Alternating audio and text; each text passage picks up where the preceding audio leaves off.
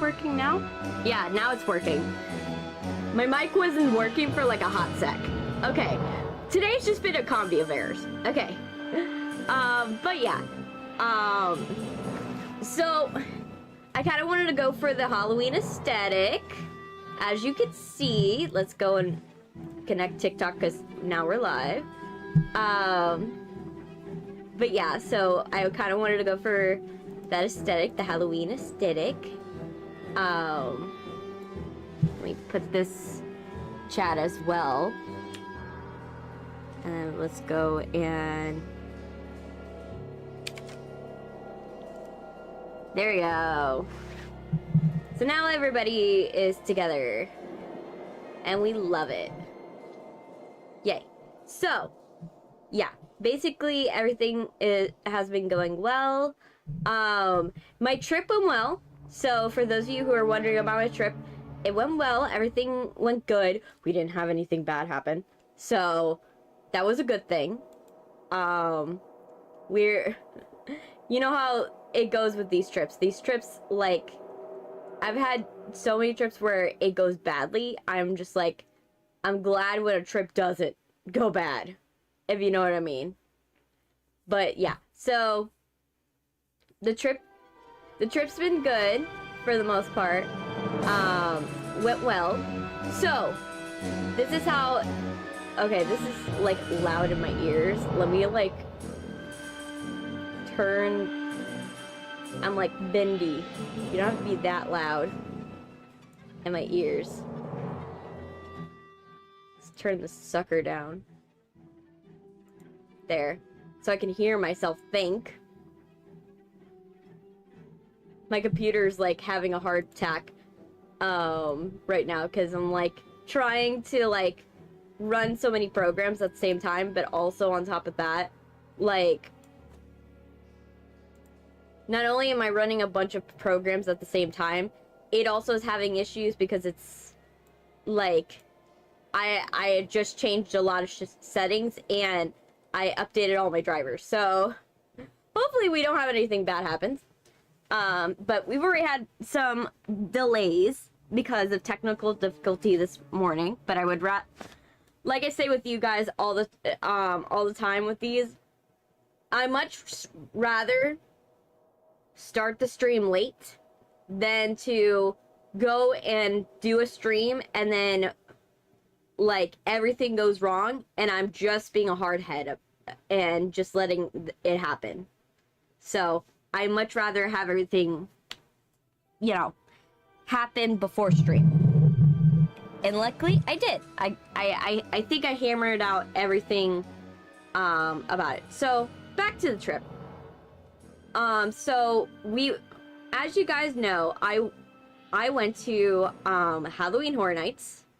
I had been hinting at it for like a while that I was gonna go to Halloween Horror Nights, and everything managed to fall through. But what was super great about it was that I kind of, like, not only did I get to go kind of for free because I got like a bunch of like money that got I got $500 that deposited in my account, like a surprise $500, like a $500 I wasn't expecting, so I was very, very happy.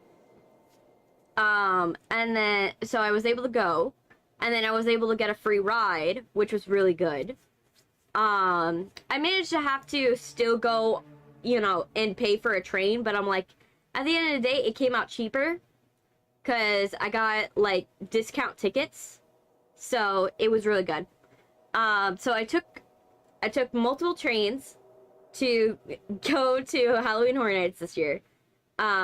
We went up. We stayed at the same house that we stayed at when we went to Epic Universe. It was a house full of furries and Has-Been Hotel fans and all that stuff. It was very fun. You know, they're like a sweet bunch when I go over to like visit with them. They're like super sweet. They're super awesome. And so we go up there. We get picked up at the airport. First of all, we almost crash before like we get to their house. Like we almost get into a car crash because a guy tried to sidesweep us. So luckily we did not die. That would have been bad. Absolutely would have been bad. And then, you know, I then went and we finally get to their house. They dropped me off first because I was going to be the one that like I was talking with my friend, one of my friends that I hadn't talked to in a long time, and also I had to be the one to be there, you know, so that way I can like make sure our stuff is okay and all that stuff. And also just to let you know, we brought along like my brother's brother's friend. I'm gonna call him Alex for this for the story. So I get there, I'm on the phone, and the first thing that happens at the house is one of the roommates sees me. I'm like, oh yeah, they've seen me before, it's totally fine. And then he goes in the kitchen, sees me, and then quietly walks away, and then out comes his significant other with a steel pipe, and he goes, they go and they look at me and they're like, oh, that's just Chrissy. They're like, oh, that's just Chrissy. And then walk away like that was not a thing. Like I wasn't gonna get jumped right there then and there if they didn't know me. But basically what happened was, the guy that said, oh yeah, we can, you know, stay there, he neglected to tell his roommates that we were gonna be there. He neglected to tell them. So that wasn't good. You know, that luckily it was me. I was like there and they recognized me because I stayed there with Alex and they don't know Alex. And so luckily I was there and they didn't jump Alex because, you know, Alex has communication problems like I do. So he doesn't know how to like react in these situations. So luckily everything went well. So then after I left. So after that, you know, we're prepping for the party because we were also gonna apparently the guy that owned the house was like, oh, we're gonna have a party. And I'm like, okay, is this like a party for my brothers or what is this party? What's going on? I was confused. But yeah, because part of the reason why we went to Halloween Horror Nights, it was my brother's birthday. So it was their birthday and we were like, okay, let's go up there. So basically what happened was that we get everything ready for the party and all this stuff. I'm expecting like a very small party. Like, I'm like, how many people can realistically be coming to this party? And also, the guy starts making mystery chili. I have to add this as a note, you know, as like a story element. He starts making mystery chili, and I was like, okay, that's a thing. OMG, do you have furry friends? Yes, I do. I do have furry friends. And I made a lot of furry friends on this trip. Lots of them. I made a lot of them, a lot more, because at the basically, what the guy neglected to tell me was that he was going to invite a whole furry convention to come over for this trip. To go for this party. Oh, thank you for following, Phantom Real. So, he invited, like, everyone he met at FurryCon. So, this tiny house was packed with, like, 40 to 50 furries. And they brought their fursuits, too. And I was like, oh my gosh, I had never seen that many furries in one room. I was like, yes! It was kind of funny. it was fun. And they also, he didn't tell me it was gonna be a costume party, because he was like, oh, let's do an early Halloween party. So, just imagine, this is a party with furries, and they are all dressed in costumes, but they also brought their fursuits. This is the party. You know, and they're getting it. This party didn't end up being like a party. It was just a rager. I can't meet any furries in Miami. I don't know where they are. Trust me, I know a bunch. You're fine. I know people from Miami that are furries, and trust me, they're here. They're here. You just gotta go to conventions to find them. They're usually like, you have to go to SuperCon in order to find them. But yeah, so basically what happened is that this thing turned into a full-on rager. Like, the guy brought, like, 20 different different, alcohols to the party. So we have 20 different alcohols in the party. The roommates hid their alcohol, so, because they didn't want people to steal their alcohol, which ended up happening.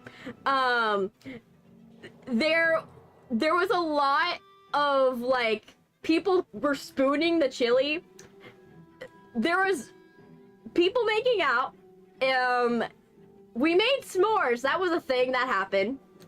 We made s'mores. And then, like, then, like, we played, like, a bunch of games. Like, we played, like, Cards Against Humanity and, like, blackjack, blackjack, like, with shots. So we did that. And then all the furries decided, you know what?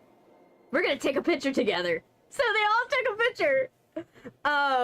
They all took a picture together, and it was really funny. And basically, what ended up, I was like, oh my gosh, this is a really cool party. I'm not gonna lie, I talked with all the furries that day. I was like, I mostly gravitated with like the girly furries and like the gay furries. I was like, oh yay, we hung out with them. This is so cute. Yes, it was trust me, it was awesome. It was wonderful. It was fun. It was absolutely fun. My brothers, they thought, oh yeah, we're gonna be the life of the party. My brother Andrew was like going and drinking alcohol, like, and he was like getting wasted. My other brother, like Brian, he like went and like he like drank. He drank a little, but like he passed out early in the party, so he was just like face in, table out. Me, I'm just like the social butterfly. I don't drink, so I'm like, I only drink like mocktails, and like I only like drink like really, really interesting like concoctions. I don't really like drinking alcohol because I don't like the feeling of being buzzed. Like, I don't like the feeling. I don't mind the taste. The taste is fine. I just don't like the feeling. And so I'm just like the only sober one, so I'm the one also making sure that these guys don't vomit on themselves, and making sure that they have enough ample amount of water. You know, you don't want the furries to go and like suffocate on their own fur. We don't want that happening. We don't want that. So I ended up being the one like going and talking with everybody and hanging out with everybody and like playing games with everybody, winning all the card games. I won Cards Against Humanity. I won. And like also making sure that they were okay, because I was like, if I'm the only responsible adult here that is like going and making sure that everybody's okay, I think I need to make sure everybody has water. You know, because they were drinking a lot. The guy that owned the house, he downed like 10 shots in one go. I was like, no, someone has to be the one that tells everybody to be okay. Yes, water is important, and yes, I had one. You know, I had to be the responsible adult, you know. But you could be responsible and still fun. So I did that. The furries dressed up, it was funny.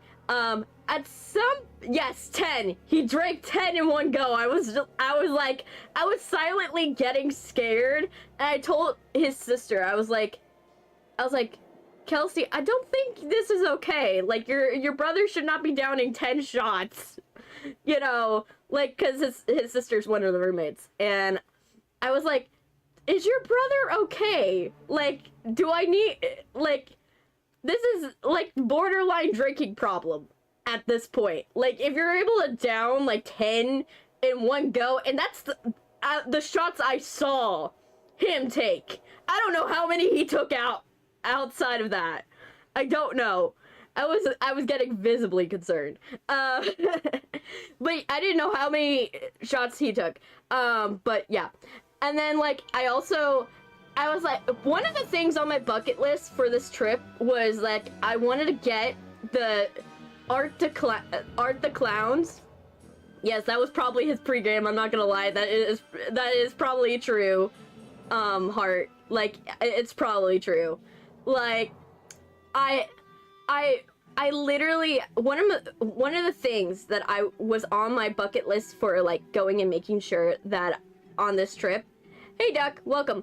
One of the things on my bucket list for this trip was to get the Art the Clowns at HHN to go and do the Pennywise dance with me. I wanted that to happen. And I'm gonna report, I didn't get to do it at HHN, but the funny thing is, all the furries work for Universal. All the furries did. So guess what happened? One of them happened to be Art the Clown Stalker from HHN, and he had the suit. So what do you think I conned him into doing after a couple drinks? I got him to do the Pennywise dance with me. It was fun. It was very funny. I got like enough drinks and like marshmallows into the dude that he decided to do the Pennywise dance with me, and I was very happy. I was absolutely happy. I was like, yes, I have managed to get my bucket list item. So I got that on my, I did that. It was funny. He was honking, like, he had like Art's like horn, so he was honking that at people's faces. And he was like, he had a bag of just like mystery stuff. Drinks and marshmallows are the way to make it happen. So true. Yes, it is. If it works for gators, it works for people. You know, like it definitely does. So yeah, like literally, it was so funny. So yeah, so I got Art the Clown to like go and dance with me. It was fun. He downed a couple more drinks, and then he was like, okay, time to get into my furry costume. So that happened. He got into his furry costume. We got him all in a row, which was funny. Some of them were in like furry lingerie, like they were in furry garb, but then they like had their own like lingerie and stuff like that. So that was happening. Just to describe the look of the whole thing, like, some of them were in costumes, some of them were in burlesque outfits, some of them were in lingerie. It was a lot. It was fun. And we partied till like 4 o'clock in the morning. I'm not gonna lie. We did party. And then how we ended the party was like, we ended up like, yes, happy spooky month. Hey, Harvey. I'm talking about the furry ranger I went to. I went to a furry rager. So yeah, so then basically we partied till like 4 o'clock in the morning, and then we ended the party by watching The Wild Robot.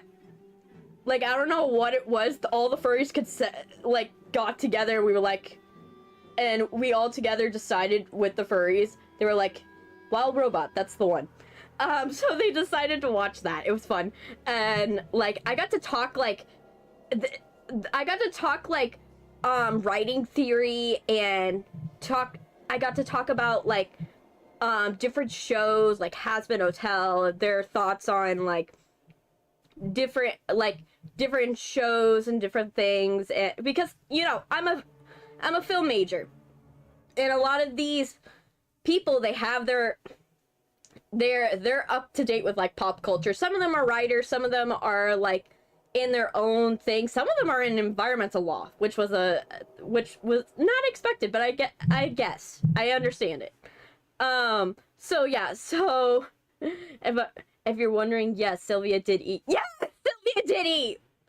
Sylvia did eat. We love it when Sylvia eats. We want to make sure Sylvia is fed 3 square meals a day. We want that. We want Sylvia to eat. This is good. Tell Sylvia I said hi. You know? But yeah, so the party, like, ended, but, like, barely, because, like, we had some people that just passed out in the living room watching Wild Robot, and they didn't leave till 10 o'clock the next day. So you could tell that was a party. But yeah, it was so fun. It was crazy. I set stuff on fire. It was fun. Like, of course, it's always fun when I get to set stuff on fire. I got to do that. That was fun. Because, you know, if you're gonna have marshmallows and s'mores, why not set stuff on fire? Let's do that while we're at a party, you know? You know, I'm a little bit of a pyromaniac. I love setting stuff on fire. Yes! We love it! We love setting stuff on fire. It's fun, especially when you do it responsibly. When you do it responsibly and no one gets hurt. When nobody gets hurt and you just set things on fire, it's fine.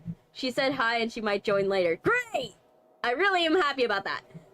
A little pyro as a treat. Yes! We love a little pyro. A little bit of pyro. So yeah, so we did the party. The rager was awesome. Everybody, like, kind of, like, fell out of the house. Basically, they all left. Because we had to prep, because we had to go to HHN the next day. So we did this party, and my brothers are like straight up hungover, and they're like, we're preparing for like HHN. And so we get prepped. I get all ready in my garb and everything. I dress up because when I do it, I kind of like do like a soft cosplay of some sort, but I don't do it like, I don't want to go and be like, you know, wear too much and then I'm hot. I made her a mod on my channel. That's good. That's a good, Harvey. That's always good.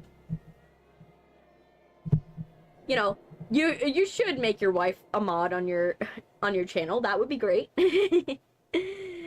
But yeah, so literally I decided, I was like, okay, so I got everything ready. I did like a soft cosplay, not too much. I looked good, I'm not gonna lie, because for me, if I'm gonna wear anything, I gotta make sure like it has like secret pockets and everything like that, because, you know, I don't know what I'm gonna have to carry in my hands, and I don't like carrying a lot of stuff in my hands. Hey, Audrey. But yeah, so we went to HHN. We got in pretty well. Hey, Wet Dream, welcome. Welcome, I haven't seen you in a bit. So yeah, we get into the park, because, you know, when you have someone that works for like, you know, Universal, you kind of get like a little easier way in. Like they have free parking, and they get to go and get closer to the action. So we got into the parking, we get in there, everything's going good. make a mad dash for the Universal store. We make a mad dash for the Universal store because we were like, well, let's buy everything while it's on this guy's discount. You know, let's do that. You know. And so we got stuff on his discount. I went for, like, I got an Art the Clown Christmas sweater. Because if you guys don't know, Terrifier 3 is a Christmas movie. That is official. You decided to go to Mira Con, not to go to Mira Con because of economic reasons, because I see. It happens, you know, sometimes you can't go to Comic-Con. But yeah. But, so I got like a, sorry for being gone for too long, missed these streams. It's totally fine. I will not roast you for not showing up, because sometimes, you know, it's hard to make it to these streams. It's hard. You know, it's understandable if you can't make it to these streams, because, you know, we want to be here when we go and we do these things. And, you know, I acknowledge that not everybody wants to watch Bendy, not everybody wants to watch Little Nightmares, and not everybody wants to watch Crime Scene Cleaner Nightmare Mode. You know, not everybody wants to watch these things. So, like, I understand when it happens, you know, because, you know, I'm not everybody's cup of tea, and sometimes I'm also not every, you know, video I'm doing is gonna work for you, you know? It's not gonna be something you want to watch, you know? And so for me, I understand why it is, and it's totally fine. But yeah, so I buy a Art the Clown, Terrifier 3, Christmas sweater. It looks super cool. I was like, ooh, it's a nice green. It's got some, little axes on it. Sylvia did recently get the fear of crowds, which is, phobia, because a store we were packed in there and packed, so she got the fear quickly. Yeah, it happens. Like, for me, I don't have, like, the fear. I don't have a sense of fear, but I do get anxious. I get, like, anxious in large crowds. I'm not saying, like, I don't get scared of it, but I don't know where it's gonna go. You know, it can either get packed so tight where you can cause a crowd crush, or you can get, like, super, like, or you can, like, rub someone the wrong way and then you're too tight to get away. So that's what gives me anxiety more than anything. I'm not, like, scared of crowds. It's just more of, like, I know that it can cause issues. But yeah. So the Art the Clown Christmas sweater has, like, hatchets across it, making up the pattern, and then it has, like, oh, you have a new friend? Oh, who is this new friend? Who is your new friend? Also, how have you and Sylvia been doing? I hope you guys been doing good. So yeah, I got that sweater, and then I got myself a Little Boo shirt, like, tank top. It was super cute. It's super cute. I'll probably post it on my Instagram, and probably post it on YouTube community tab, so you guys can see, like, what I got from, like, this trip, the souvenirs.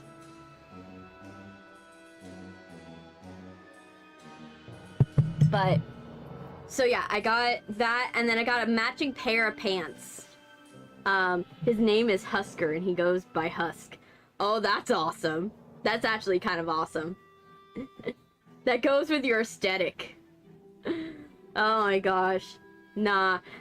The closest thing I've got to that is that the roommates that are at this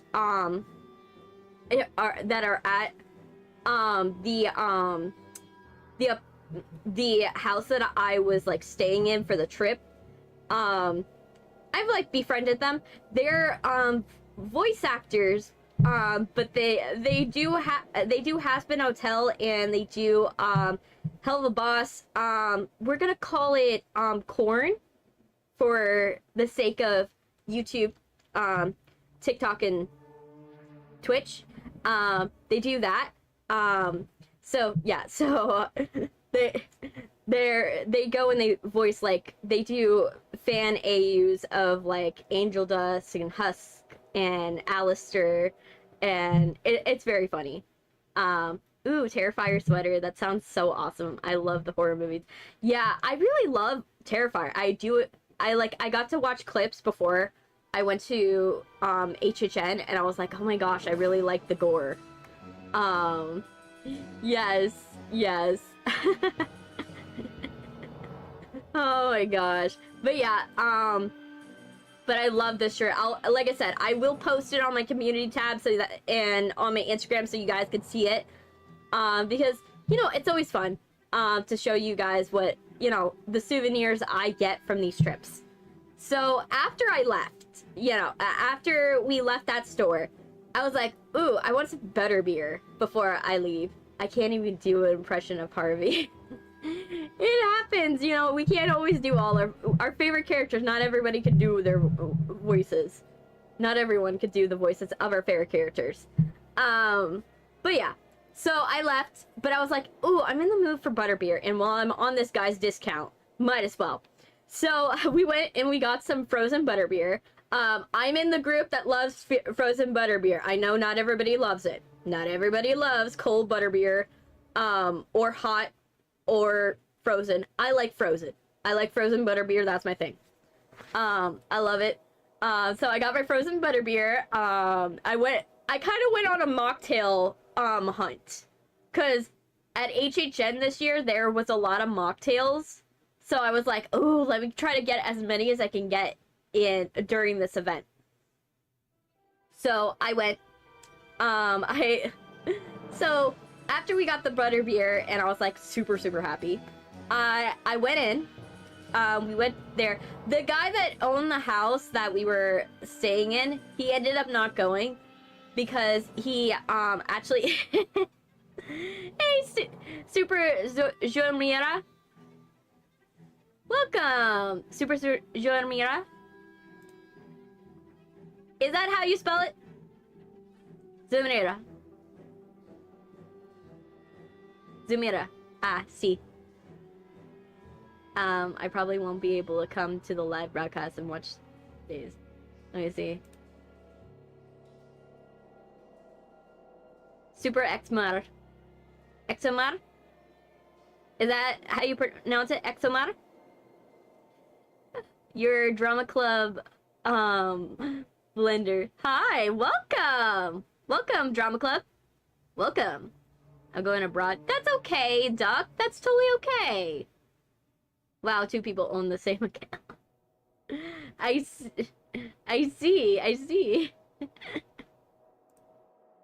Let me see. Let me translate, Duck. Oh, you'll be back Wednesday? That'll be totally fine. You'll make it for Thursday. You'll make it for Thursday. Exomar. So, welcome, Exomar. And welcome, Drama Club. How are we doing? It's Husk! Oh!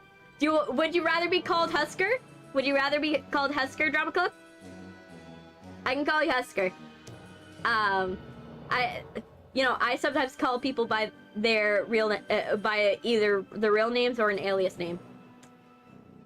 Husker Drama Club, sure. I love it. Please learn about it. Yes. Yes. Oh man. But yeah, so I went into HHN. We went in without him because like he couldn't afford the ticket. It was like $170. He was like, nah, if I'm not gonna get a free like ticket, like employee ticket, we ain't doing it. So he left us at the gate. We went in. The first house we did was Fallout. The first just Husker? Totally fine, Husker. The first house we did was Fallout. We went in there. The wait wasn't actually too bad. The wait was like 50 minutes. 50 minutes. It was actually a little shorter than the time that was on the tin. So we went in. One thing I appreciate about this year compared to previous years is that Five Nights, not Five Nights, HHN finally, like, understood. Maybe the best course of action is to put something that people can watch so they're less impatient in line. Oh, that's totally fine, Husker. I'll see you later. Trust me, I'm gonna be going till 4, so it's fine. But, so, HHN came to the realization we should probably have, like, videos playing while people are in line, because it makes them less impatient, and boy was that an improvement in the Fallout house, and in all the subsequent houses. I really love that. For those of you who work for Universal, keep it up, that's good. That's a good thing to have in line. Have something I could watch while I'm waiting in an air-conditioned tent. You know? So, we go in, we do the Fallout line, we finally get to Fallout. The Fallout house was really good. I really like it. The standouts of the it was accurate. Now, was it scary? Obviously, the answer is no. Hey, is that you, Sylvia? Is that you? Tell me it's you. It's probably you. It's probably you, Sylvia. Is it you, Sylvia? Tell me. Is that you? But yeah, so we went in the house, and the house was like very, very, it was very cool. I have to say, it was really cool. They recreated the inside. Yes, I figured it. I figured it was you, Sylvia. The house was recreated really nice. It was very not spacious. So like the first section, I would have hoped the vault would have been bigger. I need to go to Universal more. Yes, Universal is fun. If you're gonna go, if the choice is Disney or Universal, Universal wins by a mile. Always wins by. Hey, Neon Crystal, I haven't seen you in a bit. Yes, cheese grommet. It's normal for us in China to jump in line. For us, we queue, but it's not good to skip. Like, what though? I have to say, there was a good feature that they also added to the lines this year. They gave you a ticket at the beginning of the line. No, not at the beginning. At like halfway point of the line. So if you actually had to leave for any reason, like if you had to leave for any reason, you could show them, you could leave, show them the ticket and show that you were in the line halfway, and they would put you in the express line so you could get to the front, because it wouldn't be fair for you to wait pretty much like 30 minutes and then need to use the restroom, and then you have to like get out of line. And I was like, this system works. If I had a twin.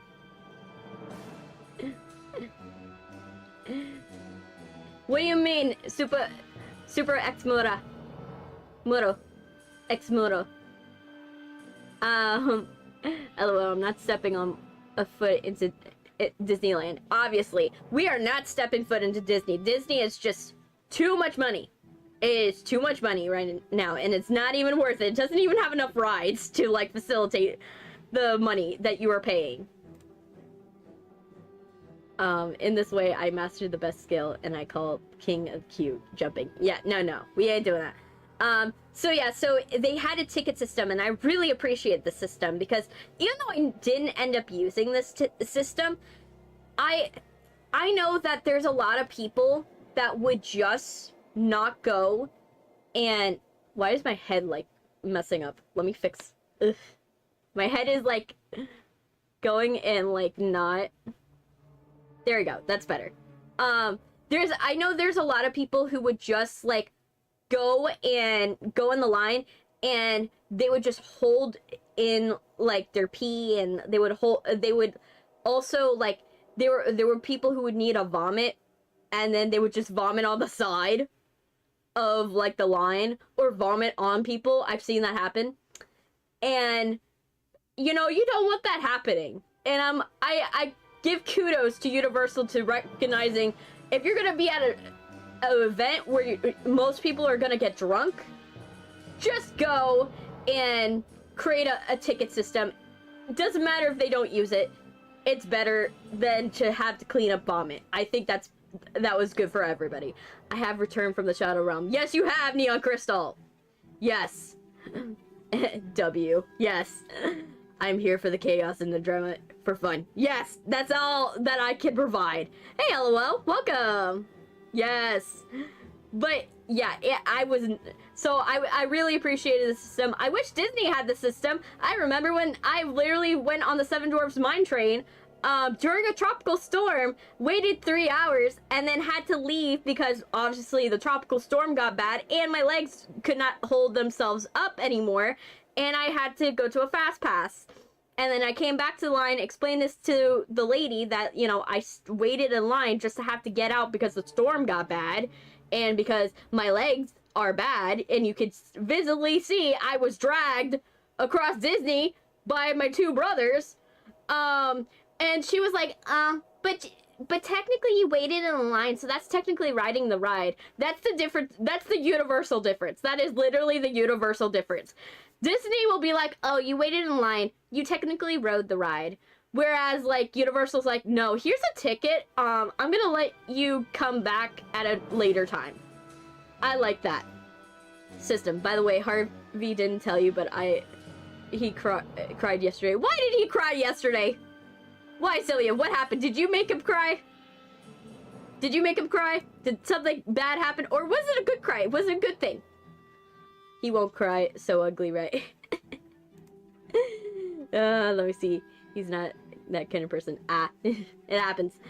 You know, yeah. So, literally, yeah, that's the universal difference in my opinion, is that Universal will let you take a ticket and leave and come back. Disney will be like, sucks for you. Sucks for you. You're disabled? Oh, well. So, yeah, so we went in the Fallout line. My favorite animatronic of the Fallout line, Fallout ride, not ride, brain, haunted house, the house was the catfish. The catfish, mutated catfish animatronic. I loved it. I loved it. It looked very beautiful. It looked very pretty. Like I always say, I don't get scared of these houses. Like, I don't have a sense of fear. So there's no, they pop out at me and I'm like, oh, a cool costume. I don't have a sense of fear. So there's no, I'm not getting scared when I go to these houses. But I love looking at all the details and all the scenery and at all the animatronics, which I loved. I really love going to these. Disney will probably make you pay extra for existing in their park. Yes, they will. They will. Literally. So yeah, I went in that I love the catfish animatronic, the Maximus animatronic, like the like soldier suit animatronic, really good. Really good. I really liked it. It gave like my brothers like a good scare. So I was like, yes, that's awesome. We love to see it. We love to see it. Oh, thank you for following, Spooky Pookie. Welcome. Thank you. Meowdy. Yes. Yes. You know, I really love the Maximus animatronic, and then the ghoul. The ghoul scare actors were really good. The ghouls were really good. And the Lucy one, I have some tea. I found out some tea from like behind the scenes. So I'm not gonna say because I don't want to mess people's jobs up, but oh my gosh, the tea was hot. It pays to have like people that work for Universal go and take you to these parks. It's funny, because you get all the tea and all of the dirty secrets. You know, the Fallout one looks so good. It did. The only thing is that I feel like it wasn't big enough for it to accurately show what the vault was. Like, the vault section of it felt too small. I don't know if you know this, but your translations are always a bit weird. It's mostly because, remember, I have a system that's translating it for me. So while yes, the translations are a little funky, it's giving me a gist of what's going on.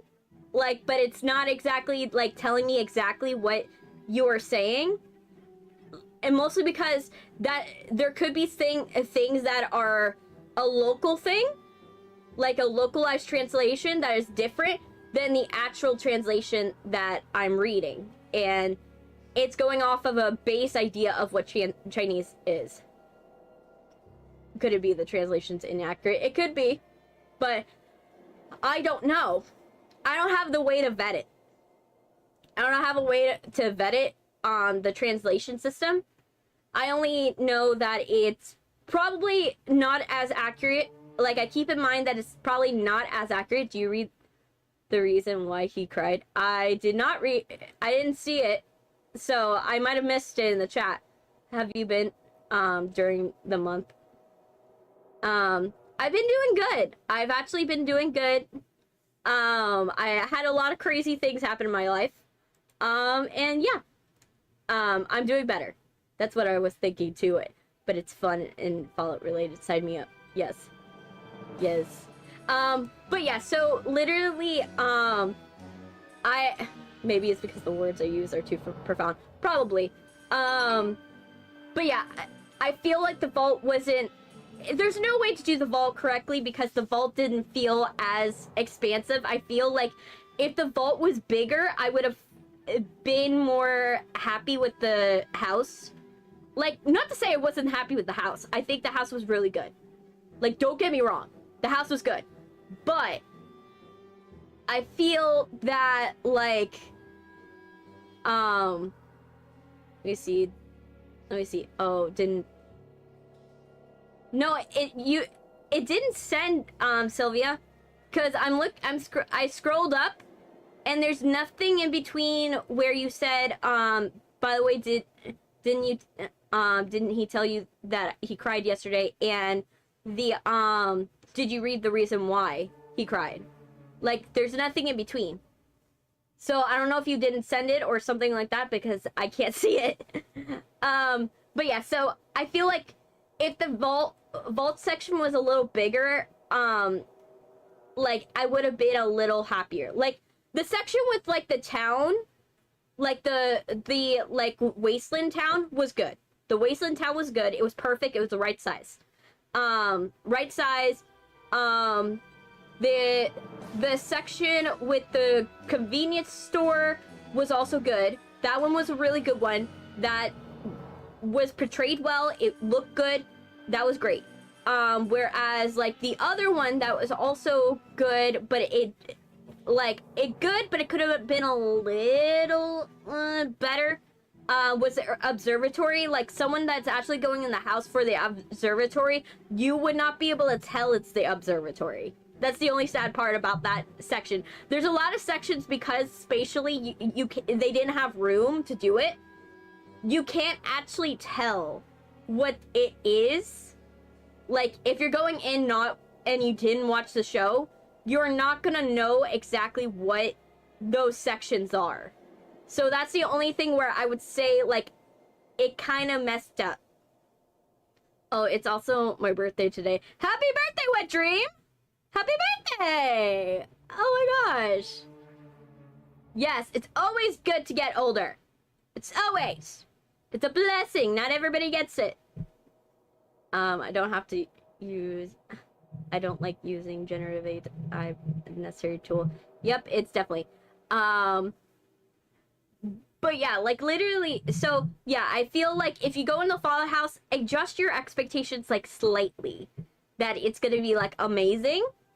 But it's pretty good. I'm not gonna lie. So after the Fallout house, we left. And then I was like, okay, it's gonna be 120, it says 120 minutes for the FNAF house. So for the FNAF house, I had to leave and go there. Because I was like, we gotta go to the FNAF house. I gotta go there. That's on my list. I gotta make that happen. So we go to the FNAF house because I have the mentality of, okay, it's 120 minutes. That's gonna deter people. So really, that 120 minutes is probably smaller than that. It's probably a lot smaller and not without anybody realizing. And when we get in there, it's gonna be, like, really good, right? It's gonna be a better time. So we gotta go now. So I go to the FNAF house. I go there. It looks really good, by the way. Like, it's like tucked back in there, with Terrifier and Grave of Flesh, and it's tucked in there. That's the reason why. I see. But I don't have it. Like, you still didn't type it, Sylvia. Are you trolling me? Are you trolling me? Or is YouTube trolling me now? An interesting fact, did you know that a piece of buffets here in China are as cheap as $3? Yeah, I actually watch a lot of I watch a lot of people going to like Asia and going to like Japan and stuff like that, and literally what it does, what I like looking at and seeing the prices of, you know, people buying it, because it astonished me that it's like super cheap to go and buy stuff over there. Superfluous knowledge. I just said it out of boredom. Yes, it probably is, Sylvia. If you are typing it, there might be a word or something like that YouTube's flagging for some reason, and that might be the reason that I'm not seeing it. That could be what's going on. But yeah, so back to FNAF house. So it's tucked in like a very crowded corner.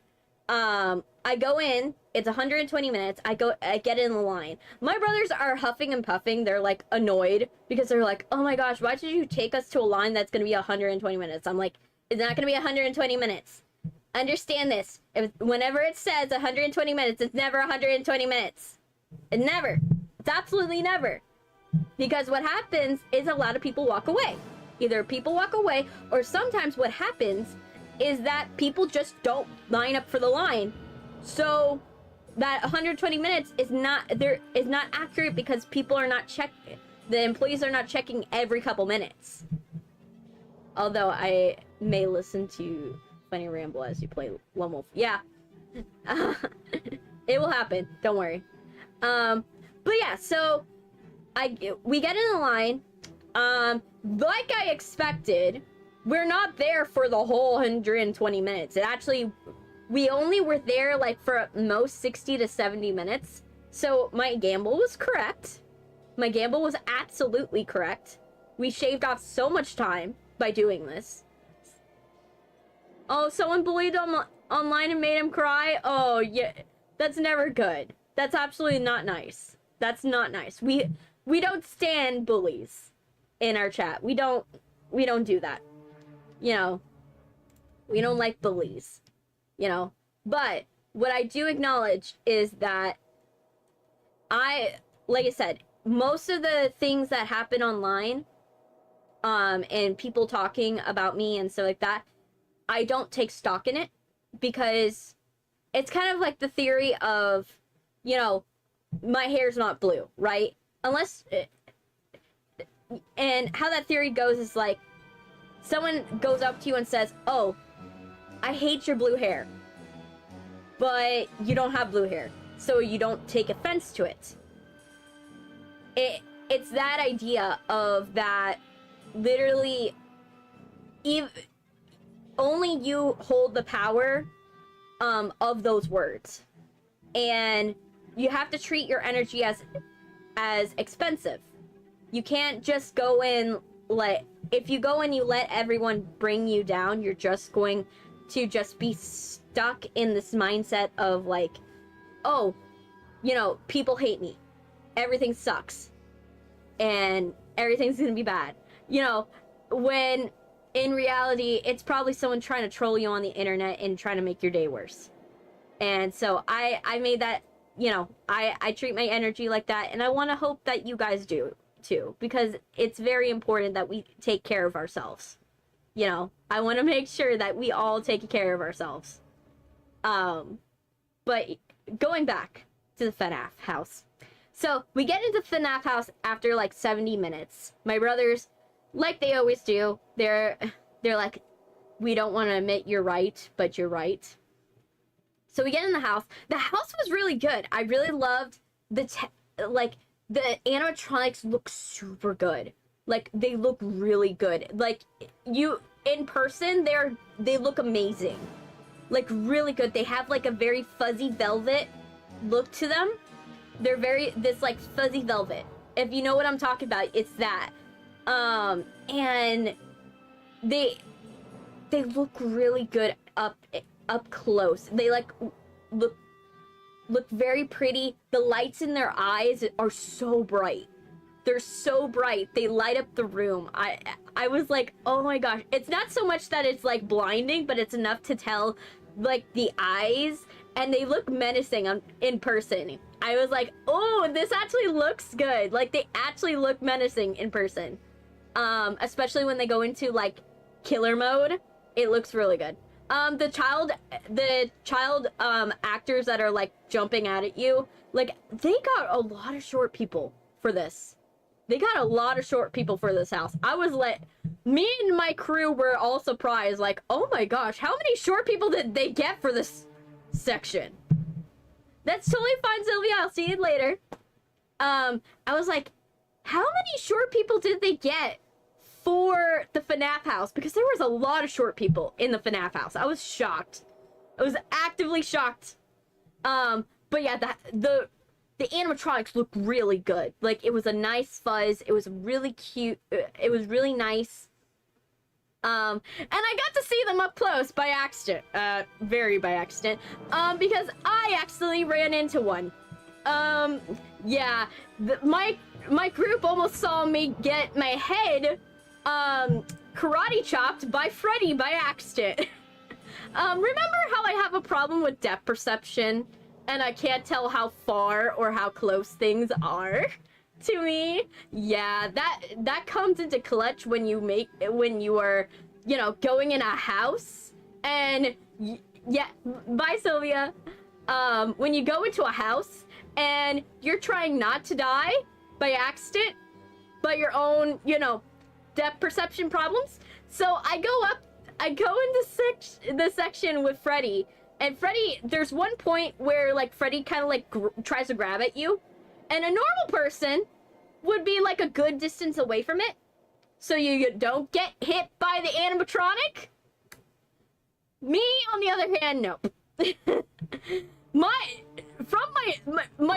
my scared brothers and my brother's friends' perspective, they just see, like, Freddy's hand just graze my head, like, very closely.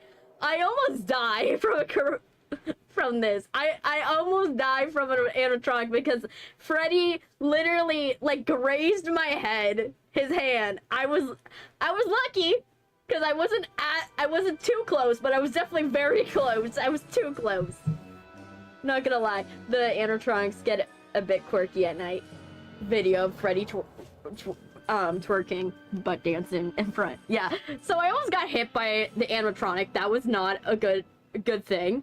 I probably should have, you know, had someone go in front of me to gauge distance. That would probably been, you know, the smarter decision, but I almost got hit by Freddy. That happened. So yeah, my brothers are just terrified seeing me almost get karate chopped in half by Freddy. That happened.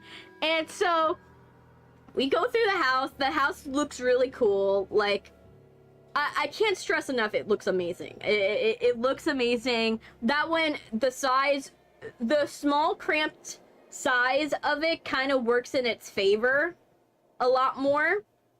It looks better, it feels better, it's more believable that these animatronics would go and get you in this cramped section of it. My eyes are like not wanting to go. So yeah, so it's very believable that the animatronics would like go and be like how they are. So I left the FNAF house. I highly recommend it. Look at it for yourself. Look at it for yourself. This means your survival instincts are much worse. Yes, they are. They are definitely. It's not instincts. It's just a matter of that. I don't have survival instincts because I don't have a sense of fear. So I don't have a sense of danger, and I don't have good depth perception. So I can't really tell how far things are for me. So unfortunately, I tend to run into shit. And unfortunately, that's the case in this case. He was very expressed. He expressed it very. Yes. Unfortunately, well, so yeah, I left that house. At that point, me and my brothers were like hungry, so we were like, okay, let's find a place where it's not very packed to go and eat after, you know, standing in line, because my feet can't handle standing in lines for a very long time. And I did not get my the AAS pass before I went to Halloween Horror Nights. That was, you know, I should have done that. But scheduling stuff with my doctor takes 6 months, and I haven't seen my doctor in 12 months. So, yeah. So, choose when someone points a gun at you. I don't know what you mean. Run. Or fight. Mythbusters kind of prove that literally it's better to run at the person and fight them. You know, it's better to run at them and fight them because you actually have a better shot than if you were to run away from them. Because you could actually take someone down with a knife fast. A person with a knife can take down a guy with a gun faster than the person could shoot if it's based on reflex time. But I digress. So our first choice is we go to Louis. Louis is too packed. So then we were like, okay, let's go to the Leaky Cauldron. So then we go to the Leaky Cauldron. I have some fish and chips. And we actually divide and conquer because I was like, okay, I need to get mocktails. And the guy at the house that we're staying at, he wants to get Radaway. So my brothers, they stay in the Fallout line. They get that. I go to the bathroom and like then afterwards go and try to find like a restaurant for us to eat at.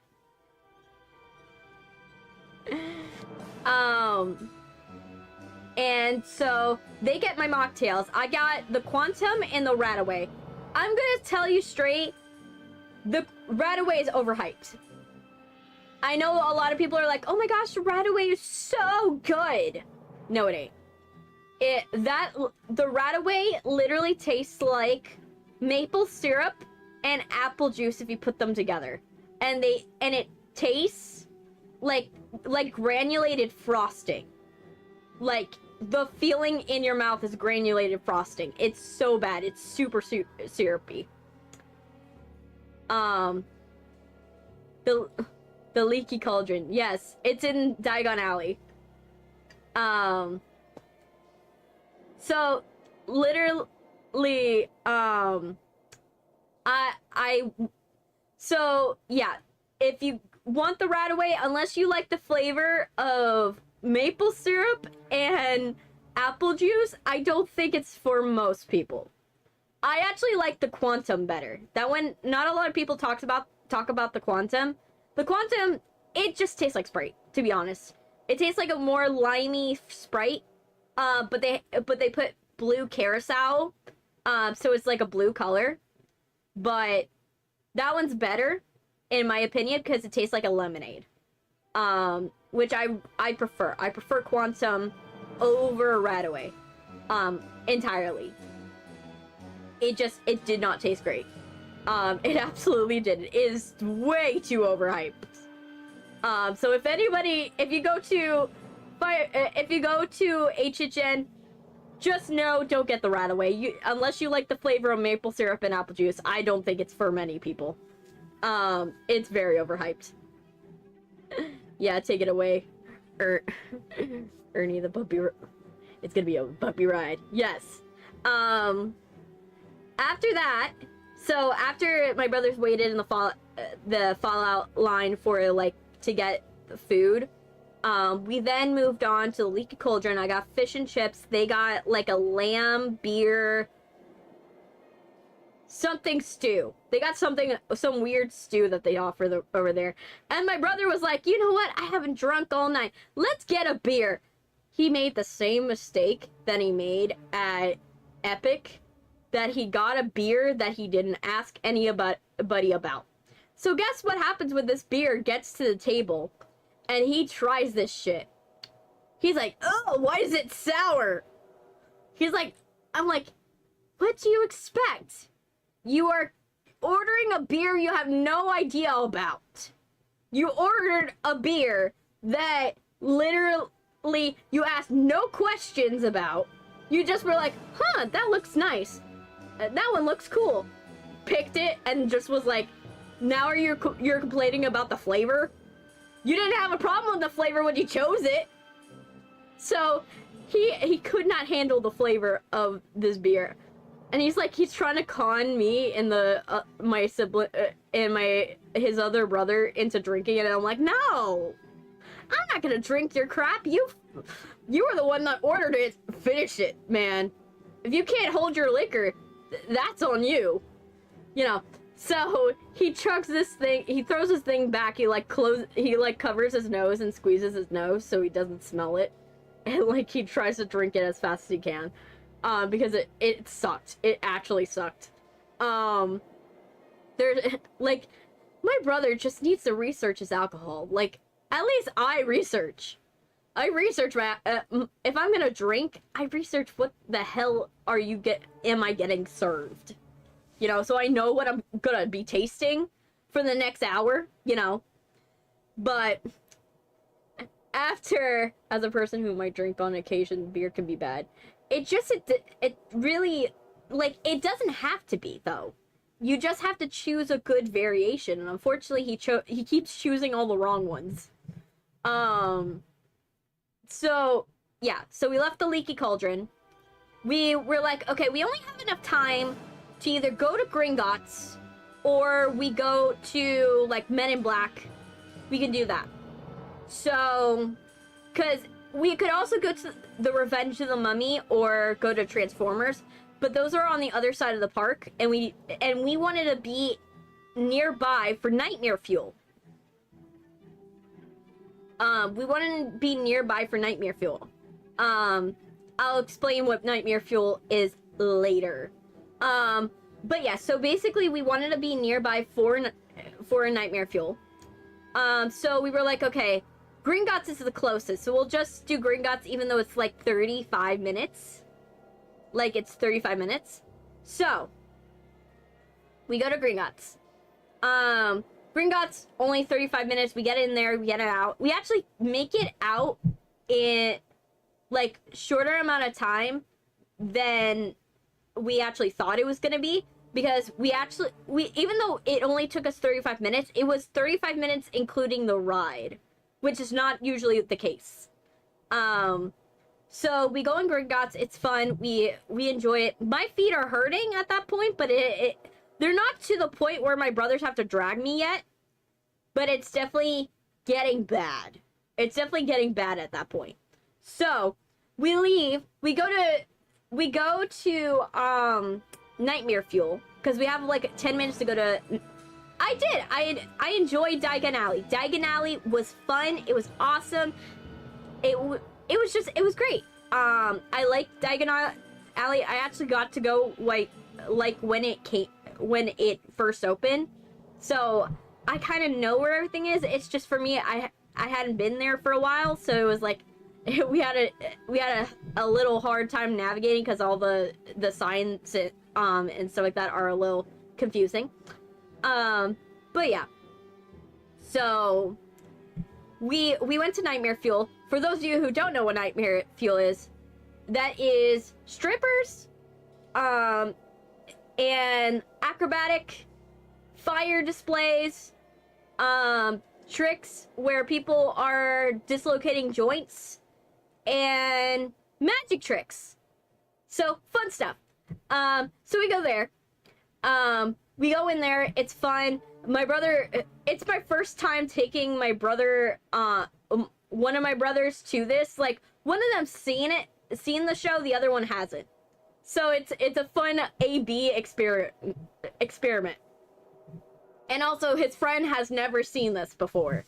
Me, I've seen the show multiple times because I make this as part of my tradition. Whenever I go to HHN, I go to Nightmare Fuel.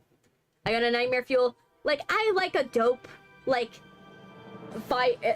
magic trick. I like a good magic trick. I like the acrobatics in it. It's very cool. I'm not gonna lie. This year they amped their tricks up. I never thought anybody would scissor in mid-air. Didn't expect that, but interesting display.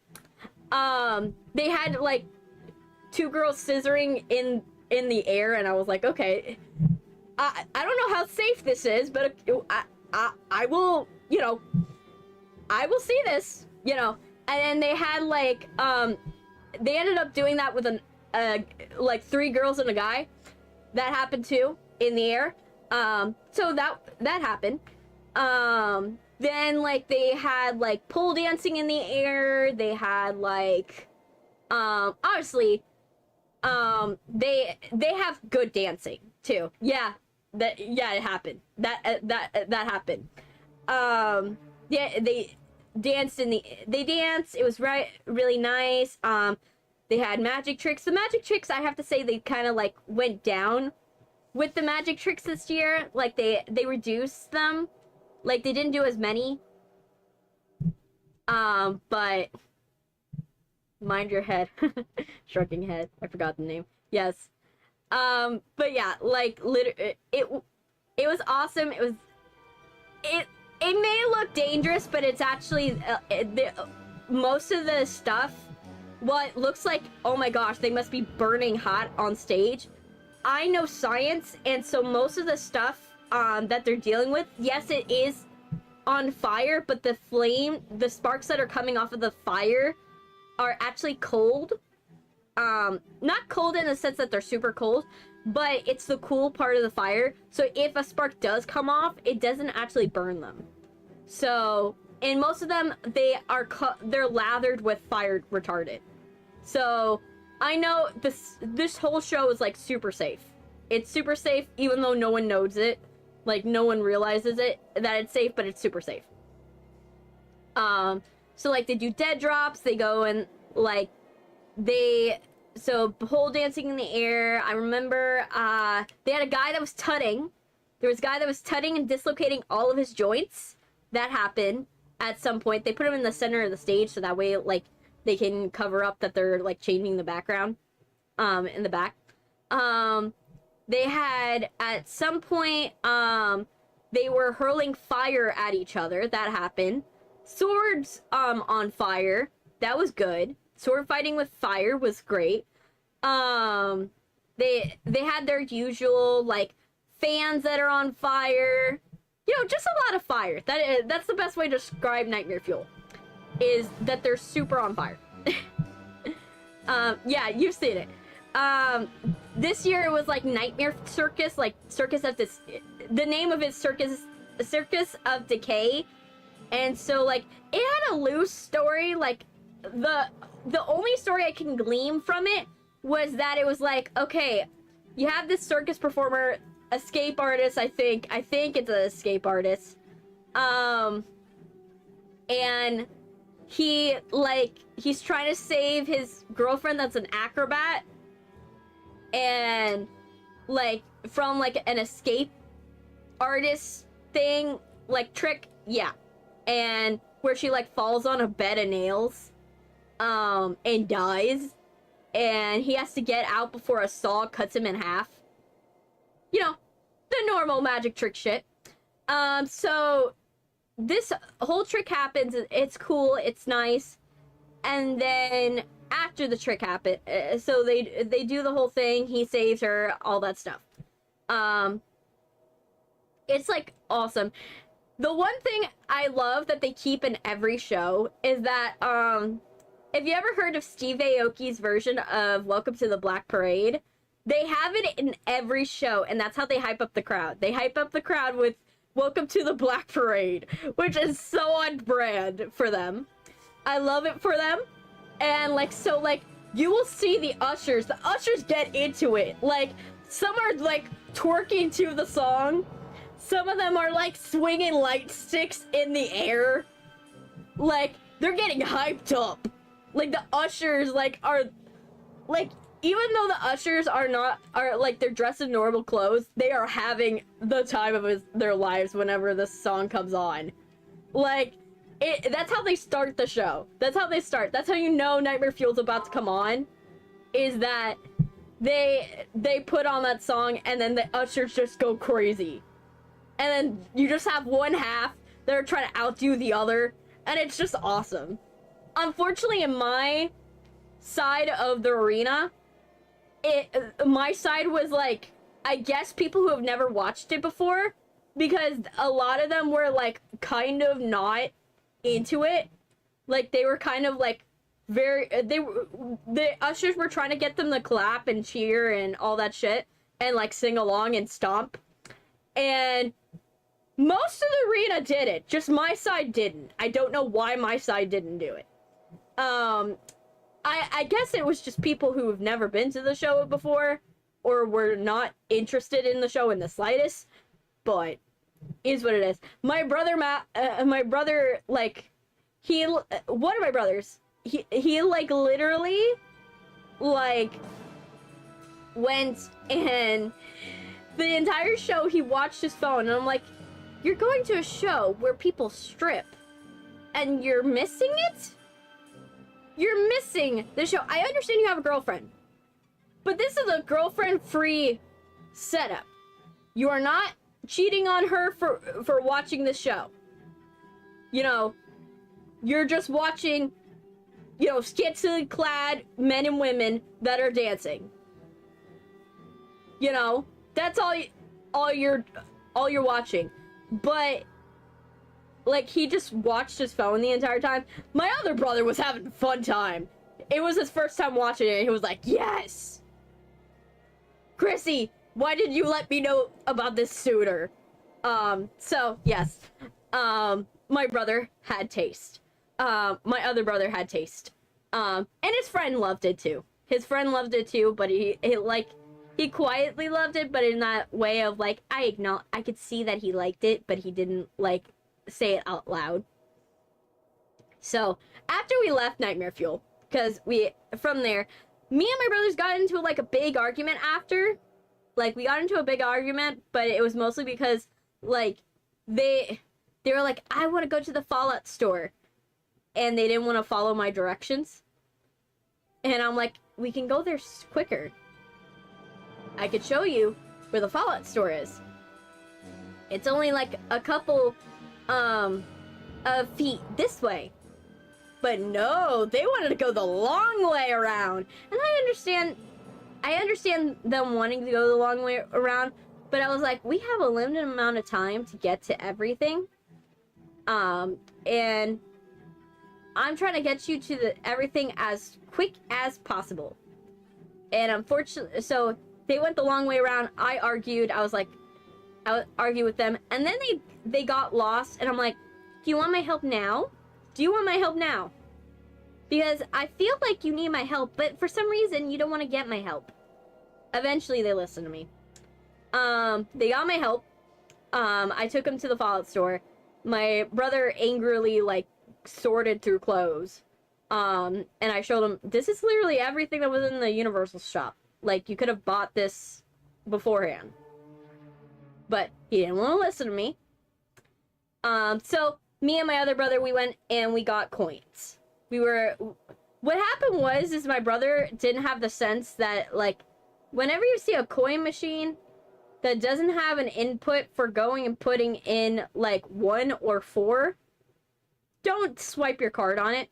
Because what happened is he was like, oh yeah, $7 for 1 coin? And $20 a lot for 4 coins. But, like, $7 for a coin? He swiped his card. Didn't realize that it would swipe it for the maximum amount. So for 4 coins, So for the $20, and he ended up having to pay for $20 for 4 coins, unfortunately for him. So he was like, oh man. So he got 2 Fallout coins, and then he was like, you pick one. I picked a little Boo coin, and then the Alex picked a Jason coin, because, you know, Jason is one of the things this year. We left that house, we left there, and then from there, we were like, okay, now we gotta go. Now we only have a couple more minutes, so we could either sit down and eat one more time at like a themed thing, or we can do a bunch of houses, or we could go on a ride, right? My brothers, they were like, I feel like I want to sit down and eat. I don't want to do any more things. And I'm like, you only did 2 houses. We came here for the houses. We didn't come here for the food. Like, the food is not really good this year, so it doesn't make sense to come here for the food. You know? So, I was like, okay, how about this? I'm going to split up from you. I'm going to split up from you. I'm going to go, and I'm going to do the houses, because that's what I came here to do. That's what I came here to do, and I'm going to see how many houses I can get in the time that you eat a pizza. So, I go. I split up from them. I get it. I was angry with them. Like, I'm going to say it straight. The conversation that I'm reciting was a lot angrier in person. So, we left. So, I left. I went in, and I was like, okay. So, I start going. They're already closing off sections. So, I'm like, okay, that's not great. So, they closed off. So, they were like, oh, if you're coming for Wyatt 6 or you're coming for the FNAF house, we already closed off this lane. You have to go to the other side. If you're here for Grave of Flesh and Terrifier, go this way. So, I was like, well, I wanted to go for Wyatt 6. But, well, I'll just go to Grave of Flesh first, and then I'll make it to White 6. So I go into Grave of Flesh. It's practically a walk-on, pretty much. It's practically a walk-on. There's no wait. So I walk into this. It's really nice. It's a good house. It's a original IP house. So there's no like big flashy scenes. It's just more story based.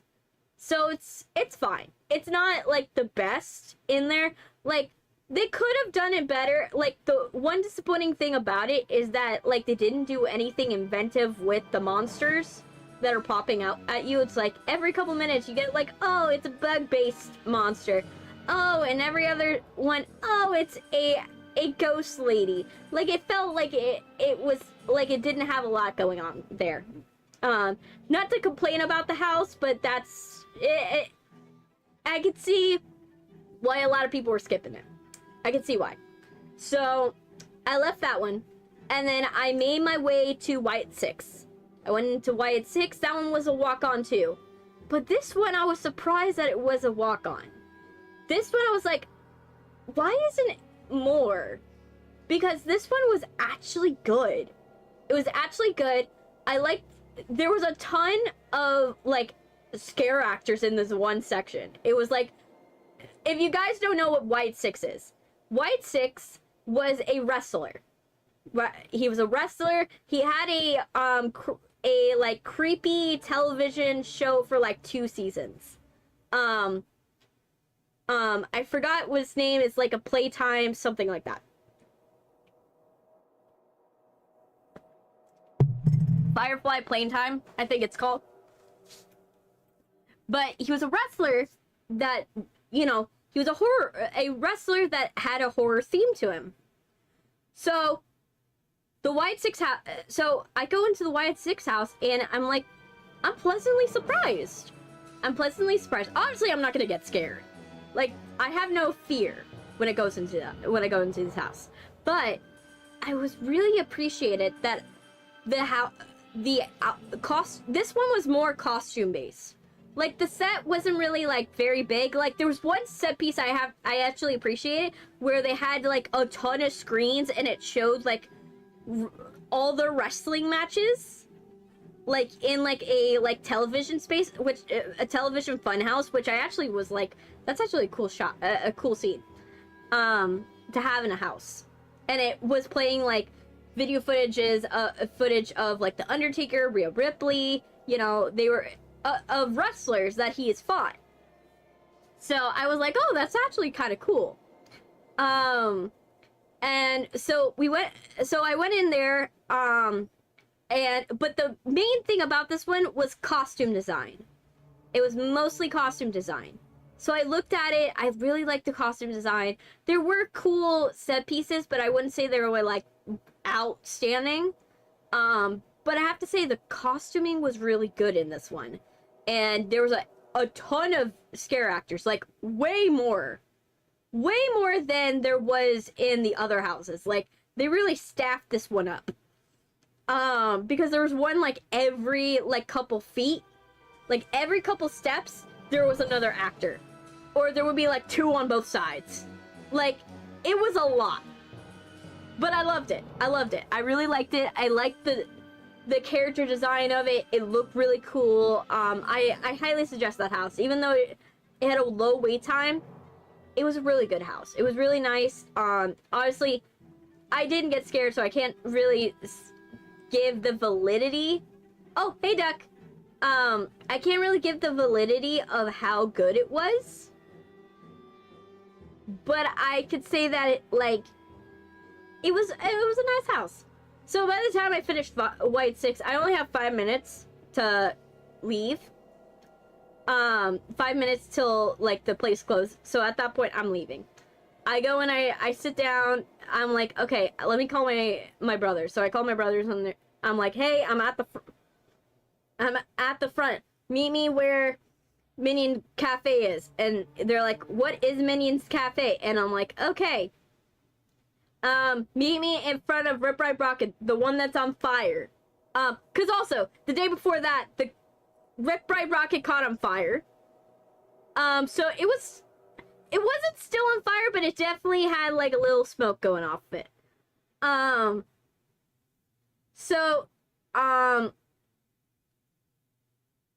just gonna be straight with you, Duck. I haven't listened to it. I've been disconnected from the internet for, like, the entire time of my vacation. Like, I'm not gonna lie, I've been disconnected from the internet. I don't know what happened in pop culture during this week. I don't know what's going on musically. I only know that I haven't listened to anything. I haven't been on the internet. I haven't been, like, the only thing I did was, like, maybe post one video, but that's it. I literally haven't had a chance because I didn't have Wi-Fi connection this entire time. I didn't have Wi-Fi connection for the entire trip. So, my bad. But, like I said, I will get to it. It's just, this week, it gets away from me whenever I go and I do things. But don't worry, I will listen to it. It's just, like I said, I did not have Wi-Fi connection. I know it's the one that you gave me. I haven't had Wi-Fi connection because I left, you know, I left town, so I didn't really have a stable Wi-Fi connection. So yeah, so I told them, meet me in front of, like, where Rip Ride Rocket is. So I'm gonna be sitting on a curb. So I sit on curb. They pick me up. Now we get to the chaotic part. We leave. My feet are practically dead at this point. Because, obviously, I shouldn't be standing for long periods of time, because otherwise my feet don't work. I should be actually in a wheelchair, probably. So, what happens is I walk, but I'm walking, like, as slow as a granny.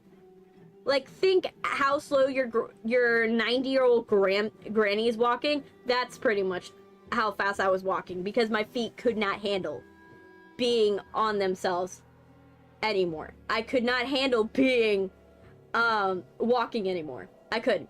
So I then I was walking, but my brothers were walking way ahead of me, and they couldn't keep up with me because they walk at a normal speed.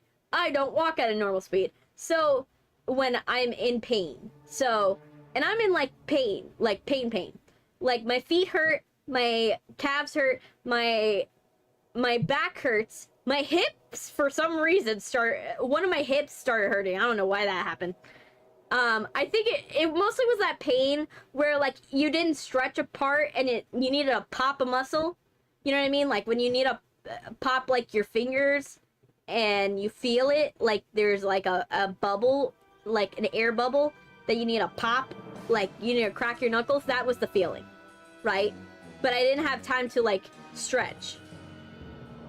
So I go and I walk there. My brothers are getting actively pissed off because, you know, I can't walk fast. You know, I'm not walking fast anymore. So I go and I walk there, you know, I get there, and at some point I'm just like, my brothers have to start dragging me. I'm at the moment where I'm like, my brothers actively have to start dragging me because I can't not be on my feet anymore. So, and here's the problem. My brother, he didn't secure the details of how our exit strategy was gonna be, because we did talk with the guy that owns the house to go and pick us up. But the guy that was gonna pick us up has never done the Uber pickup section. He's never gone to the Uber pickup section, so he doesn't know how it is. And the guy's also colorblind. This is gonna be a very relevant detail later. So it's gonna be a very relevant detail. So we go to the pickup section, and we go there, and my brother is just running back and forth to the different channels. And remember, I can't walk fast, so I can't exactly like catch up to him. So by the time I catch up to him for each section, I come back out and go to, he goes and he moves on to the next aisle, and then I have to run back. Well, not exactly run, I can't run, but my other brother has to drag me to the next section, and then we have to go back. And he kept on going back and forth and back and forth and back and forth, and finally we find the stupid car.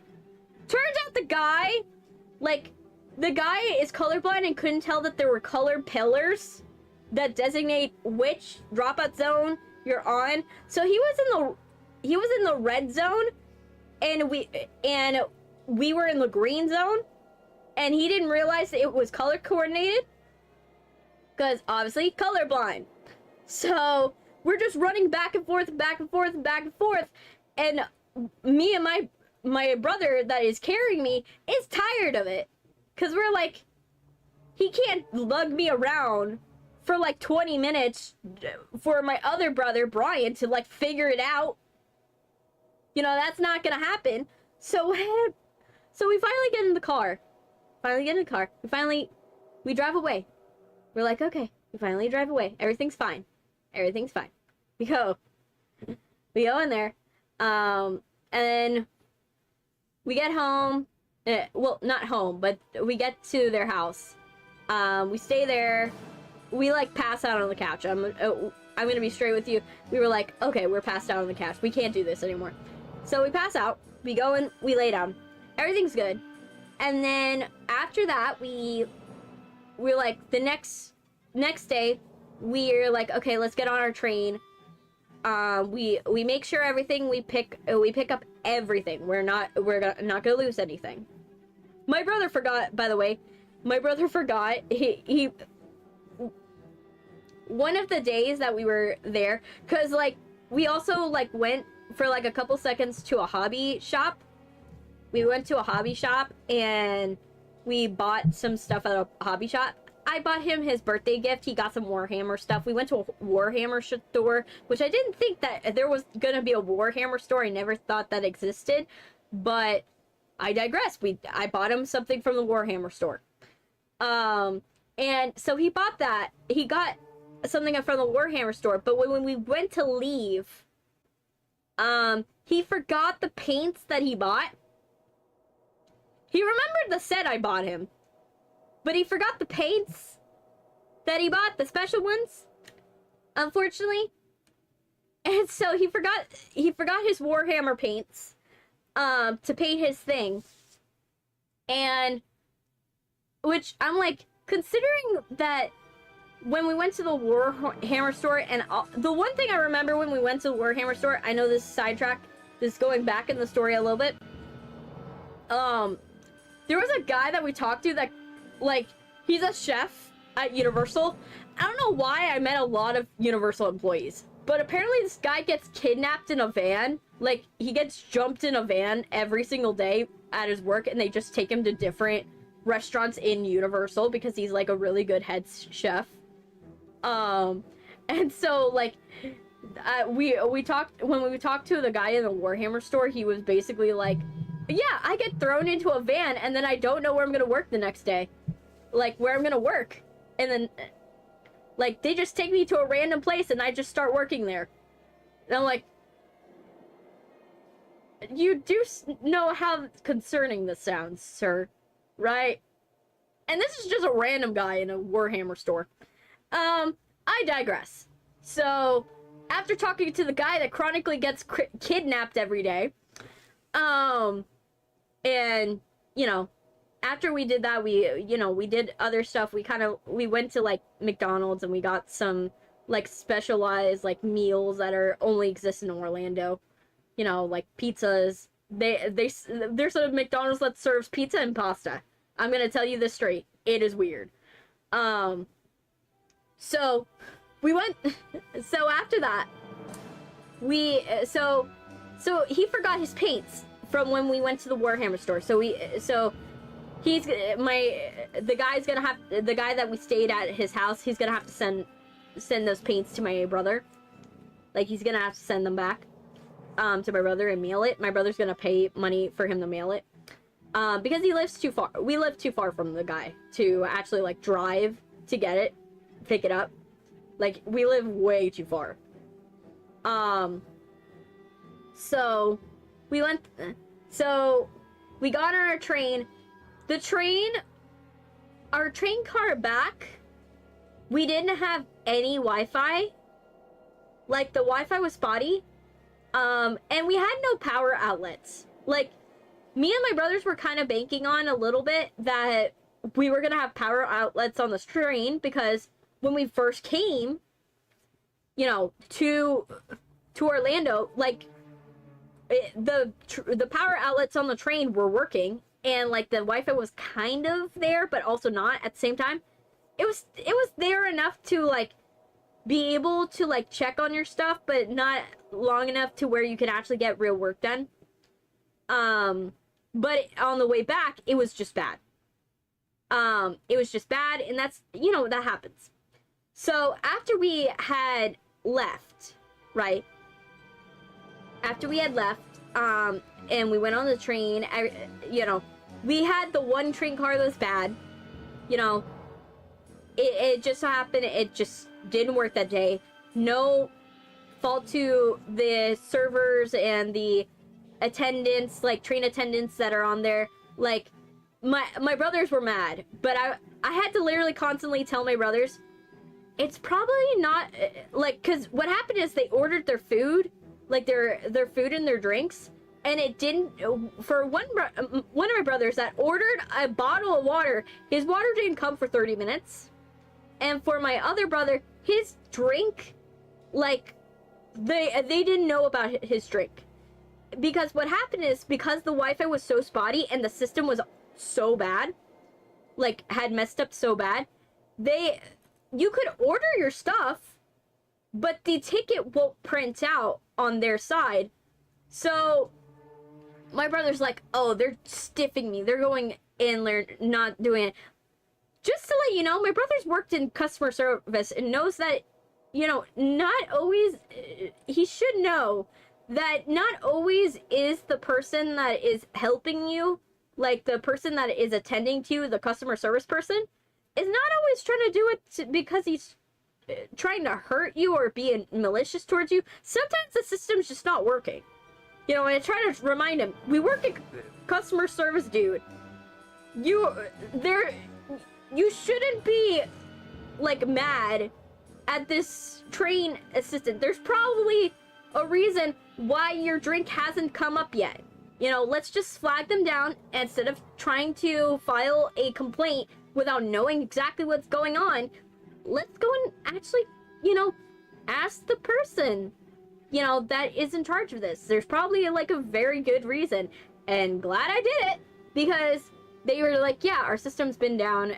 We've actually had to wait for, we've been doing as a system is if you've been called, we know that you're probably going to flag us down if you didn't get your order. So we've just been like waiting on people who are, for people to flag us down and then have them show their receipt. Because we just can't see the orders anymore. Which is totally fine, you know. And my brother was like, oh, now I look like the jerk, you know. But I'm like, yeah, you kind of do, dude. You kind of do, because you shouldn't, you work in customer service to know, don't take it personal. You shouldn't take it personally. You probably, this was the most likely case. So I literally was like, I saved her, that poor train assistant from like going and getting a bad review on her service without her knowing, you know, luckily. Because I was like, I've been there before, and so I'm like, I know that it's probably not her fault. There's probably something with the system going on, you know. And so so we get back on the train. The train ride, for the most part, doesn't go bad. Like, the outlets aren't like a big deal. Like, to be honest, like, it's not a big deal. We had an extra backup charger to go, and like a portable charger, so we charged our phones all on the portable charger. So at the end of the day, we still were able to get back. But then we had to take an extra train because, you know, when we got on the first train, like getting there, we had someone drive us there, all the way up to there. But for this one, we wanted to save money. So we were like, okay, we're just gonna go and we're gonna take another train to get home, and then take another car to get home. So we get on the second train, you know, and it's good. Luckily, we didn't have anything chaotic happen on the train, because that train, you never want to go when you're, like, when it's like a local train, you never want to go on it with like any luggage of any sort, like, because then people are starting to look at you and they want to go and like mess with you. But luckily we didn't have anyone mess with us. We were like very happy we didn't have anybody mess with us. And then after we had left that train, we then left the train, that train, and then we were like, okay, now we gotta figure out a new situation, because my feet hurt. It's not to the point where I'm walking too slow. I'm still walking slow, but I'm not walking too slow, like not granny slow, but definitely slow. You know, I don't have a run function anymore. You know, my stamina is down to nothing. You know how, like, in a video game, you got zeros at stamina and you're like, fuck, I can't do anything, right? That's how I feel. So I literally left. I went and at that point I left. You know, we left the train and we went to like a Publix that was in this inner city. And we just waited there, because the problem with the train that is like the local train system is that it only goes to so far. Like, it only goes so far. We don't have one that connects to where I live. You actually have to drive way out of your way, and then to get to the closest train, you have to go and drive into the inner city in order to like get to the closest train. So we literally we were like, okay, we can't be here, because what happens is they'll run you if you go and try to have a car pick you up. They'll run you off and the police will get to you, because they don't like people going and messing with the bus lane in any way, even though it might be for like 2 seconds. So we actually had to leave. we had to leave, and we left. We left there. We went to Publix. We finally got picked up, finally.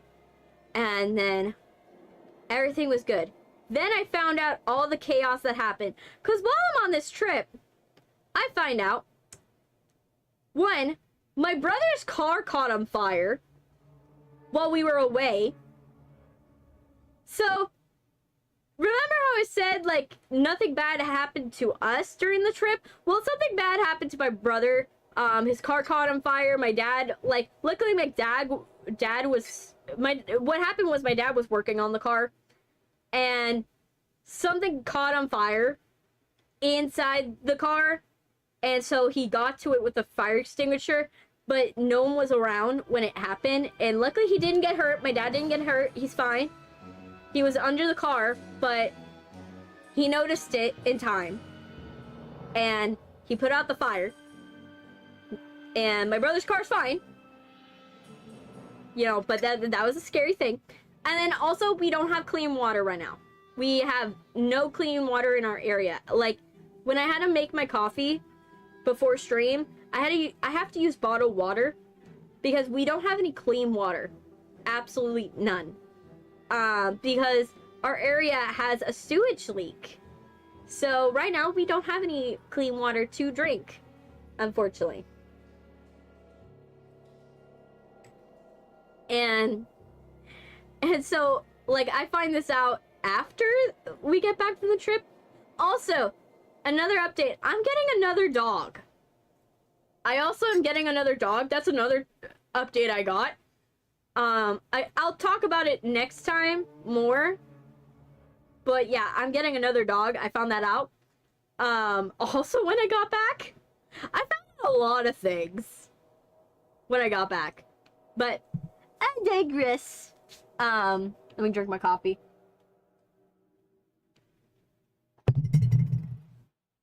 Okay, let's get into the game because I have been putting off the game for so long. Let me check on everybody. Is everybody doing good? Let me see. TikTok, are you doing okay? Yeah, we doing good? Okay, we doing good.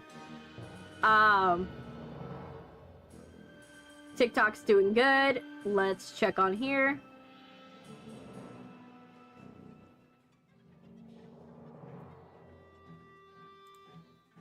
Let me see. I'm checking on all of it.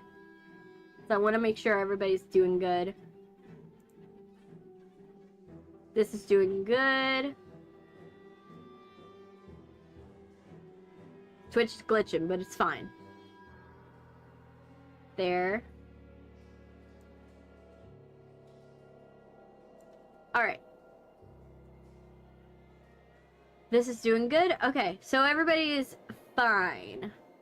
Alright, so let's get into it. Let's get into Bendy.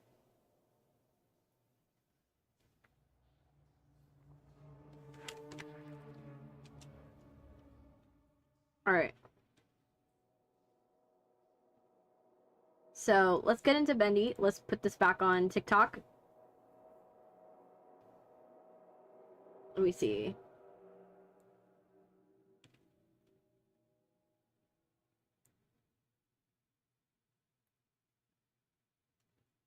And let's go. Alright, so let's go to the game. Yeah! Alright, so let's go to vertical. Okay, it did it. Good. It changed. Let's put it back on TikTok so I can see. Alright, and now let's get my remote. My little controller. Alright, last time when we played this game, we were trying to finish this game because obvious reasons.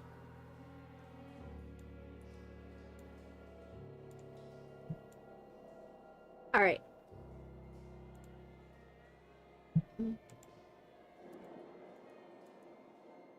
Alright, survive. Let's go.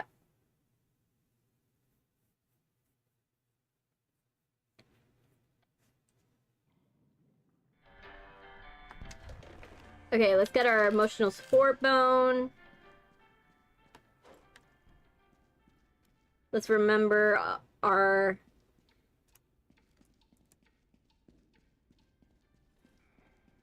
Let's remember what we were able to do, the run.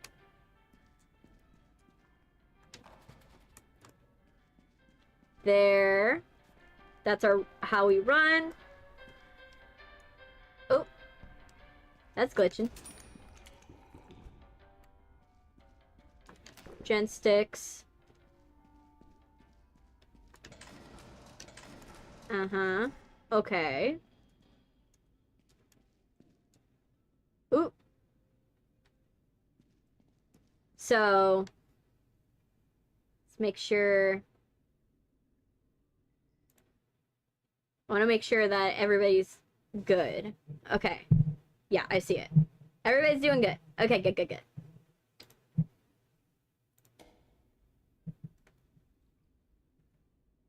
All right. I'm gonna turn up my volume because I need to hear myself in my ear. And right now, I can't really hear myself. I don't know if that's a bad thing. I don't know if it's bad. Right? I need to make sure. Yeah, I think I hear myself. I think. We're gonna say we think and go with it. Okay. Make sure. Let me make sure my chat is a reasonable size. So I could see. And resume. Alright. Resume. Okay, so, like I said, last time we were trying to get everything going. Last time we unlocked, let me see, this section.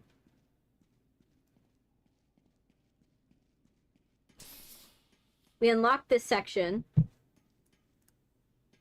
which this is endgame from what I researched.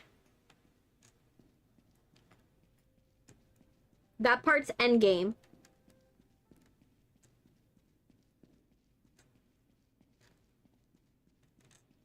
So, we're gonna finish this. So, let me see. Let's go over here. Oh, not here. Now, the only weapon I haven't gotten is the Tommy gun. I found that out. I haven't gotten the Tommy gun. And we also have to go back to the gent workshop. We have to get, like, I think it's, like, prototype plans or something like that.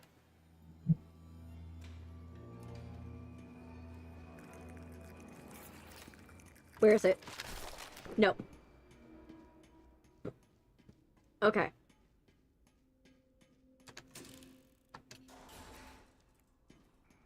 Okay, so... Die. Okay. So, let's go here. Let's keep it going. Okay. No beans.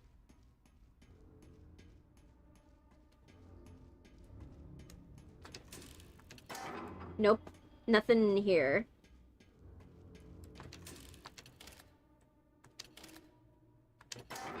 Nothing in there.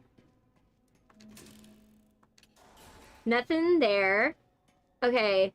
We gotta find something. No! Not again! No! No head cracks! No! Why is everything descending upon me? Oh. Oh.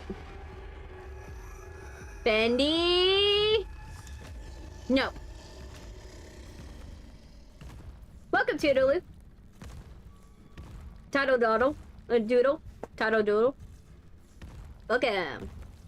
Okay, Bendy, get out of my way. I don't need you up in my space. I also almost died to a machine gun, which is not an ideal sight. Okay. Let's keep moving on.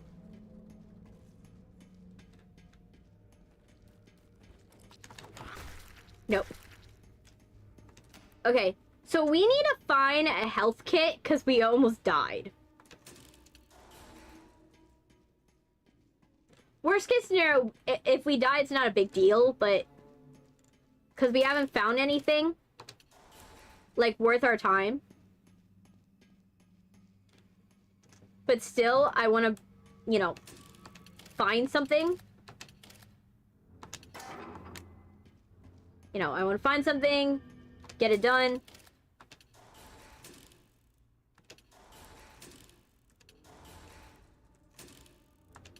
Nothing? Seriously? Nothing in all these lockers? You have all these lockers, but for nothing? Okay. Let's see, nothing in here. Oh, that's a hiding space. Well, at least we know where our hiding space is. That's something good to see. Just in case. Okay. Let's keep going. Get a slug.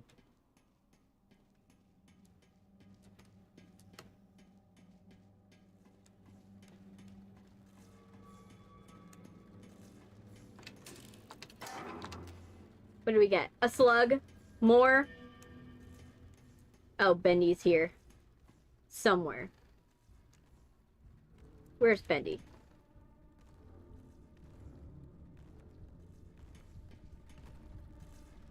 Is it like so close it's concerning, or so close that...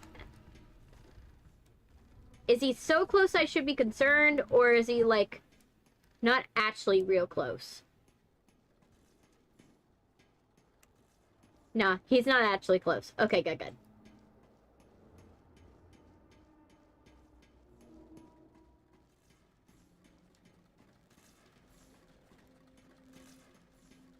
Okay. I need to find... Oh, shoot. Wait for it.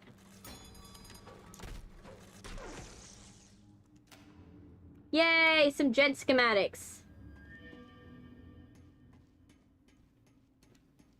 Yeah, that thing tried to kill me, and we are gonna get back at it. Okay.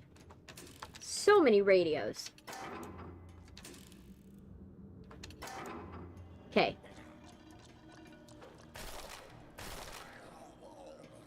But we want to open everything because that's my way of keeping checkpoints. Is that you can't... you could use, like, gent sticks in this game, but it's like wasting a precious resource, and it's like, it doesn't make sense to do it. When literally, you could just open everything, and then you're able to see everything. Like, I could tell if I've been here. If, like, everything's open. Oh, he's coming.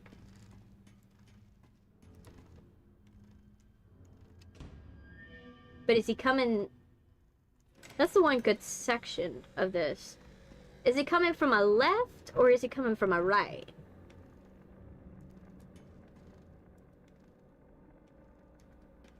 Benny, which way are you?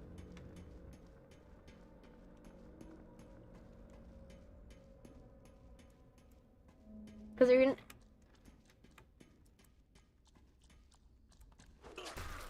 Dead. Damn it.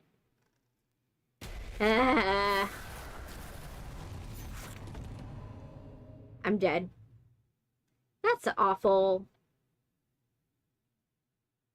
Okay, let's go back. We gotta finish the gent section. Like, we gotta get enough gent schematics for this section. I don't know how many I'm supposed to get. Like, I didn't get a confirmation of how many I'm supposed to get, but I know I'm supposed to get a certain amount.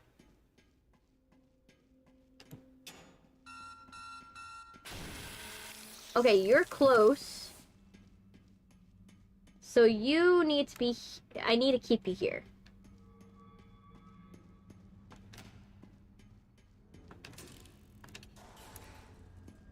Okay, you are... Oh, almost forgot. There. Easy way to keep track of where you've been is just open all the lockers and look like you have literally ransacked the place. And in the meantime, you're collecting anything that's useful.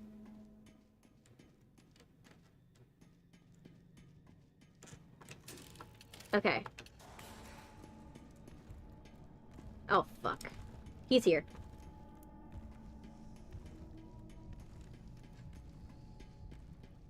I don't know where is here. But he is here. Somewhere.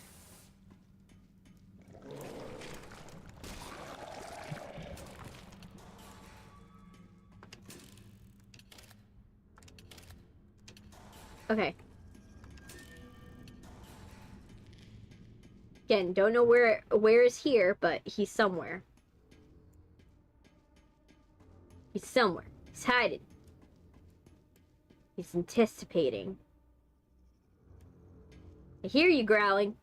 Hear you growling, Bendy. I know you're waiting for me to slip up, but I ain't doing that this time. I ain't gonna slip up. You're not gonna catch me unawares.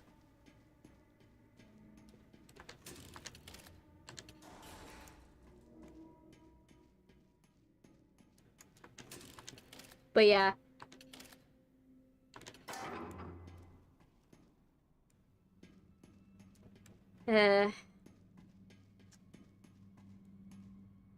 See, nothing here. But yeah, I got a new dog. I found it. As I told you guys, I found out, like, today. Not today, yesterday. I found out yesterday, like, at the end of the night. My mom has waged, like, war with her siblings a little bit. Like, you know how siblings are. You wage wars with, like, who could be better. You know, with your siblings, and then, you know, not that you hold it over their head, but you kind of, like, you just try to find ways that you're better than them a little bit. And so my mom, she's been in a little bit of a war with my aunt. And, like, my tia, she, like... Ooh. No. Okay. She's been in a war with my tia, because my tia,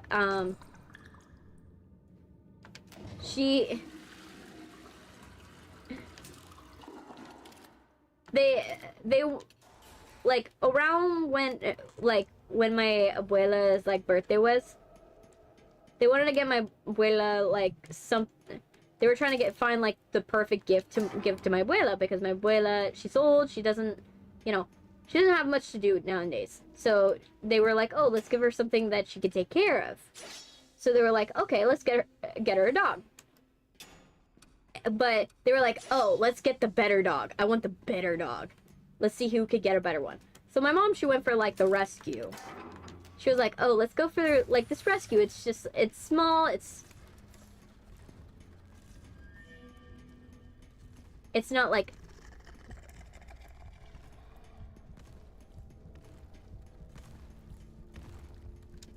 It's not intrusively sized, you know. It's not going to take up too much space, and it's not going to be too much. And then my tia, she wanted to get this, like, super expensive dog. Super expensive dog.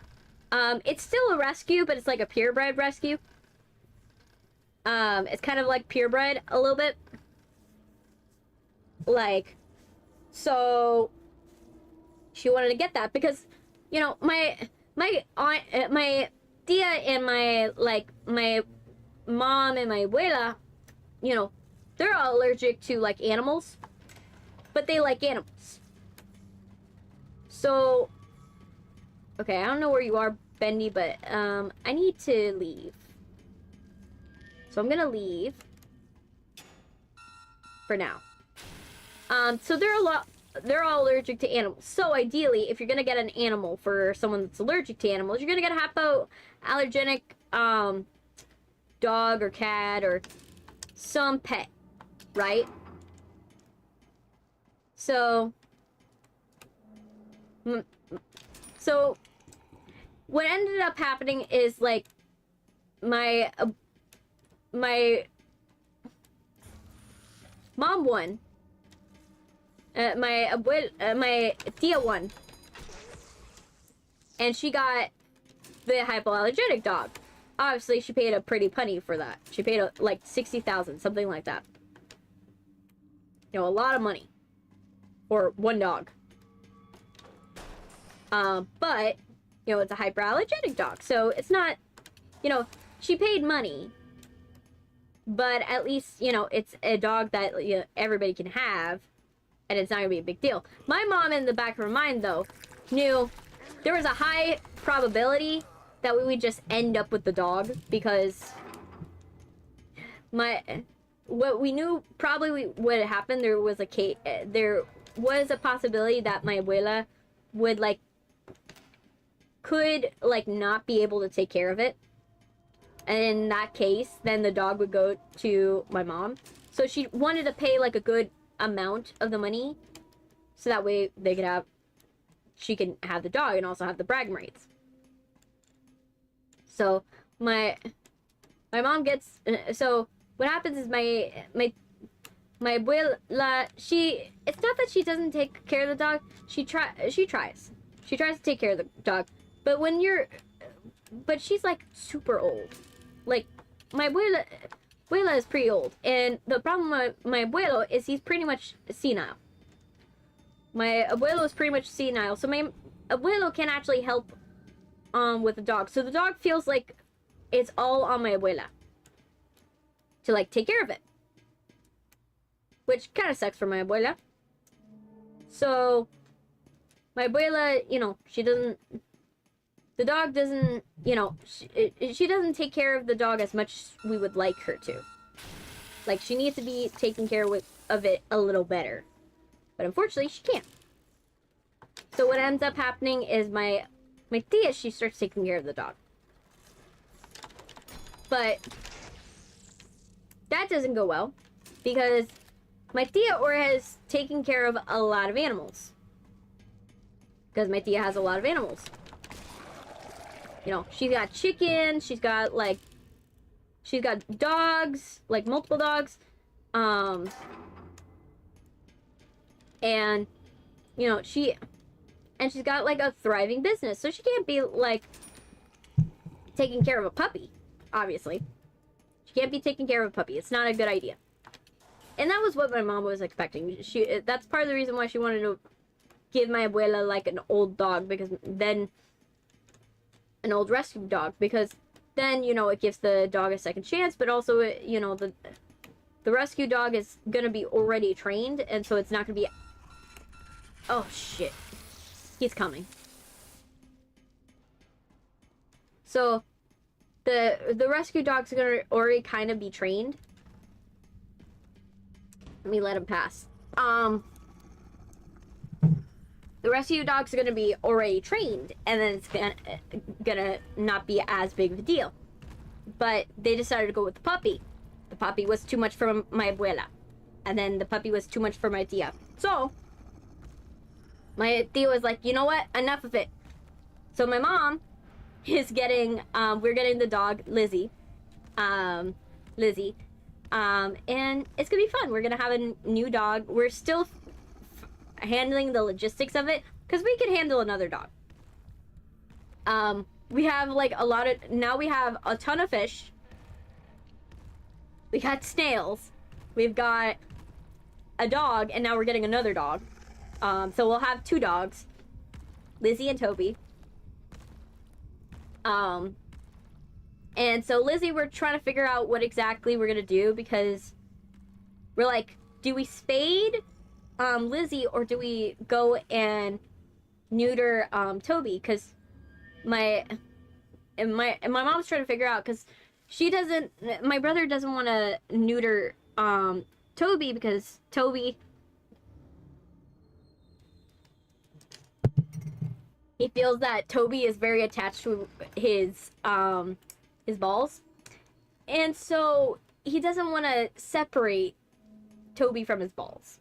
So my mom's like, okay, we got to figure out another way, because we don't want to spade Lizzie, because you know, she's a purebred hyperallergenic dog. If you're not gonna want to shop, you don't want to shop dogs, and if the dog's already purebred, right, like almost purebred, might as well get keep the dog, and then get breeder with another dog, so that way you have another good dog, right? That's the idea.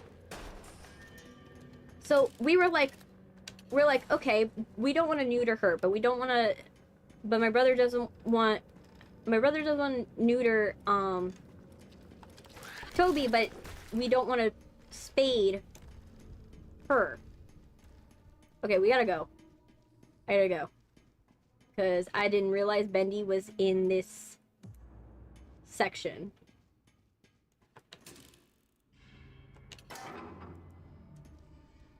Okay, he's coming.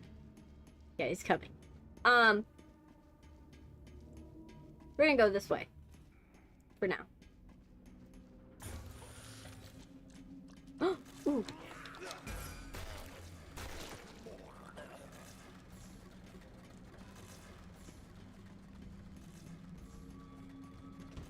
But we have to figure out, my mom's got to figure out a good way of birth control for these dogs that won't, like, we won't have a breeding issue, but we also won't, like, ruin, like, we won't, like, have, like, a bunch of dogs.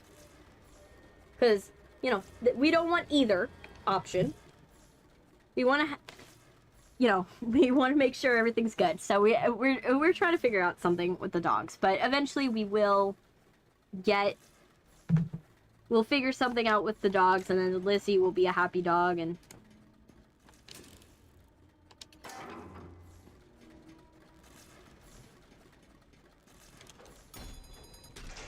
there we go. Slug.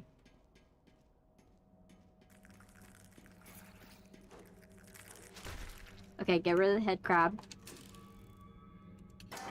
Okay, we're almost there. I just want to see if I can get more schematics before I leave, because I'm like, if I'm gonna leave, I want to make sure I get everything that I could possibly get for this area. Because, like, I'm not missing a thing.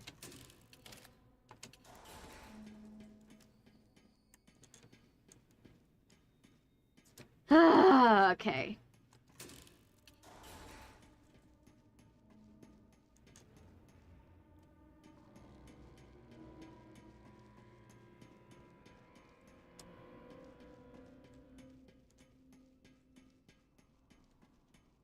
Okay, is there anything in here? No, it's not. Yeah, it's not. Okay, we gotta be very careful. Because we got a bunch of schematics, but I don't know if we got everything. Okay.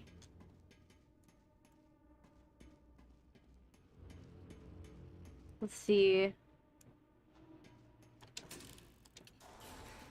I want to make sure that I open everything, because I want to make sure I keep track of where I'm at.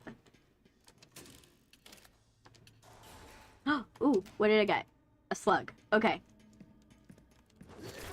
Ah, shit. No, I lost. Oh, man.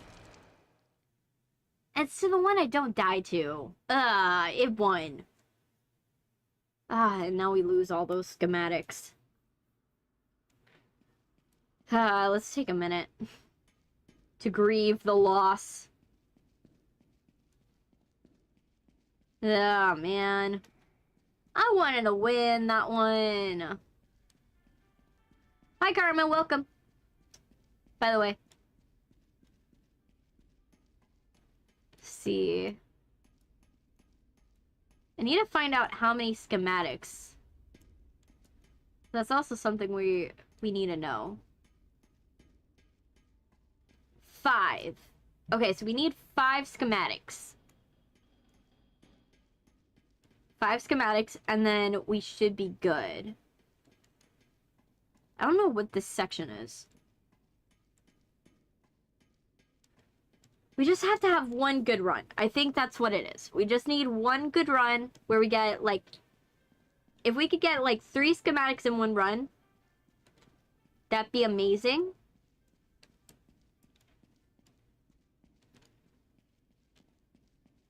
You know, we gotta figure it out. Hey, Roy P, welcome. We gotta figure out something because we gotta, like, we gotta win.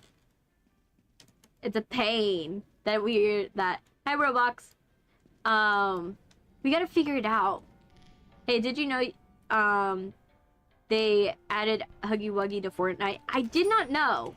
I know about K-pop Demon Hunters. They did add it, and then they fixed a couple of things because Mira wasn't, like, fully finished when they added her. Let me get my coffee. I also know that they, like, added one more thing that I forgot. They added, like, Art the Clown at some point, which was a choice. Like, considering Fortnite's played by a lot of kids, like, adding Art the Clown was a choice. I don't know if it was a good choice, but it's definitely not a great choice. You know. Art the Clown is definitely not a good choice to be adding to, like, Fortnite, especially. It's driving me crazy that we haven't had the, like, the 3 question marks. You know what I wonder? How many people actually completed this game?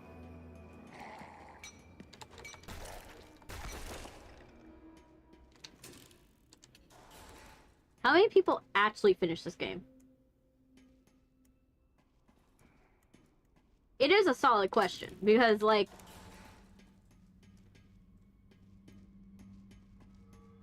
This game is not exactly, like, for most people. Like, especially if you're a Bendy fan. Okay, so I know where that medical thing is. Now we got our favorite huggable blue toy to the game. Yeah. I do feel... I do feel like it's a marketing stunt, though. Because I think the main reason why they're adding it is so that way they can promote, Chapter 5. Shit, where is he? I feel him, but I don't know where he is. I need to see his cone of uncertainty. Where's your cone of uncertainty, man? I feel him, but I don't know where he is. I don't know if this is more. Do I feel more when he's over here?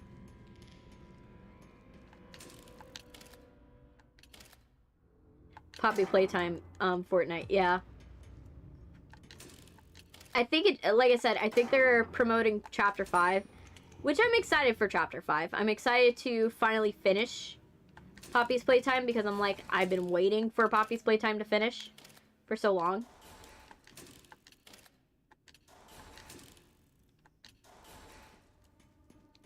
Because it's not that I don't like Poppy's Playtime. I do. I do like Poppy's Playtime, but I feel that they don't plan out the chapters quite right. And, like, they don't spend enough time on them to make sure that these chapters are not going to go wrong.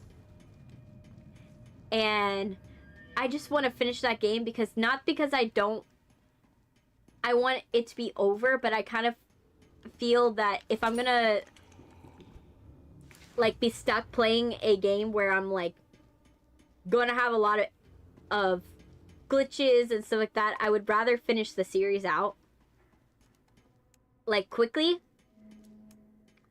than to have to like stay in it for too long. That's legitimately how I feel about it. I'm like, I like game, like, I have to say one thing that's been refreshing about Bendy is the fact that I haven't had any real glitches. Like, which I can't say about Poppy. Poppy, like, at least, yes, it does give people something to talk about, which is one thing that people point to is like, oh, but it gives you something to talk about for the chapter. But it's not a good thing to talk about. Like, you shouldn't be talking about how a game is, like, terrible. You know what I mean? To play. Like, I like games that are smooth to play. I don't like it when a game feels terrible to play. Like, when I play a game, I want to feel good about it. And they're like, oh yeah, this is actually a legitimately good game. There's, you know, someone put a lot of time and effort. And I'm not saying not a lot of people that they didn't put time and effort into Poppy. They did. But I hope this next game is polished. I really hope this next game is polished. And I really hope they go back and retroactively fix... Like, oh shit, he's coming.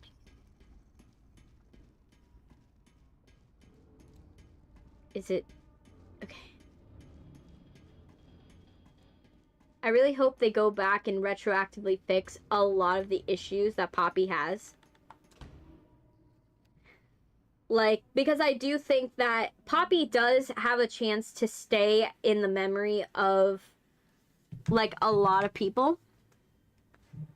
But I feel that with the glitches, it's going to be really hard for, like, a newer generation to really appreciate Poppy. And so I do hope they fix the glitches. Same as what happened with, like, Security Breach for Five Nights at Freddy's. Like, and how they went back and fixed it. But I feel like they eventually... What's up? I'm back. LOL. What have we done so far? Not much. Bendy's trying to find me. We're trying to get gent schematics. We're trying to get the gent schematics. We need 5 gent schematics. But the problem is I keep dying. I keep dying before I can get all the gent schematics. And I need 5 of them. The problem is also that the gent schematics are in machine guns. Like, they're in turrets. So I have to dodge the turrets or attack the turret before it starts shooting me. And sometimes I don't notice when the turret hits me.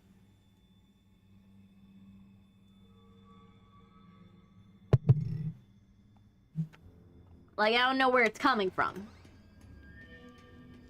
So I'm legitimately trying to figure out how to do this. Bendy, please, please, please. Please, man, stay away. Can you stay away? I need to get on with my day.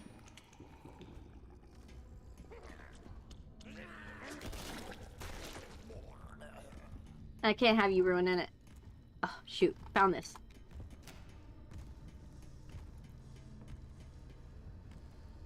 Where is he?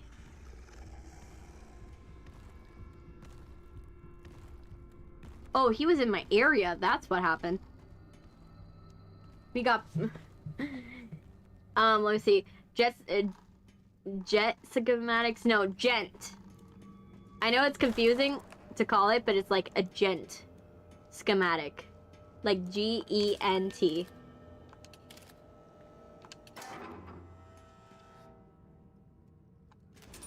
Get more soup.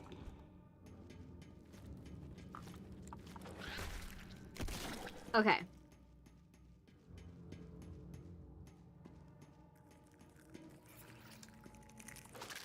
No head crab. No. We got Poppy playtime in Fortnite before GTA 6. At this point, I'm not even, like...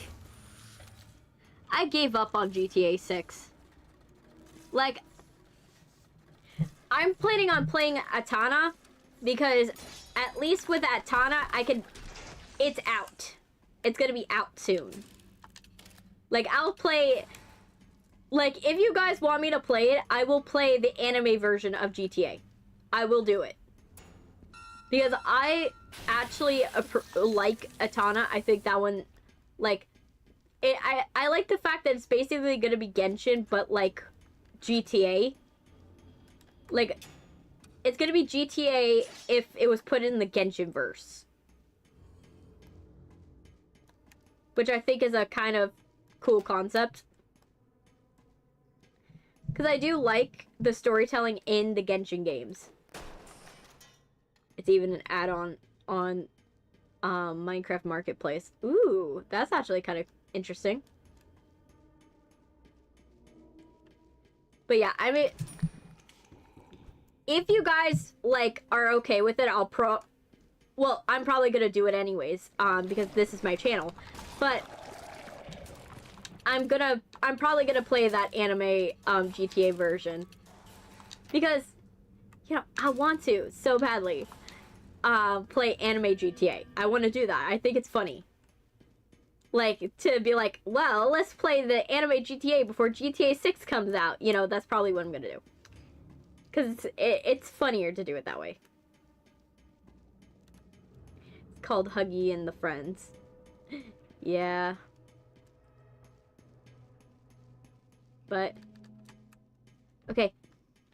Now I'm lost. I'm trying to find my way out of here. But I kind of got lost.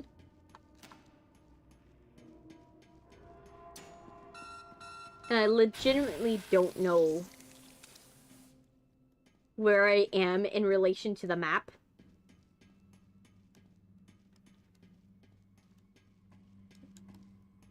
I swear they are just delaying it for either a newer console. Yeah, but then they're gonna have the issue that, there was this game, I forgot the name of the game.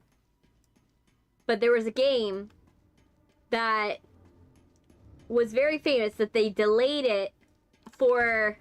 They kept on delaying it console after console after console after console and restarting the graphics on the game and changing the engine.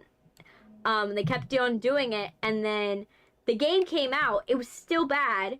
It looked bad. And what happened was the gaming company went out of business because they waited so many... They remade the game so many times for a new console that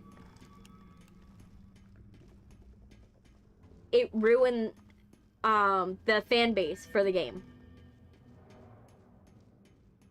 I don't remember what game it was, though.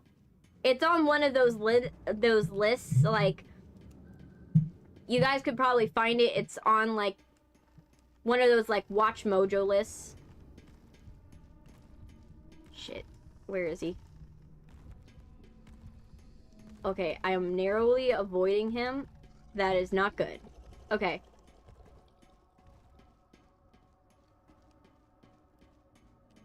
So basically, if like GTA 6 and Genshin had a baby, that's what it is. Yes, basically.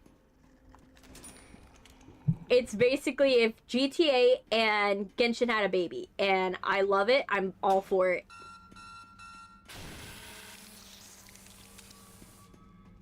Okay, I found my way out. I feel like I know what game you're talking about. It's called Atlanta or Atana or something like that. Starts with an A.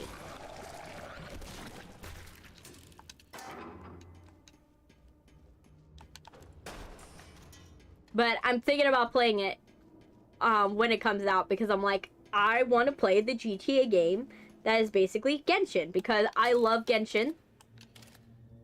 Though I would have to say, if I were ever, for you guys, if I would ever play Genshin,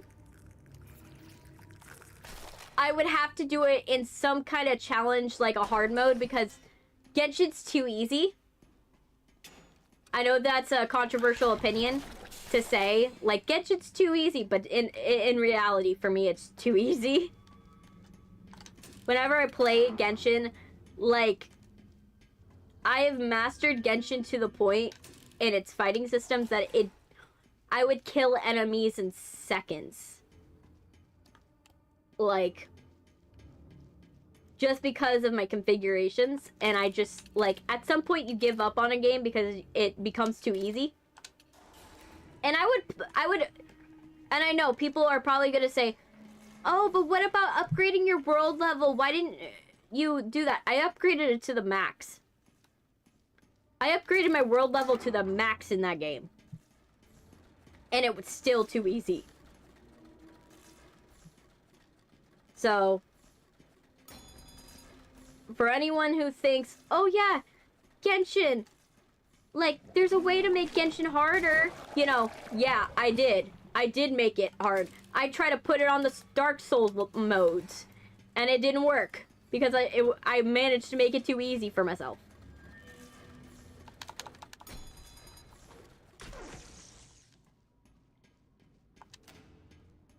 So, if you ever are wondering, why would so if I were to ever do Genshin, I'm gonna tell you it straight. I would have to do, like, a canon Genshin, if you get what I mean. Like, I would have to make it to where I make it so hard.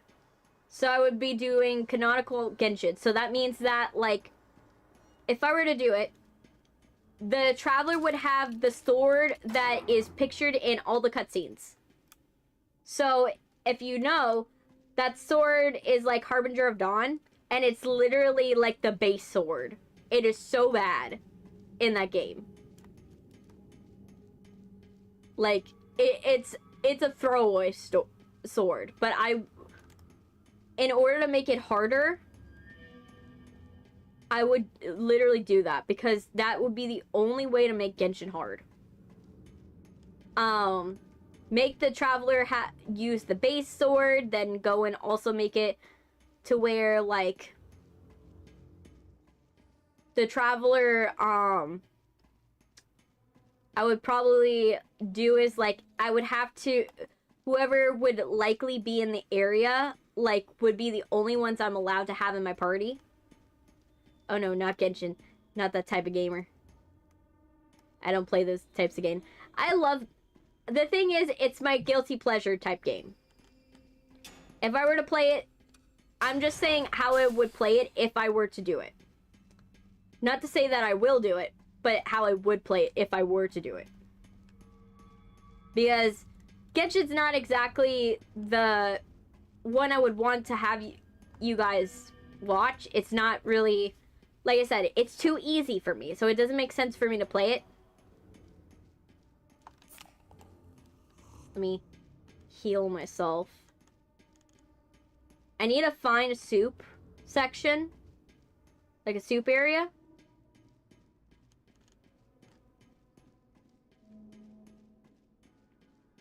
Okay. You get some soup. But yeah, I love playing it. It's fun. But yeah, I would have to do it, like, everything's canonical. I'm not allowed to put artifacts that are not, like, I would have to put artifacts that are listed that describe the characters. I would have to do a bunch of stuff just to make it hard. Like, ridiculous stuff to make it hard. Okay, I definitely missed one.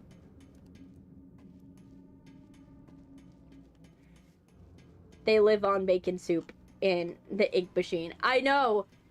I feel bad for them because, like, you would basically, like, I think you would go through some zoocosis of some sort, eating the same thing every day. You would just lose your sense of taste, basically.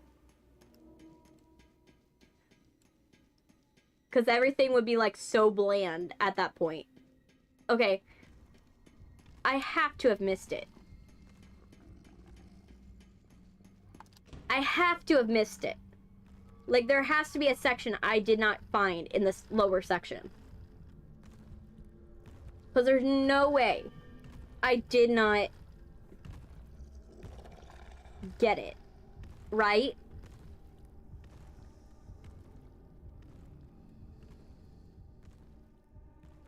But yeah, so... Yes, LOL, Chrissy, the Genshin sweat. Yes, you guys don't know. I love Genshin. I try to get into Honkai Star Rail, but it wasn't good. The problem is I'm not used to playing something like Final Fantasy, where it's like a rotating party system, where you're going on like party counts, and you're going on like, oh, this person goes, and then you have to strategize when this person goes, and then you have to go this person goes, instead of just like, and it's like locked in place. Like that I can't do. Like I can't do it. It's not, to me it's like, it bothers me, like playing a game like that. Like, I'll probably play it for you guys, like a Final Fantasy type game, if I ever do it. Maybe I might have a different opinion of it now. But personally, I don't like that Final Fantasy, like, Yakuza game type setup. Imagine if they bring enemies in the game, like Hilly Churls, Ruin Guards, and Abyss Mages. The thing is, there's a lot more to that. Like, Genshin, I mostly play it because I could side quest forever. I'm not a type of person when you play Legend of Zelda, where I will do every side quest but fight Ganon. I will literally help everyone in the game but save the world. Which is the funniest outcome when you think about it. I will literally do everything but save the world. I'll just be side questing forever. I will literally be Luffy from One Piece and just side quest forever and never find the One Piece. Oh no.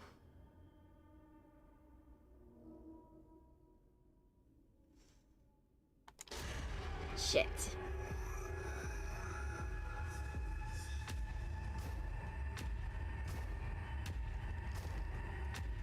Where is he? Oh, he's coming this way. Oh no, he's gonna catch up. Yeah, he's catching up. Shit. Yeah. But I get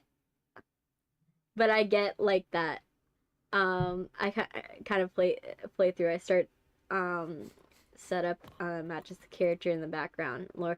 Yeah, I'm one of those where I cannot take the Traveler out of my team because it breaks all the lore in my brain.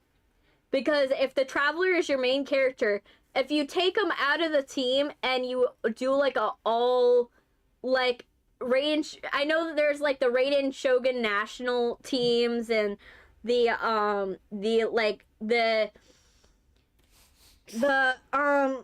Fontaine teams and all that stuff. For me, I can't do it.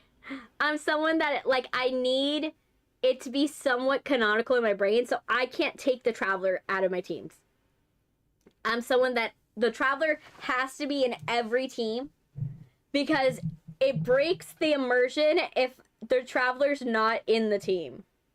Right? And then there's a cutscene with the Traveler in it, but you haven't been playing with the Traveler the entire time. Like, that would break the immersion for me. But yeah, I'm a side quester forever type person. I will literally side quest forever and just never get... I mean, I have to try this one again. I will literally side quest forever and never get anything done. I will never do the main story. The only time I will do the main story, like, for me, how it works for me in Genshin is I have to do everything in that area. So I have to do everything in Mondstadt before I go to Teyvat. I gotta do everything in Teyvat before I go to Inazuma. I gotta do every quest in Inazuma before I go to Sumara. I think it's something like that. I forgot what its names. It starts with an S. The Plant Kingdom. And then I have to finish everything in the Plant Kingdom before I do the Fontaine. Like, I'm one of those where I have to finish every side quest. Everyone. Like, I will not allow myself to do anything different. Because it feels too weird to me if, like, I don't finish the side quest. Right? If I don't finish every side quest and then it goes back into a cutscene and it's like, oh yeah, you haven't left for Inazuma, but you already went to Inazuma in the main quest. It feels weird. Is in Fallout 76. I made my character into a disgruntled fishing fanatic who has fishing supplies on them. Fishing supplies on it and wears swank ghillie suits when they go hunting or something like that. I see. No, the only thing I wish about Genshin is that there was more skins. Like, I wanted to dress up the Traveler in different outfits. Like, could I dress up the Traveler in different outfits? I would have liked that.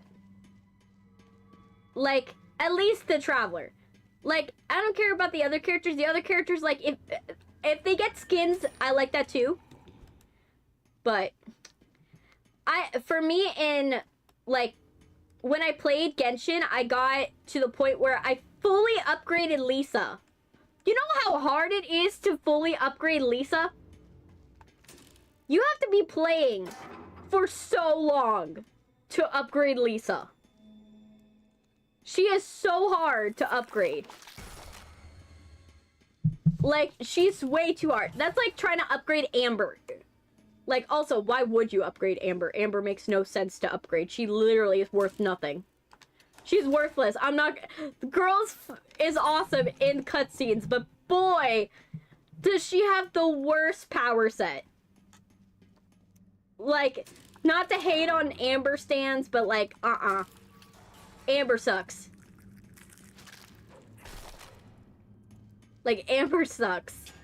I'm sorry. The girl's got sucky powers. Like, she should be powerful in theory. But even when you upgrade her, there's no point because she's less powerful than your mid-tier character. Like, you could have a mid-tier character and she will be less powerful at full power than your mid-tier. So it's like, it doesn't even make sense to even keep her on your team. Like, it doesn't make sense. My favorite was Kuki. Kuki was, like, really good. She was really good. Kuki Shinobu. She was on my main team because I liked her power of, like, healing but attack at the same time. And she was part of my, like, my team for when I like, had a destined team. like, and I've said this in the past, but I joke that my team is basically the disability team. Because I literally, all the characters, I had one team that was my, like, team I would play the entire time. That would just have, like, so many disabilities. It was funny. Like, I had, like, Bennett on one team, and then Beto on the team, and Kaya on one team. Basically, people that had some type of disability or, like, was missing a limb. I had them on my team. And it's not out of pity, it's just they were really good when you put them together, and I don't know why. It seemed random. But put the, like... Like, I put... It was funny.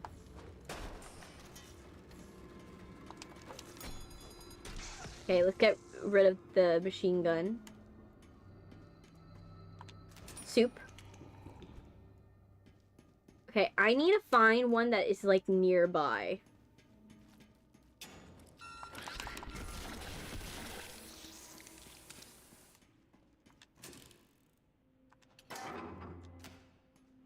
That's a slug.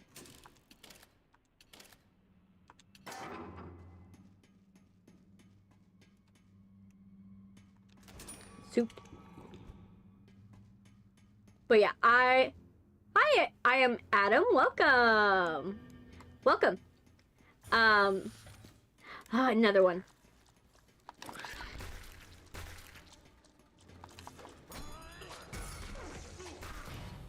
Died. Ah! I keep dying. And the problem is, this is the final episode of, like, I am not doing this game past this episode. Because this is the final one. I am not doing this anymore. Let me give myself a minute. Okay. Let me play this game. I want to beat my high score. Because I saw there was an achievement if you got 25.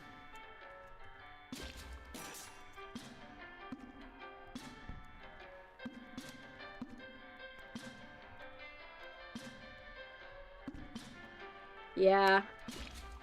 Going to Mondstadt, Lue. Inazuma, Maru, Fontaine, and Natlan. Now not Craggy. Yeah. Craggy. Yeah. Like I said, I love Genshin, but I love it in the fact that I could side quest forever, and that's the only thing. If I could play any other game where I could side quest forever, which I hope this new GTA game basically does.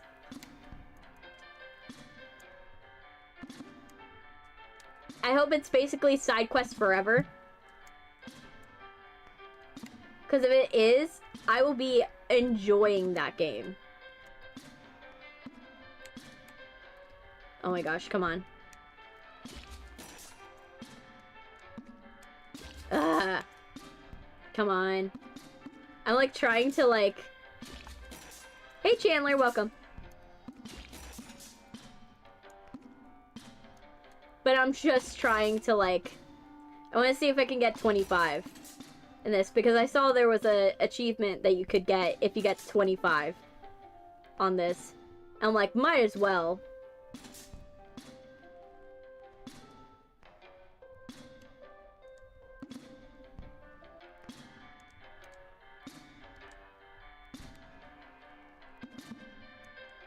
I need a way to cool down anyways. Okay. Oh my gosh, come on.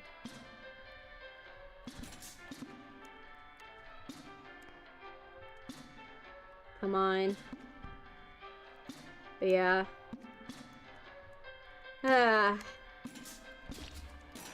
And then you guys will soon get to see Little Nightmares 3, because we're going to be playing Little Nightmares 3 after I finish 2.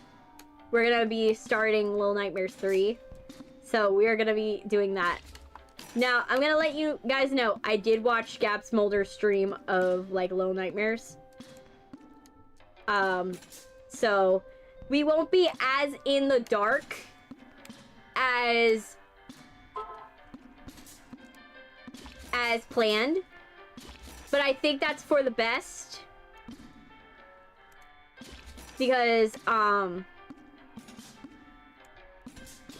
think that there was some puzzles that I saw that were not intuitive in that game.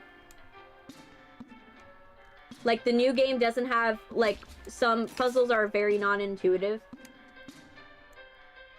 And so I am kind of glad that I kind of watched, because I would probably, some of them I probably wouldn't have figured it out. So we are going to play Little Nightmares 3. No spoilers, I won't spoil it for you guys on what happens in it.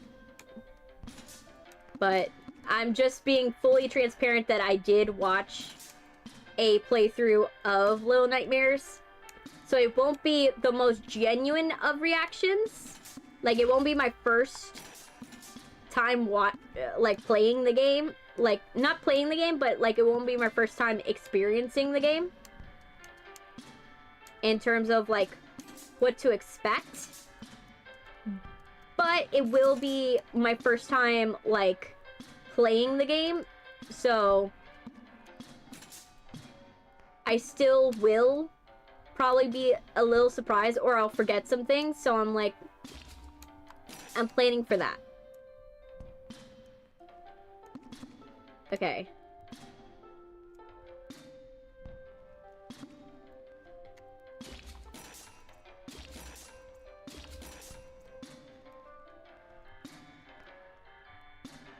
Let's see. Oh, okay, come on.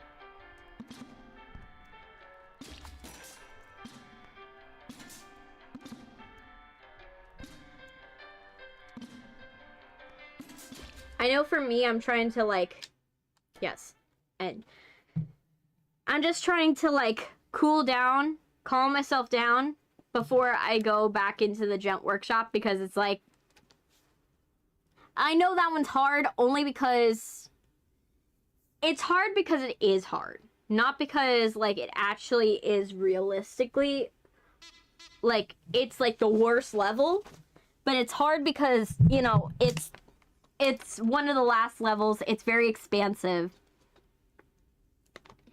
and there's a reason why it was the last level.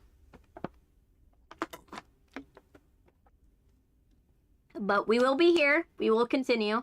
I'm drinking some water because I need to drink water.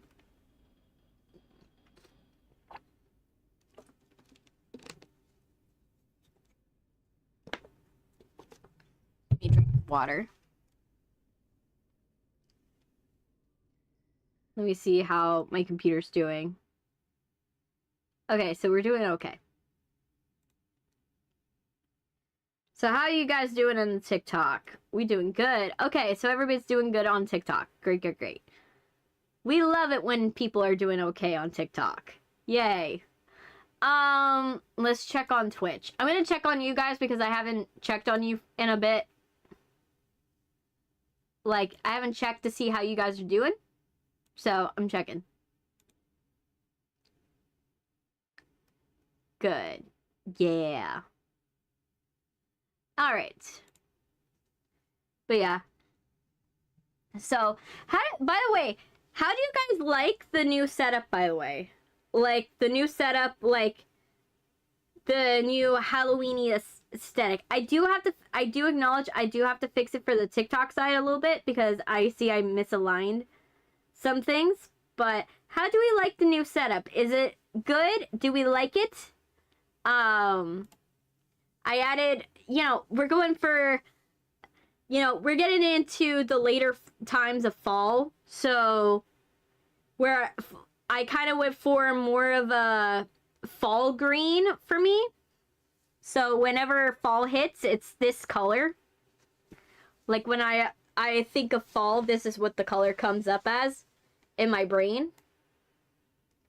You know, a lot of people will probably not think of this. They'll probably think red, red, orange, yellows. When I think of fall, this is the color I think of. You know, because I don't live somewhere where seasons change. So this is as close to fall as I'm gonna get. So, alright. Let's go back.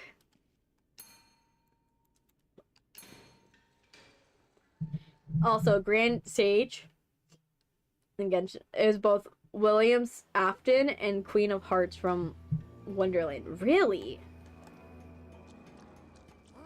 Not expected, but kind of interesting. Why is this section, like, so dark? It feels darker.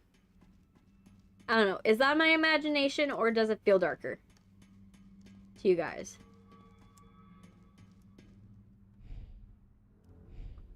Okay, that's a healing section. I'm not gonna open that. It doesn't make sense, too. Oh my gosh. Where are you, Bendy? Oh my gosh. Why are you already looking for me?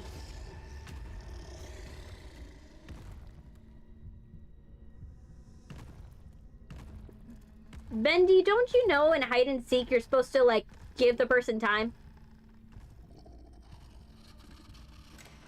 He acts like a combination of both those characters. Ah.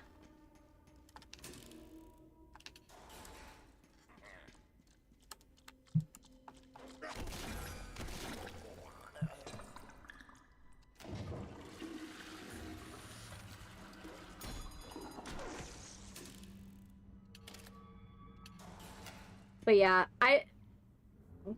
personally, I do love the game, don't get me wrong.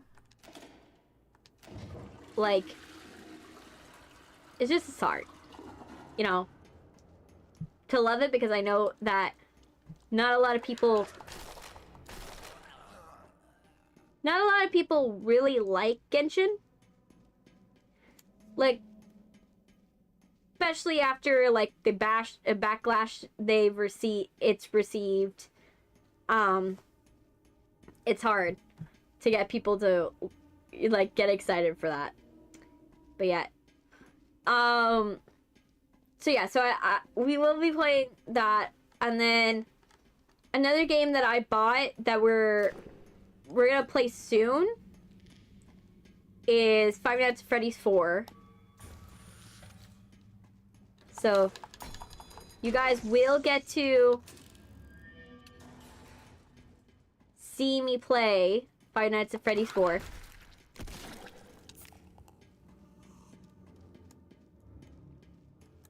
I don't know what that is. Okay. So you'll get to see me play Five Nights at Freddy's 4, which will be exciting. So you guys will get to see it. It'll be cool. And then, who knows, you guys might love me playing it.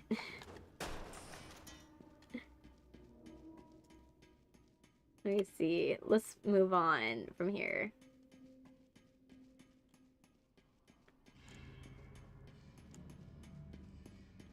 But yeah, I'm trying to bring back consistency into my... I know I haven't been consistent with my, like, postings, I'll tell you that. What are your thoughts on Nodcra? I haven't seen it, that's the problem. Because when I stopped playing Genshin, is when Fontaine came out, because I had no space for my computer. Just to be honest with you. Like, I ran out of space on my computer, and so I wasn't able to play that section. But would I love to play it? Yes, I would. I would love to play it so I could see what it's like. Maybe one day I might get sponsored by Genshin. Hint, hint. So that way I could, like, actually turn it into, like, a, like, mini-series. Like, I don't think I'm gonna play through the entire game. Because, like, that seems like a lot. Especially when, you know, not a lot of people do like me playing games that are not horror.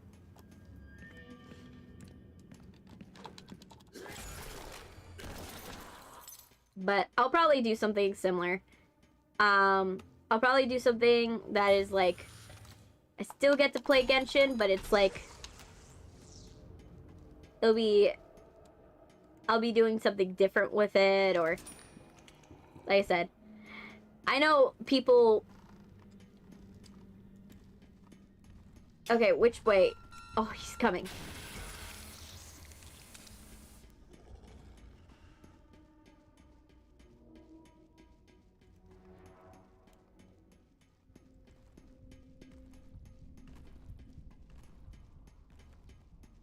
Okay. I nearly missed Bendy. Which was funny. I nearly missed him.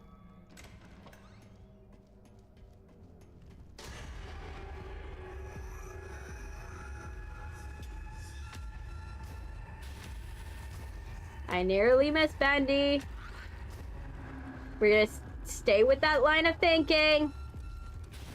Bendy! No. Okay, I won. Ah.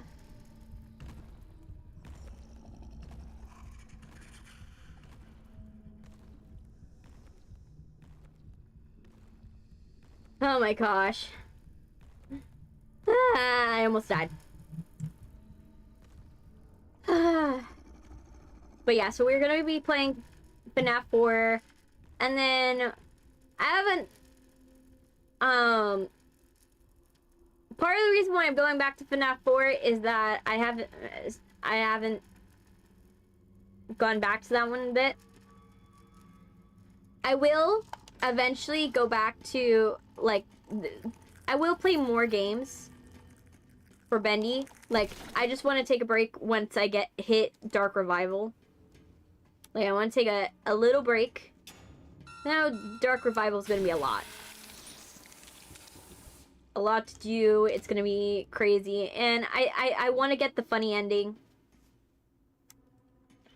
I want to get the funny ending. I also want to get the, like... I want to get all the weird endings.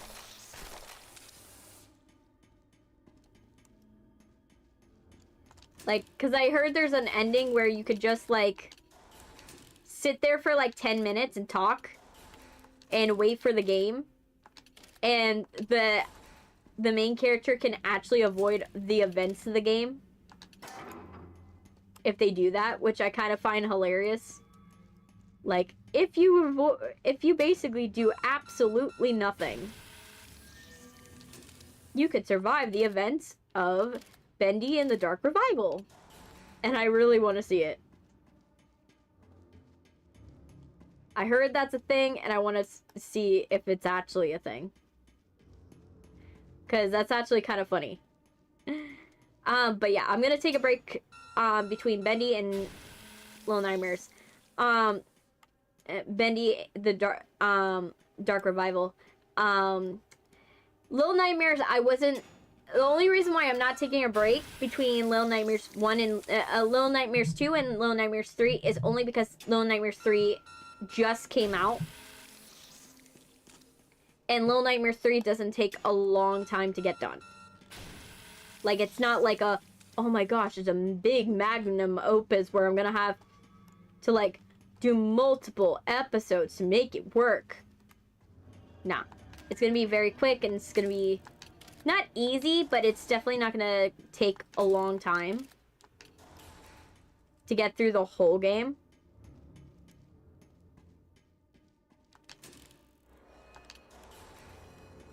Okay, Bendy, hydrate, or something. Yes, I will. I will hide in a closet and then go hydrate. And right on cue, Bendy is like, yep, you need to go hydrate. Hide in a closet. So let me drink a coffee. I really can't wait for when I can actually drink water out of my sink again. Oh my gosh. It's annoying drinking from water bottles. It's absolutely annoying. Not having clean water to drink. Sucks. Like, I'm so used to just like going and like putting my cup up to the fridge and being like, okay, get it out of the refrigerator. And like the fact that I have to like actually get bottled waters and like and ration my waters is annoying, because I'm like, oh my gosh, I don't want to ration my water. That's kind of annoying, because then you're like not fully hydrated. You're just like kind of hydrated, but you're kind of like on the dehydrated side a little bit. And then you're drinking soda all day because you don't want to drink all your waters, because then that you don't want to be the rude person that drinks all the water.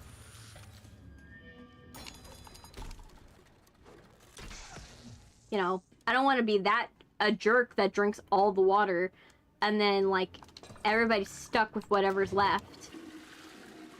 You know, but it's kind of annoying.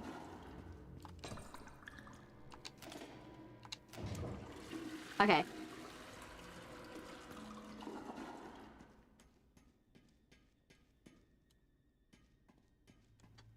So, try my best. Okay, let's go through here. Bendy and not Rendy. I know. It's just sometimes when I pronounce words, it's kind of a little weird. I pronounce words like a little weird for people.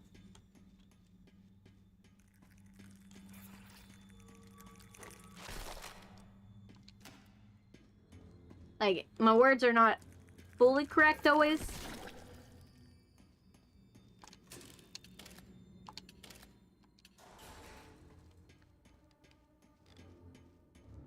But, you know, we try. Let's go.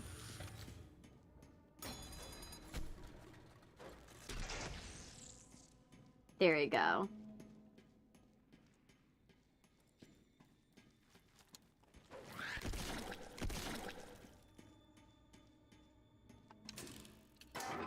That's not what I was looking for, but okay. Beans. Bean juice.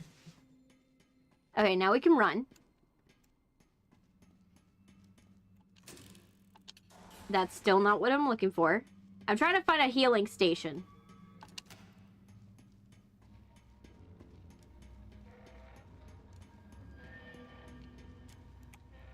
Okay. We just need to find one more thing, and then we can leave.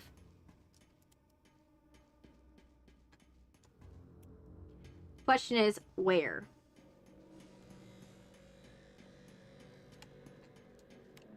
No, that seems like it's not gonna be what I'm looking for.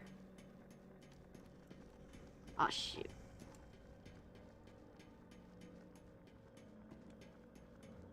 Bendy seems like he's coming. Coming my way? Bendy, are you coming my way? Because if you are, can you not? I just need to, like, orient myself.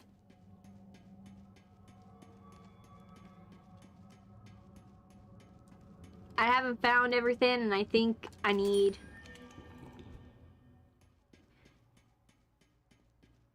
who would win, Bendy or the Secret of the Mimic? Ooh, Bendy or the Mimic? I feel Bendy is just like a brute, right? Like, Bendy's a brute, whereas the Mimic learns. And also, Bendy is, like, colorblind. Like, he only sees in contrast. So, I think what it is... I think the Mimic 2, M2 Mimic would win. Only because...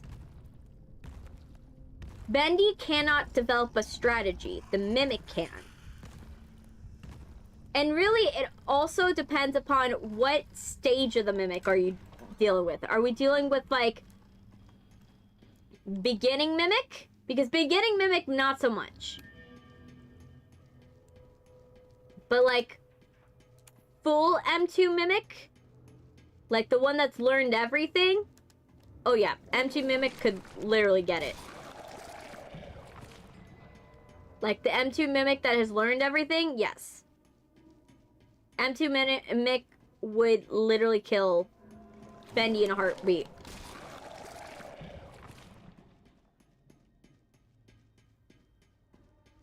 Okay.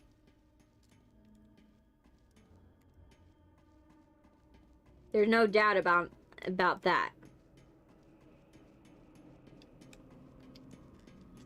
Damn, where is it? But yeah, I do believe that M2 Mimic would win in a fight. Only because M2 Mimic is able to strategize, right? So unlike Bendy, Bendy is a brute. He doesn't really have a brain. Bendy just is, if he sees you on sight, he will kill you. If he senses you're present, he will kill you. If you're in a locker, you're fine. He doesn't have enough intelligence to know open locker and you're fine. Like, to open the locker and then you can grab the person out of the locker. It's either he has minimal intelligence or he's expecting that you probably teleported away using ink. And he can't, because he can't see you.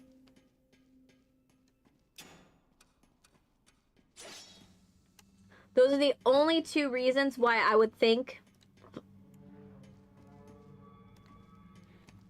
that Bendy doesn't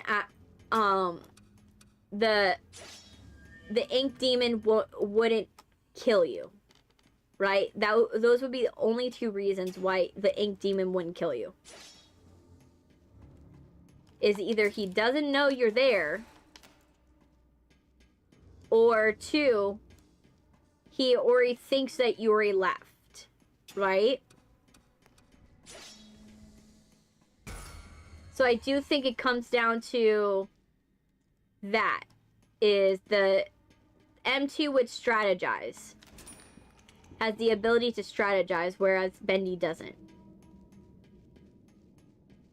Now, if we're talking Alice Angel, on the other hand, I could see it make a case where that one's 50-50. It could either be Alice or Bendy that wins. Not Alice. It could be, the Mimic or Alice that wins. Like, that one's absolutely 50-50.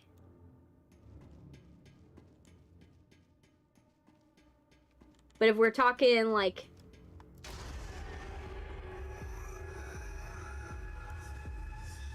Okay, come on, come on, come on, come on. Oh, no. Shit.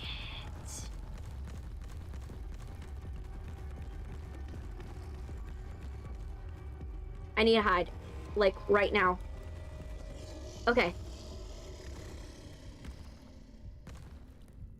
Get away from me, Bendy. Okay. Now we're in a sort of a predicament because we need to get Bendy away from us. Because the minute I come out of here, he's going to be starting to chase us because he knows where we are on site. Hey, Groggy! It's never over. Yes, it's definitely never over. Okay. Okay.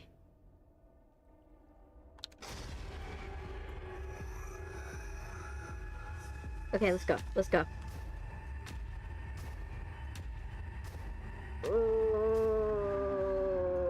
No, no, no, no, no, no, no, no, no. I'm gonna run out of time. I'm gonna run out of time. I'm gonna run out of time. And that. Made it! I made it, Groggy! Oh my gosh. Okay, how many schematics did we get? Because I don't know how many I did. Okay, how many schematics did I get?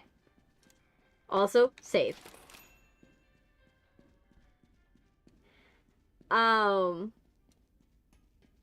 Yes. We lived. We, like, literally walked. We limped to the finish. But we made it.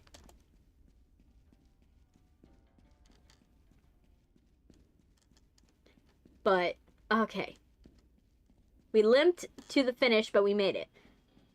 Which I think is the best case scenario. Okay. So, we got 2. We need to get 3 more. Oh my gosh. It's gonna be a pain in the butt.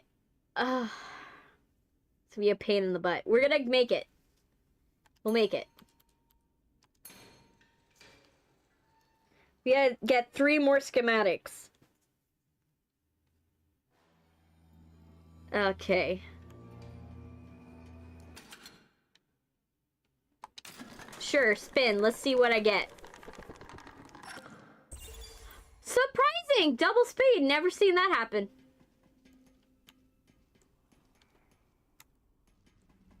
I have never seen that happen. I have never gotten a stroke of good luck in this game.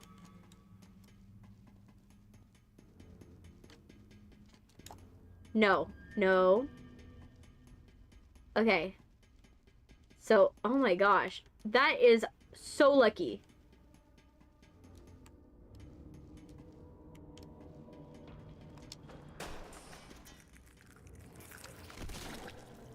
Especially when you have to, like, check everything, and this is, like, such a big place. Getting double speed is, like, really good.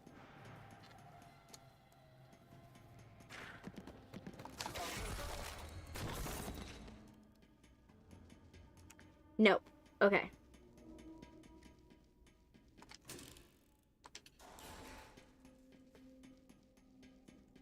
Oh my gosh. Yes. We love a double speed. We love when we get a lucky moment. Okay.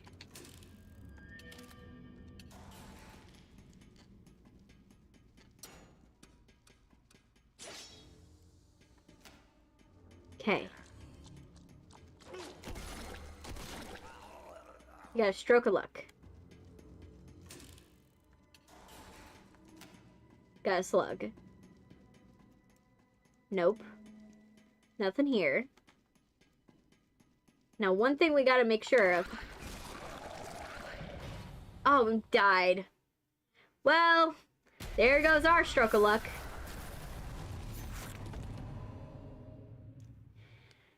There goes.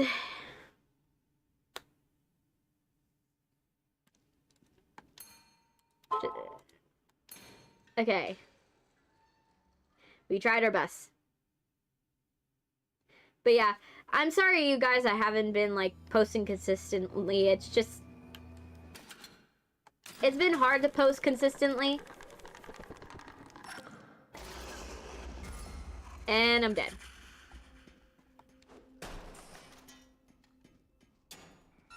Okay. It's over. Yep. I'm not dying to a head crab. That is not happening. Yep, it's over. But yeah, sorry I haven't been posting consistently. It's just been hard to post.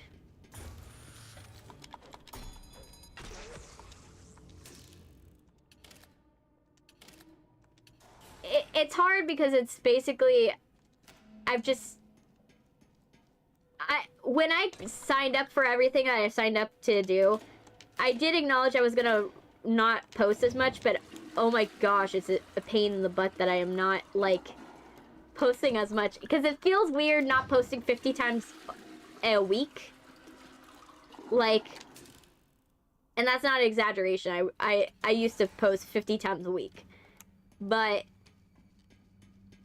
and it feels so weird not to do that.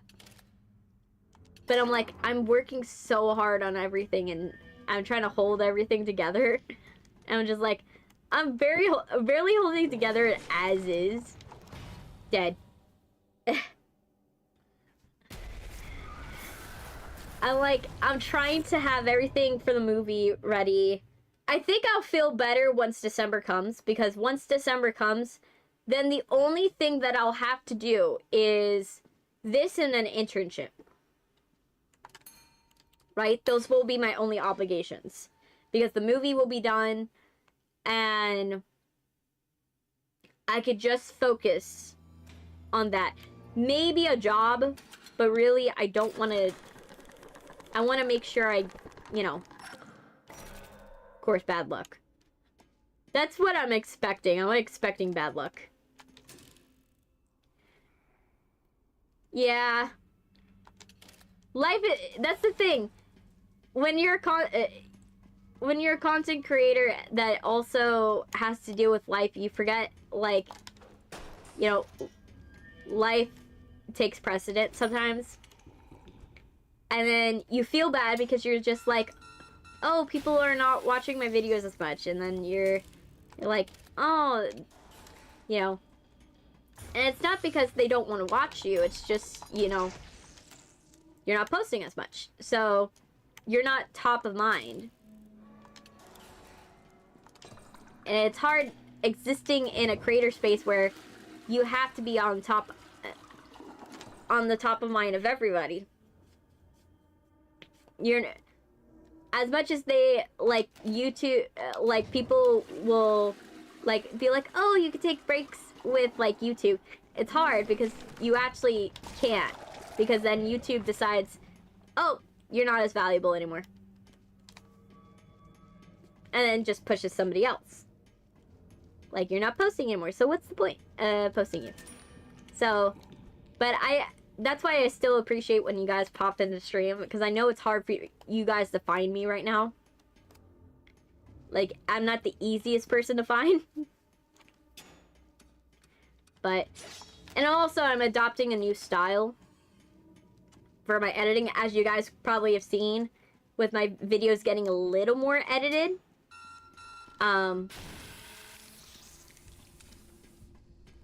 Okay, either he's close or... Oh, he's next to me!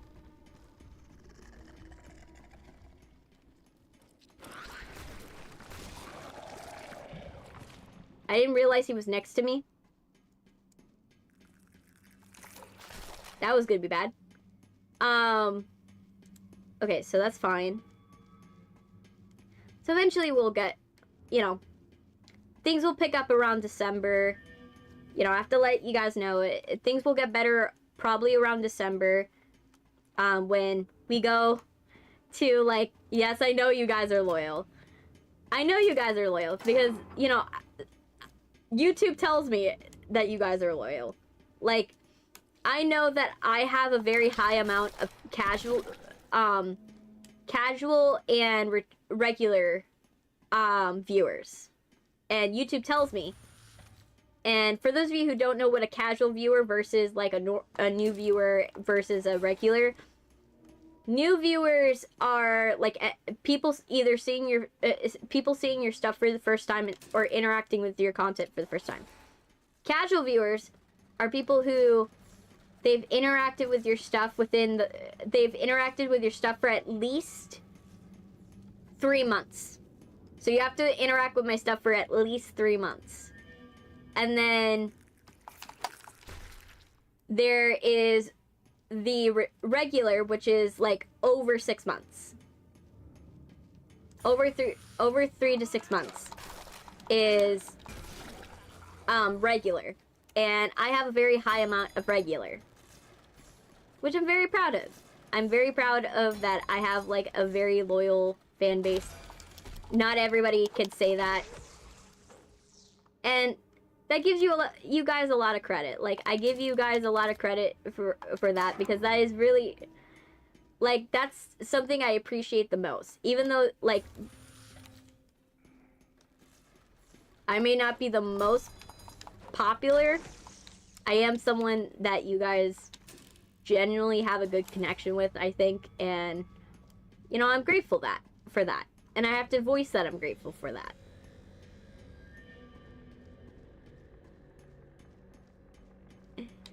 You know.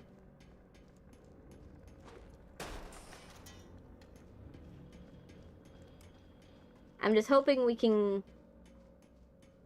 I'm hoping eventually by, like, next year we can get to somewhere where, like, I could do this full time. Oh, no. I know he is below me, most likely, and I can't see where he is. That is not a good sign.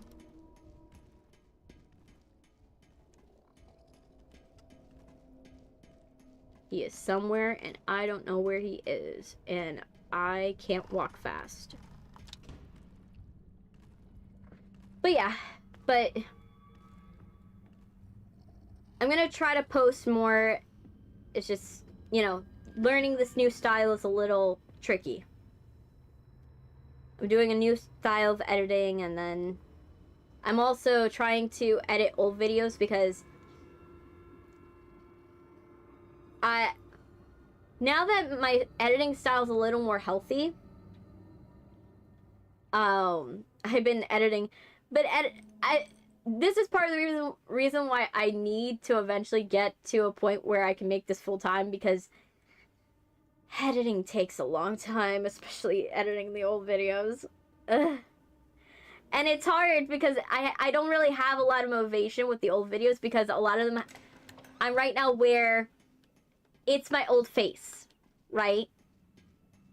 And a lot of you came after my old face, so I don't even know if you guys will even watch it, to be honest. Like, not to say that my old face didn't look great, but, like, I know that it's hard to like my old face, because my old face did not have pretty privilege like my new face does. Like, my old face did not have pretty privilege. It was cute, but definitely did not have pretty privilege. Like, so it's hard. And then I'm having to also re-record sections, which is also harder, because now I have to go and use the old model, re-record it, because for example, like I said before, your old face was unique. Yes, it was. That's something I do appreciate. It was unique. Like, that's something I loved about it. But I also know that not a lot of people liked it. As much as I loved it. And it's a sad thing to say. Like, I loved my old face, but I also know that not a lot of people liked it, and I can acknowledge two facts at the same time. And I'm okay with that, you know. And I'm still gonna make those videos, because I know there's a fan base that will. I know there's some of you, the older fans, that will want to watch those older videos edited. Same with the ones where my face is the proportions are all fucked up. But I'm trying to get it, trying to re-record the sections where the audio is messed up in those, and try to get it. You're not late. You're absolutely not late. Sylvia, we're just trying. I am, like, losing my mind because I'm trying to, like, get this stupid section done.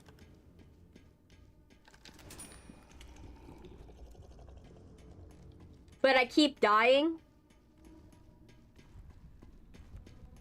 Where is he? He seems close, but I don't know how close. Are you, like, super close, Bendy?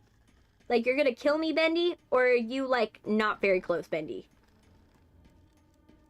Because I need to know. Like, how concerned should I be?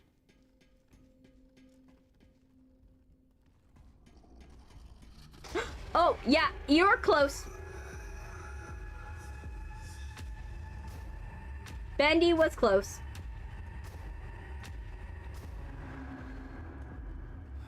I should have been concerned, but I'm not. I was not. And now Bendy's on my butt. He cried? Why did he cry now? What made him cry? What made him cry?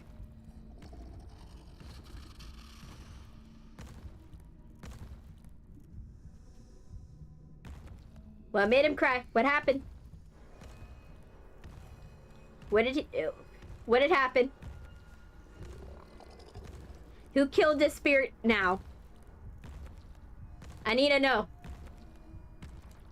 Also, I'm about to die. Like... Wink, wink. Bendy's creeping towards the door. Like a phonograph. Wasn't meant to last. Yes. Bendy just knows that I'm like on death's door. He knows. I don't know, he won't tell me.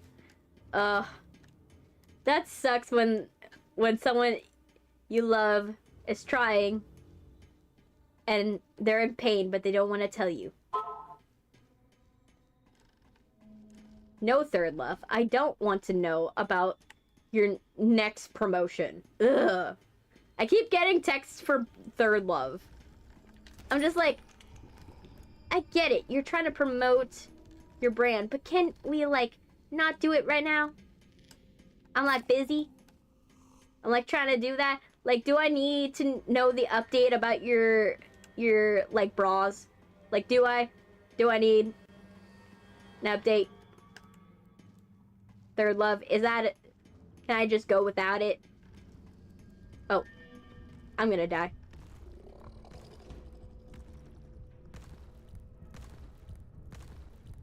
We're dead. Not anymore. But yeah, so you guys will eventually see Plucky Squire. I broke it up into a 5 video series. So you guys will get to see it eventually. It's just like I said, I have to re-record sections of it, and it's a pain when you have to re-record shit. Because when I recorded it, I didn't record it in a way where, like, you can make the video footage bigger. Like, I recorded it where everything was on one track. And that was good at the time when I had a very small computer that couldn't handle a lot of things. But it's not good now when I need to, like, go. Yes, I'm worried about him too.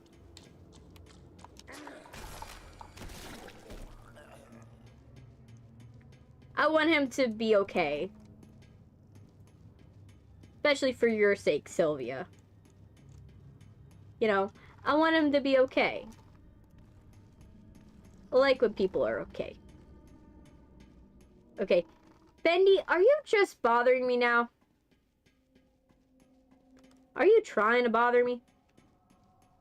Because I'm right now busy, and I need you to not attack me.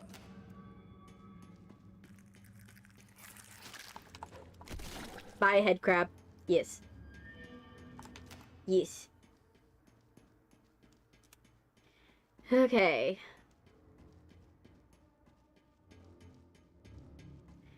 We now need to find one more gear, and we gotta find a gear and a spoon. I think I know where the spoon is, and I know where the gear is.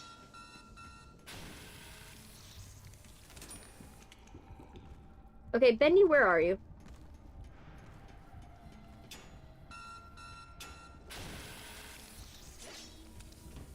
Yep, he's within killing range. Okay. We're just gonna let him pass. But yeah, so I've been working on that, and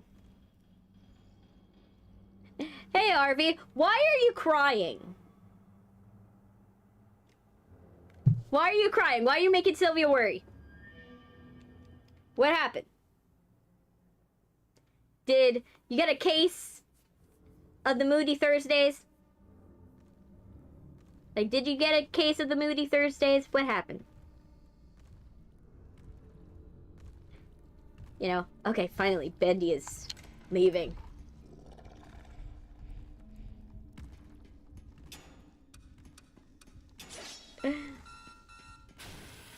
Because we all worried for you, and I want to make sure you're okay.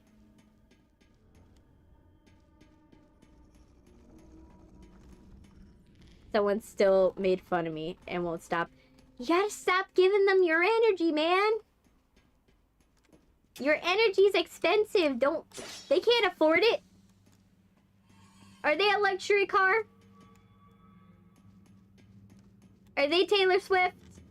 Are they, you know, your favorite band? No. Don't give them your energy.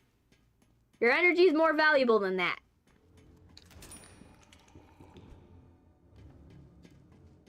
Now, if they're your girlfriend, then you might want to, you know, allocate energy accordingly. But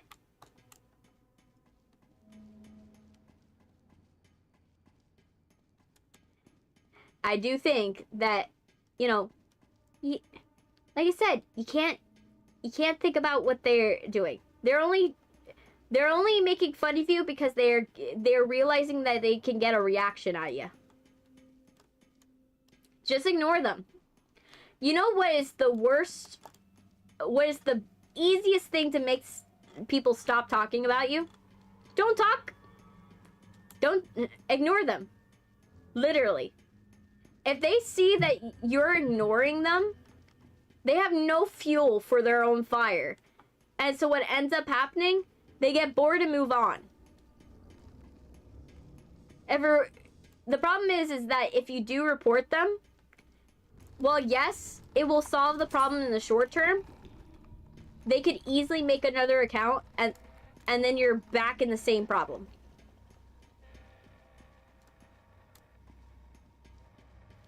So what I would say, just go and ignore them. Literally just ignore them. Because it's the best way to put out that fire. It's the best way. You've seen it with celebrities, right? It's the Barbara Streisand effect, right? Whenever a celebrity will go and be like, oh, someone's going and stealing my property, or oh, this person said this bad thing about me. Most people will not know that happened unless, and they will make it more of a deal than it actually is. It actually was. So just ignore them. They won't, if you ignore them, they literally have no fuel for their fire. Half of the comments that I get that are bad, I just ignore them. And guess what happens? They have nothing that they can throw at me because they know they are not going to get any reaction out of me.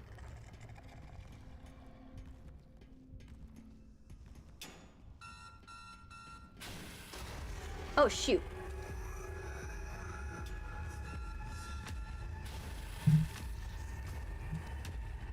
Damn it.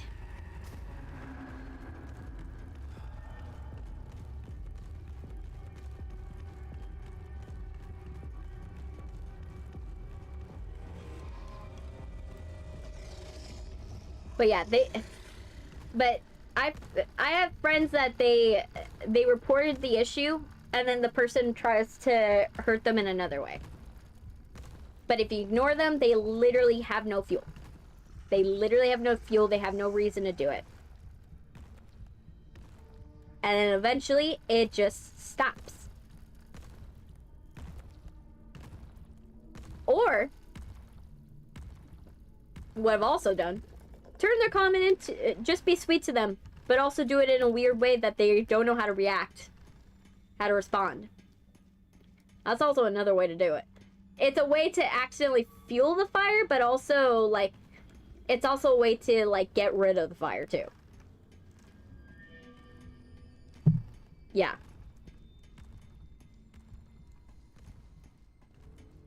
Let me see. Let me get some more of this. I need to find that stupid wrench. That wrench is the one thing that I have to find.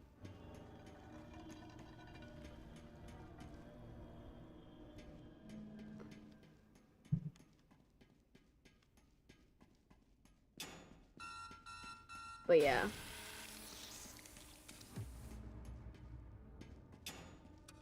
But I'm hoping to eventually to get enough money, and then I can like go in and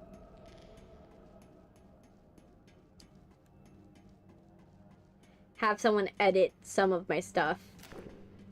Just so that way I have like extra time. More time to like work on other stuff. Because it's just annoying.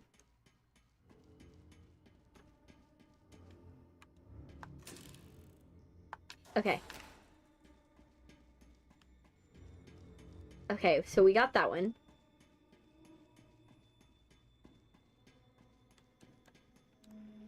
And the only thing that we have missing is this section, I think. Did I go down this section? No, I did not. That answers my question. When a guy goes and hurls himself. Would you worry like that?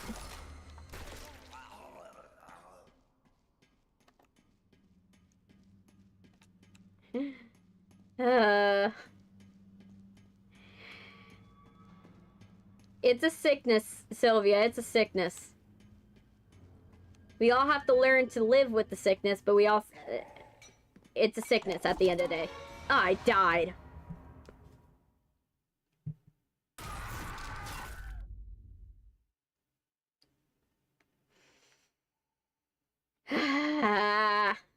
I'm getting nowhere with this.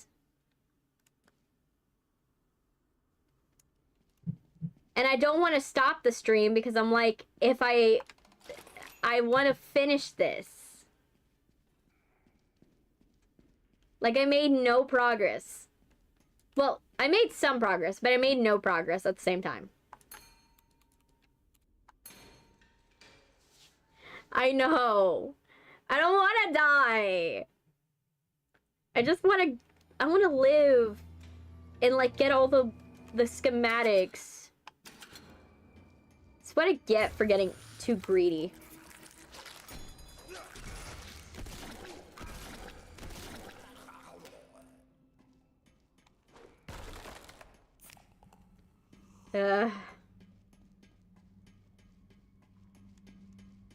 That one can stay, because we don't need to get that one.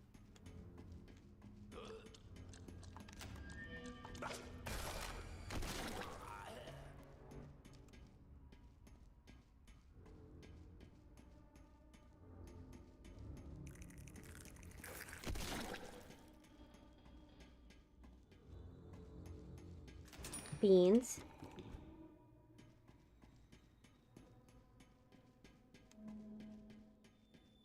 Oh my gosh, I gotta find a way. I just need to live.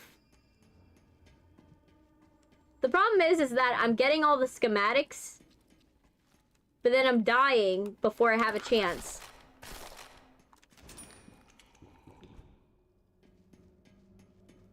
To, like, leave with them.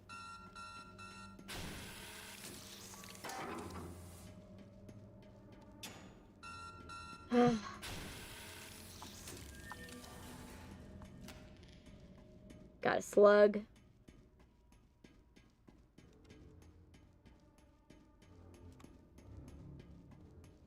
And I just want...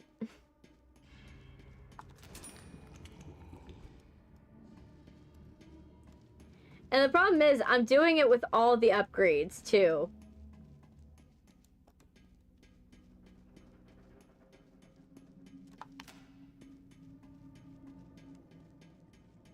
Okay, so no one...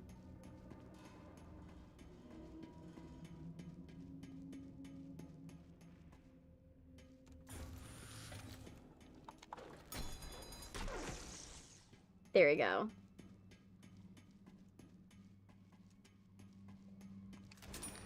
I'm dying with all the upgrades, which is the funniest part. Cause I'm trying my best so hard. Where is he?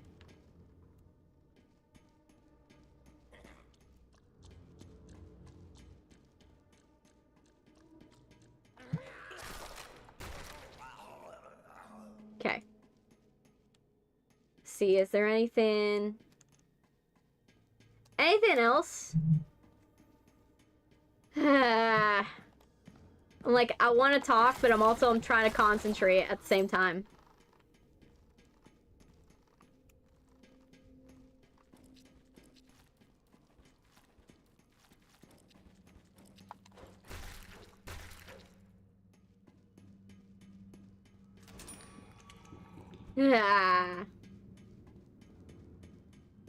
Trying my best.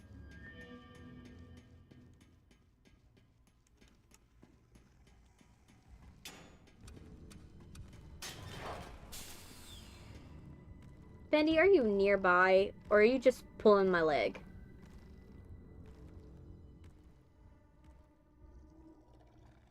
Come on, Bendy. Can I move on?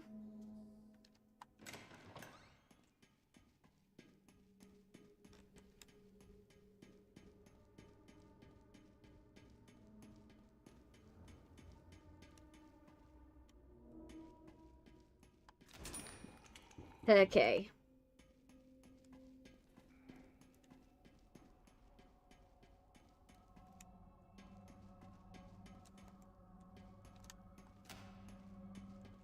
But yeah.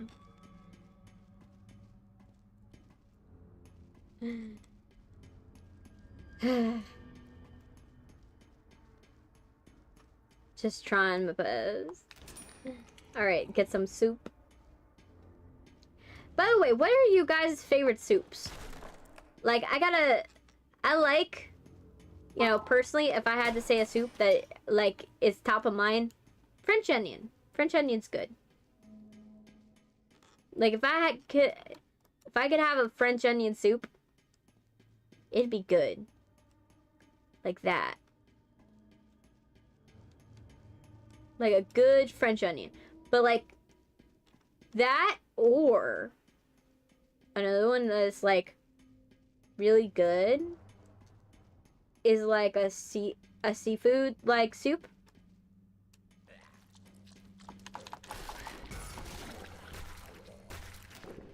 Thankfully.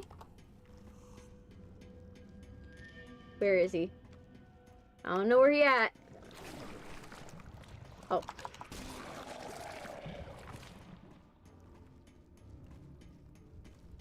Where is he at? I can hide if he's coming my direction, but I need to know if he's, like, vaguely nearby or if he's actually nearby. Ew, he was actually nearby.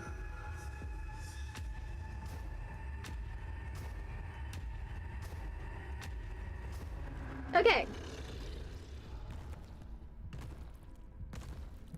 We got a gear and a spoon. So far. Okay, Bendy, can you move on? Because I need to get going.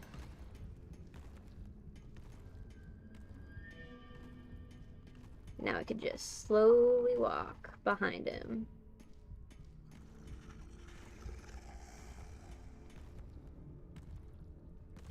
What I love about this is I'm just, like, slowly walking behind Bendy. Like, waiting for him to go.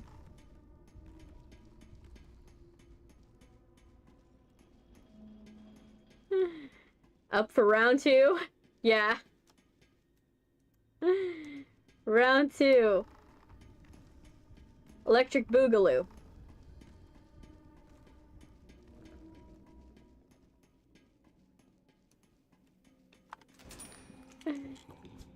Okay, come on.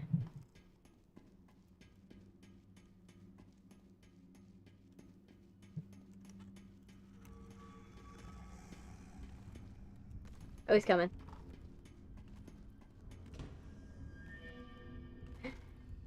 Okay. We're gonna make it. We're gonna finally, like, get through, and it's gonna be like, oh my gosh, yes.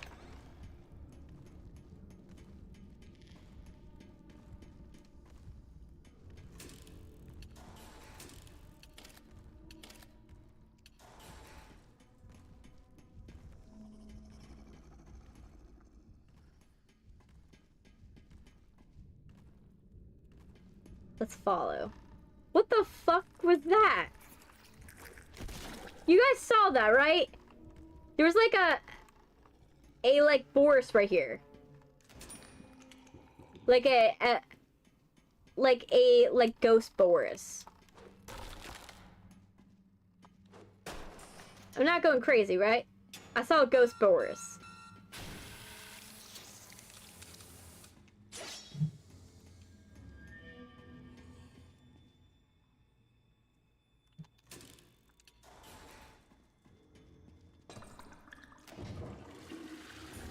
Okay.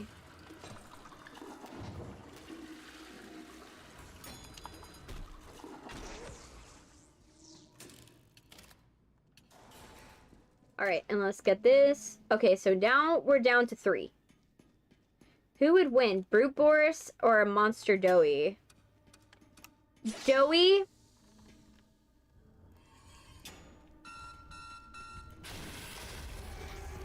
Shit.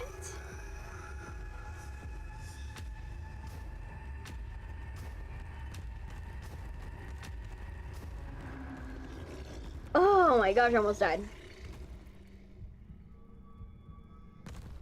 We weren't supposed to see that. Yeah, I think, maybe. Maybe it was an after image of all of the Boris that died the last time. Like, ooh. Just letting you know this is what will happen to you if you don't make it. You know?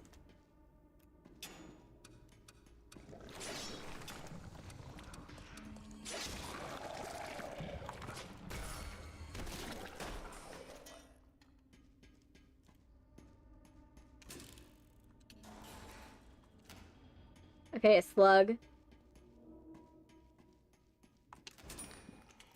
Okay.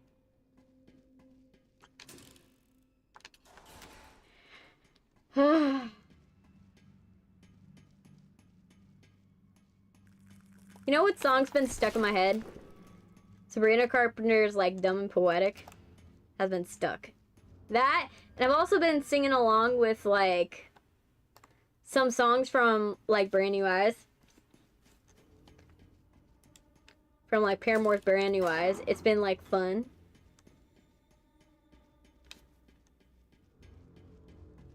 Fun listening to that. Because, like, Brand New Eyes, you can hear in that one, she was trying to go for, like...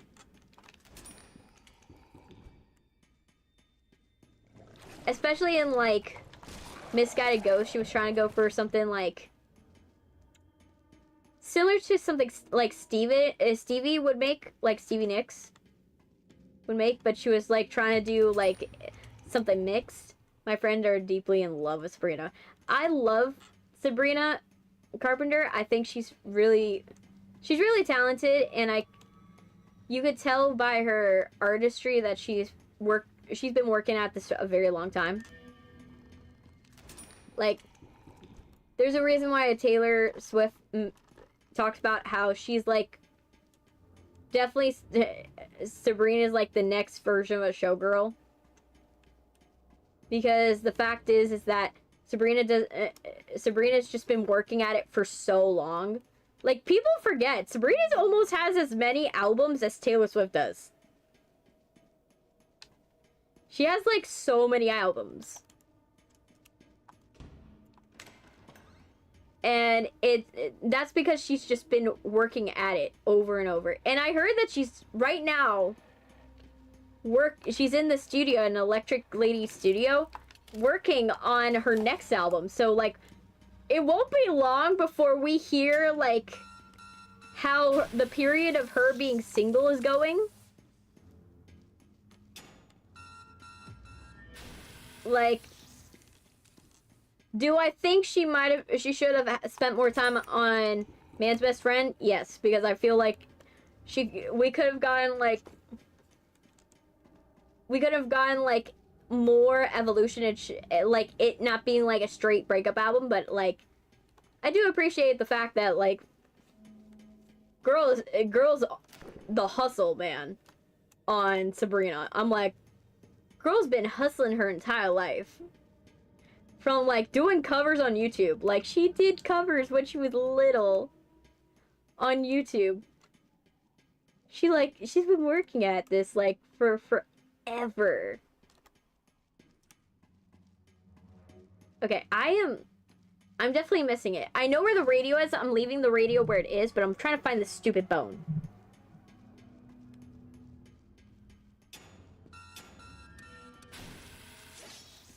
Like, that's something I can appreciate about her. She's been working at it very long. She knows what people like from her, and she knows when to change.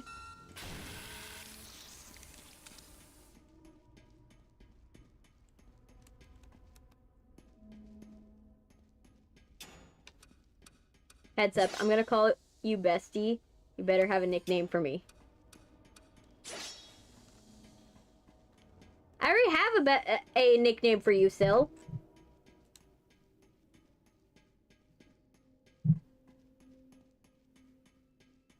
You're Sil. Okay, now I'm in trouble because I can't find this stupid, like, can I get this bone? I need the bone. I need the bone. I need the bone.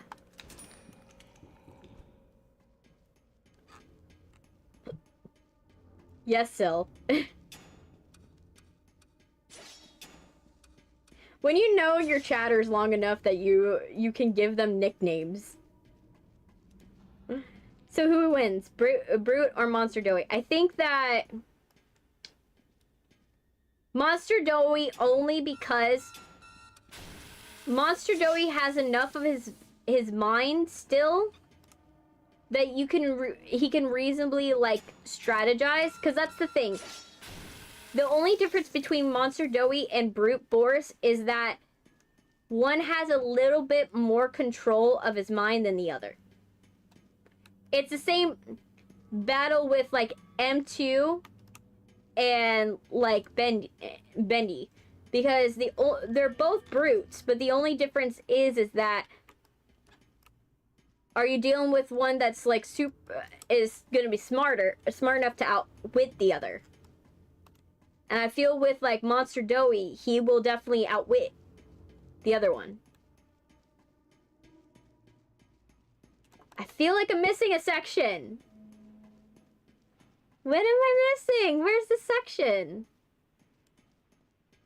It is boggling my mind that I can't find it.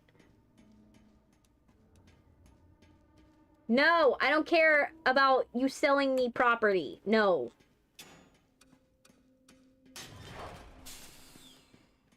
I hate that when I get spam callers when I do my streams. I'm like, ugh. Keep getting spam callers. Like, I get it. Your whole job is to, like, sell. Oh.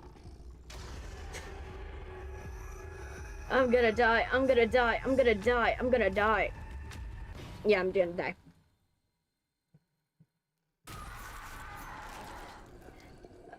Hey, Husk. Okay. Who said Radio Alistair's all worked up? Okay, by the way, I'm excited about the new season. I'm excited about it. I'm excited to...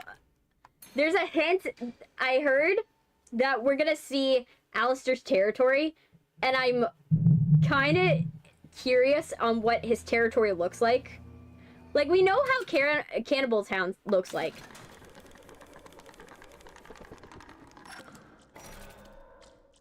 But I don't know if we know what the other, like, his territory actually...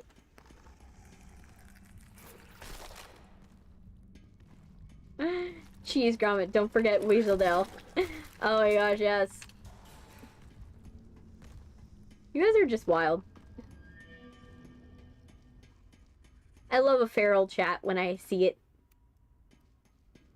I like a feral chat.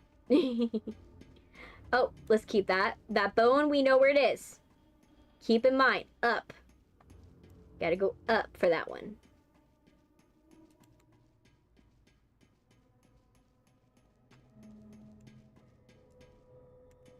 Let me see. That's a hiding space.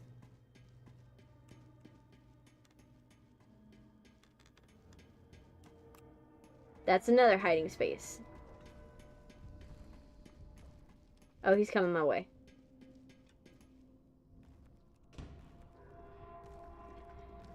Hopefully we can survive long enough. You know, hopefully.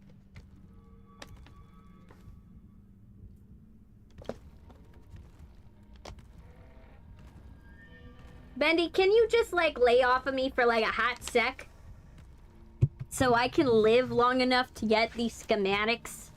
Because the faster I get these schematics, the faster I'm out of your hair. Bendy. Like, I know you probably want to, like, go and get me, but it would be significantly less cardio if you just let me live and do my thing and get what I need and get out of here. Like, I don't think it's a hard ask, man.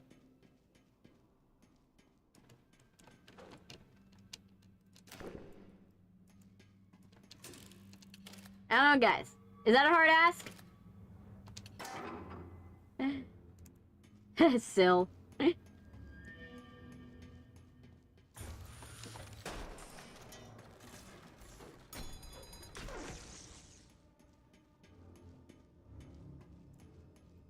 I just gotta get one good run. One good run.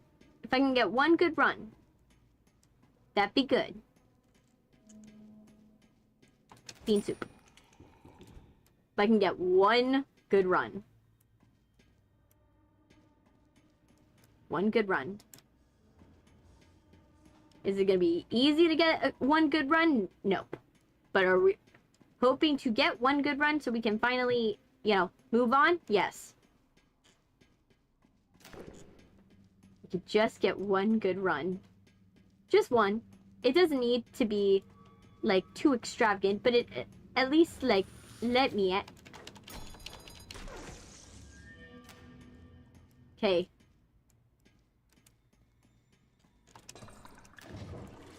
There.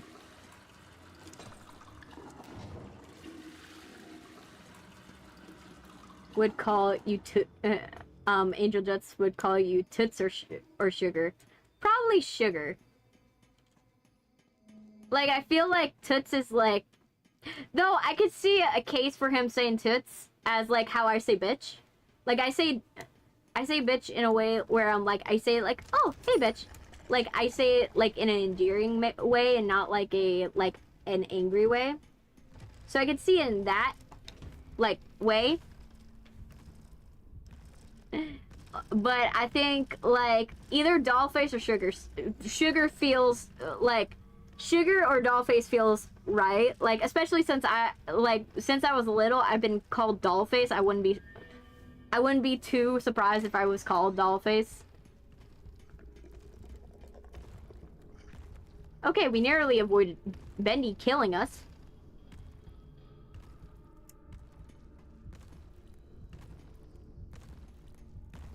We're just like now chasing Bendy.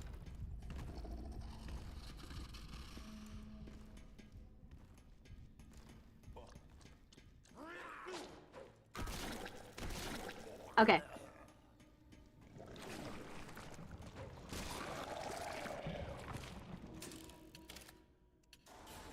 Hey.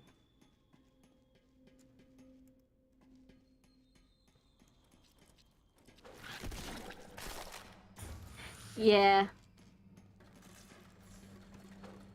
Like I said, Dollface sounds good. We'll call you my dear. Yeah, but that's what he says it says every woman that he finds engaging. you know? Or, one that he could easily manipulate. Right? The funny thing about Alistair is I love the character of Alistair for the mystique, and I love the fact, like, he has a lot more subtlety to him. But if I had to be honest, in the one that I relate to most, it's probably Charlie. Charlie, I relate more. It's just I relate to her in the way where I'm like fighting a losing battle that is almost always involving me accidentally blowing everything up. Like, I think that's the best way to describe it. I think that's where we both jive. Is me and Charlie are just like, we just exist in the vibe of we're just like trying our best, but everything's just like not exactly going to plan. And we just have to live with the plan. And the plan does make us anxious, but we try. You know.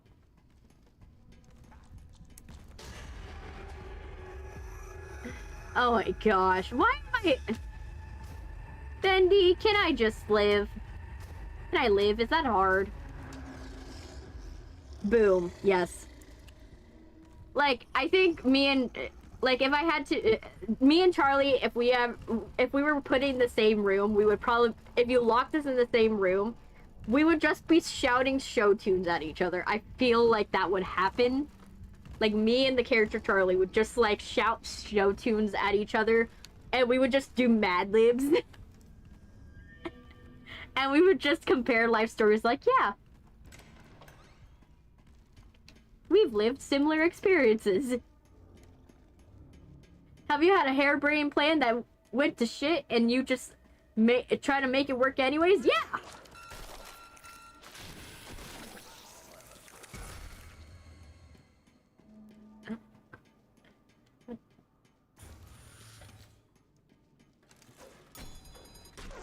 Like, that would be what would be the case with me and Charlie, is like we would just relate on the fact that we just have a lot of stuff that just doesn't go to plan. But we have it somehow works out in some way, shape, or form. We figure out a way to make it work, but it's always not in the way we thought it would be.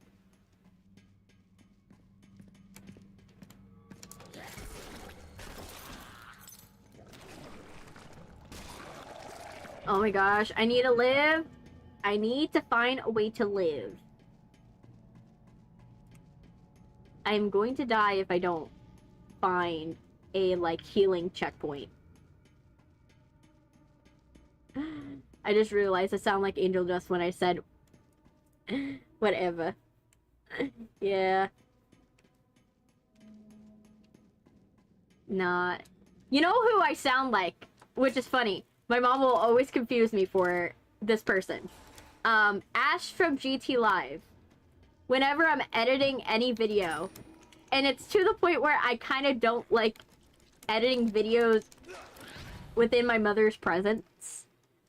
Because what will happen is if I watch GT Live, Ash, I'll watch Ash from GT Live and my mom will be like, "Are you editing videos?" I'm like, "No, Mom, I'm watching Ash from GT Live." I don't know, it's the fact that we have like a very, like, it's the intonation of how we speak, or like how we like string sentences together, or if it's actually like how we sound. But it's, we both somehow have the same voice to my mother. Me and Ash. If I ever got into a room with Ash from GT Live, I would love for us to talk at each other and for us to, like, you know, genuinely be in a room and see if our actions if we talk exactly the same. Because I do think it's like, maybe it's how we talk. Oh, double damage, cool.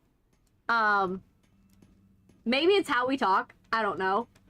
But like, my mom always confuses me for Ash from GT Live. She'll always be like, "Are you editing videos?" No.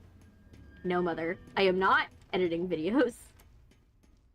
I'm actually doing the opposite. I'm watching a video to relax. Ooh, they go down in one hit. Ooh, I like that. I like that. That's actually better.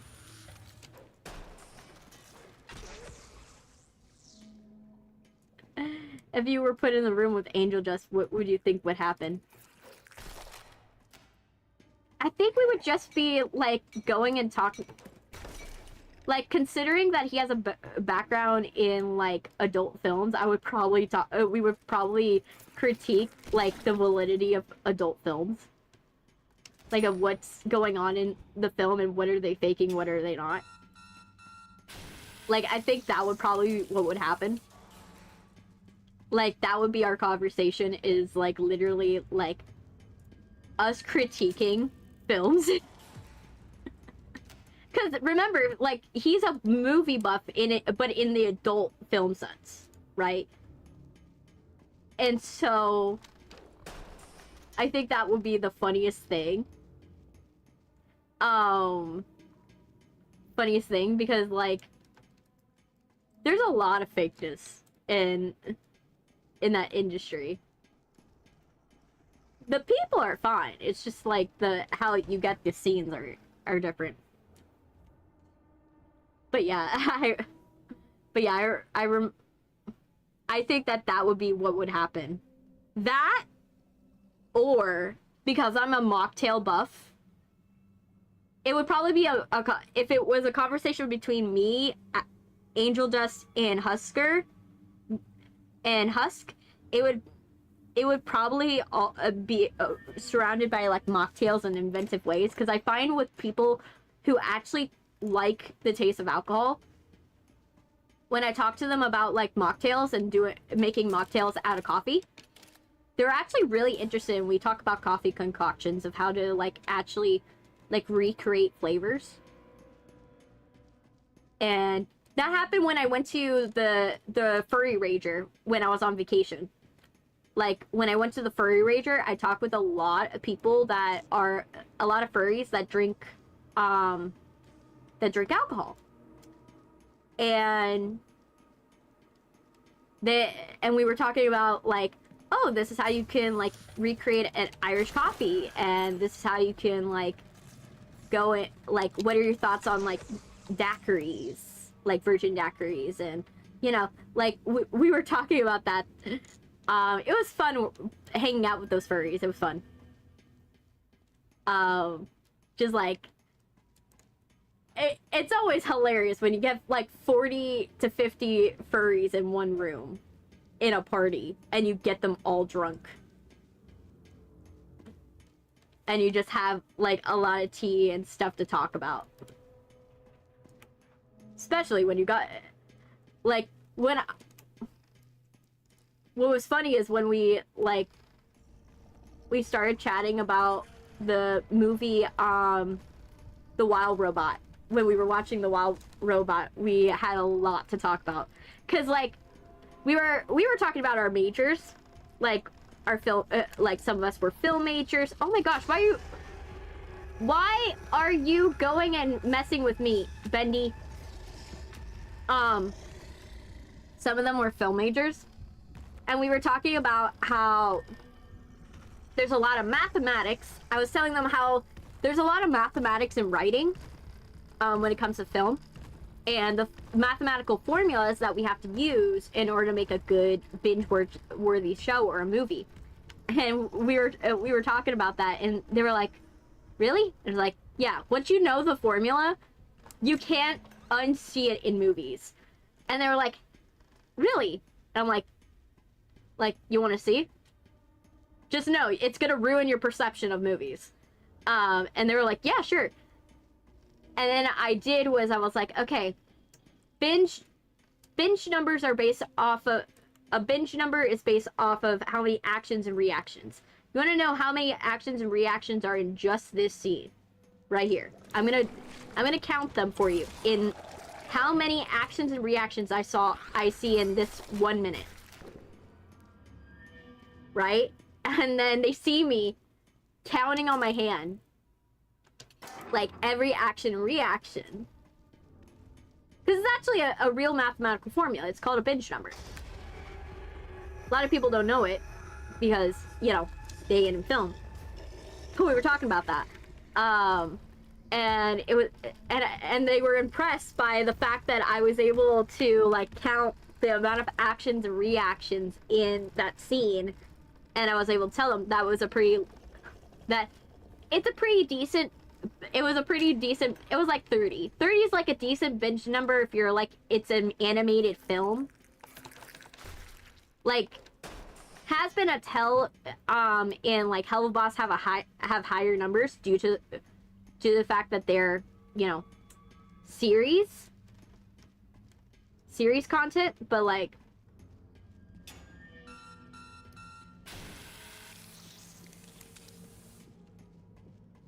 if you got, I tell you, if you guys let me do like a reaction series, well, not that you let me, if YouTube would let me, because I would probably do okay, there's Bendy. I now found him. I would probably do a reaction series where I like react to like Has Been Hotel or something like that. But I'm probably gonna do like, I have to do it in a special way because, like I said before, it's really hard to do reaction content because YouTube just makes it hard. Twitch makes it hard as well.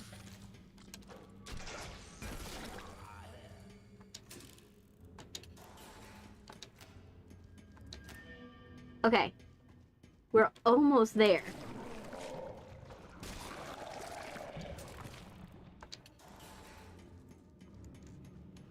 Do you know One Piece? Yes, I do. Do I watch it? No. Like I've said before, I don't watch it because of the fact that I don't want to get sucked into it. Because once I've sucked into it, that's months of dedication.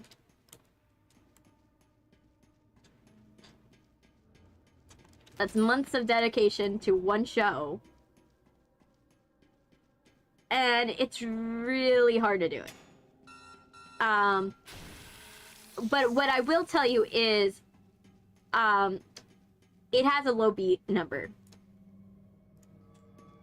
As a low beat number, it's not really good when it comes to like pacing. If I were to count how many beats are in a One Piece episode, it would be very low.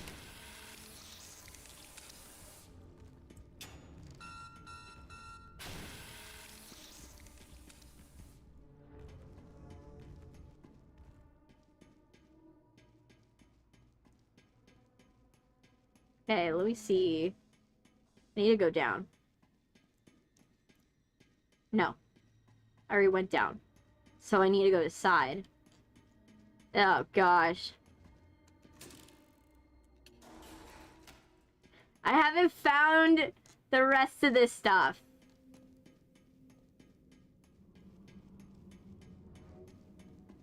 And it's frustrating because I'm like, I'm definitely missing areas. But I can't place what I'm missing. I realized that Ace is the only character that shows his abs off for no reason. Ah. Yeah. To be honest, I don't know the character, so I won't be able to speak on that. I can't speak on it, but just know I am there for you.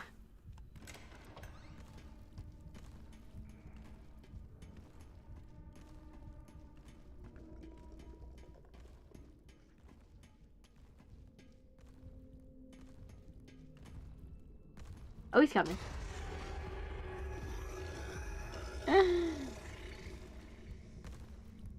But yeah.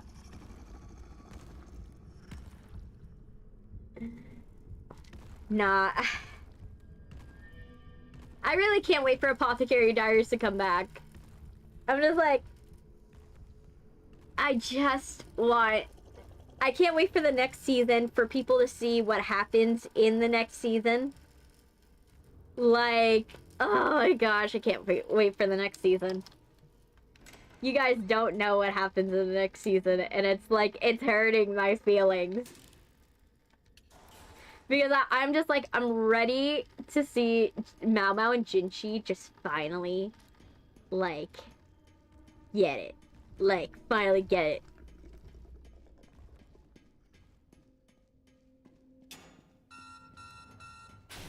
Like, the arc, like, I'm just ready, because, like, you guys don't know. Hey, Chip is live, welcome. Like, I'm ready to see, like, so he said he was going to work out more and get abs for me. Oh, wow.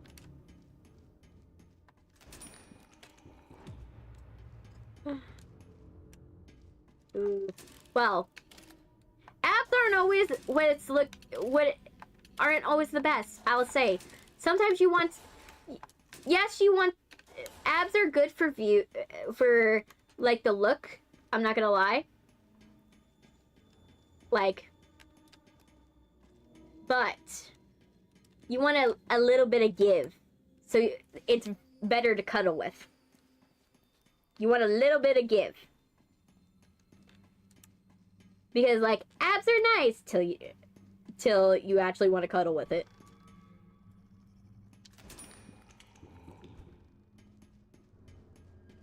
And then they're just, like, annoying. You're just, like, trying to lay correctly. So, welcome, Chip Us Alive. How you doing? How you doing? Welcome. Have you been watching the stream for long? Do you like the stream? Is it nice? Is it wonderful? Let me see. I'm gonna say something in Spanish. Okay.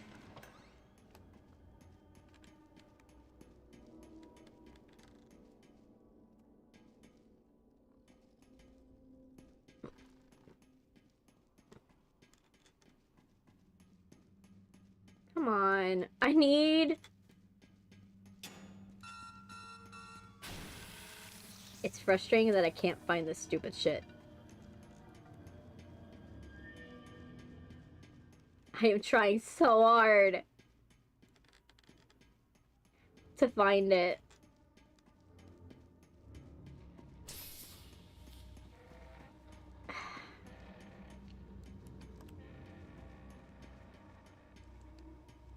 What am I missing?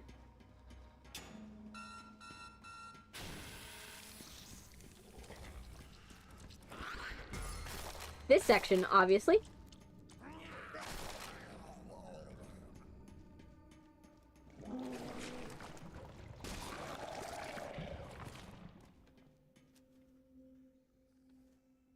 Let me see. I hope you have a wonderful day and stay positive all the time. Aww.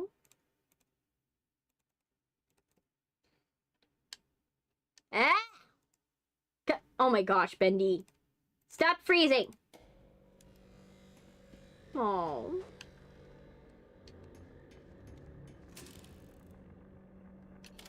You're so sweet, Sil. And also, I ran out of stamina, so I'm fucked. Where is it?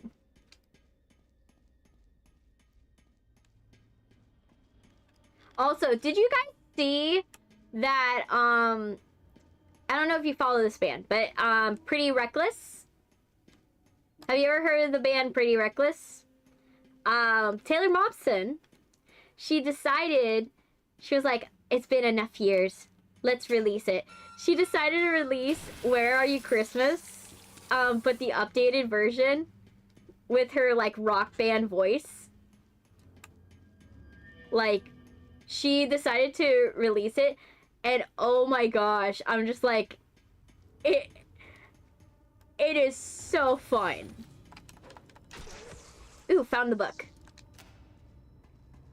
Like, have you guys heard it? Like, Where Are You Christmas? Like, if you guys don't know, she played Cindy Lou Who in the Grinch, the Jim Carrey version of the Grinch Who Stole Christmas.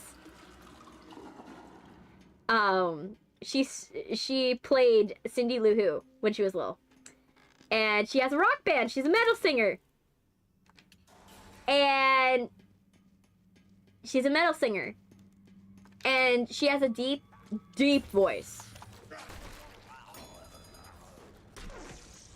She has a deep voice now, and so she did her iteration of Where Are You Christmas, and I was just like, the fact that she layered her old voice, like her old like child voice from when she was little, with like her new like metal voice. Oh my gosh, it was funny.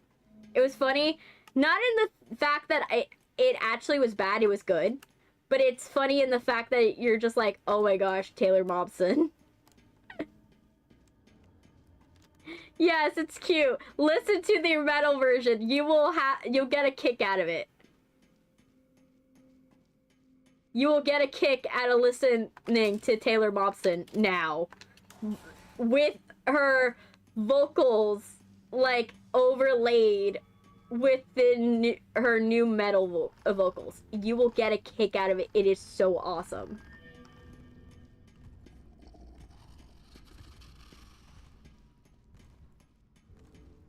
Okay. I feel Bendy. I don't know where Bendy is.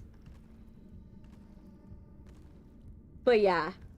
And like, you could tell like in the first section, she's like trying to keep it reserved. She's like, me and the furries were talking about this. We were like, she's trying to keep it reserved. She's trying to like hold it back. But then like halfway through the song, she's like, yes, Where Are You Christmas? I was like, yes, I didn't know I needed like Taylor Momsen like reprising that. Like her singing in that song. But oh boy, did I need it. It made my day infinitely better when I heard that.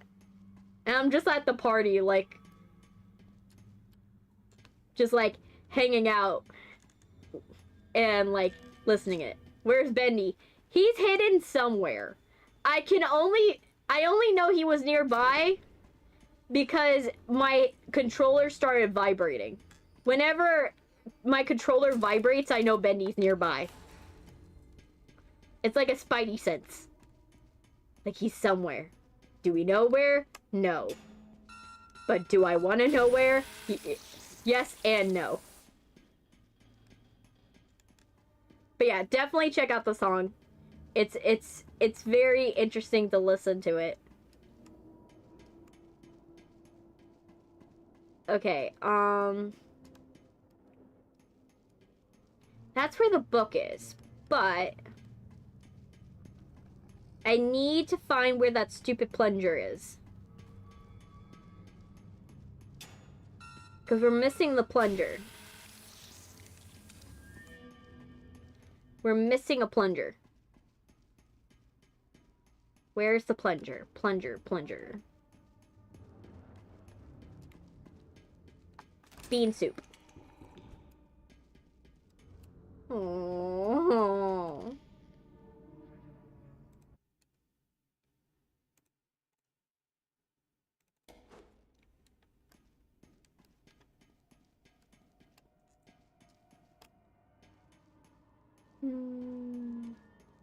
So cute. You guys are awesome and cute. Okay. Where is it?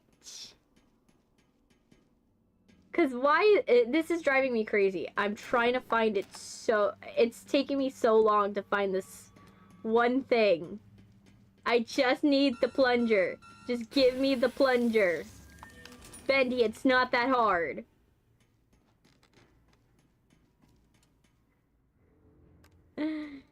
Oh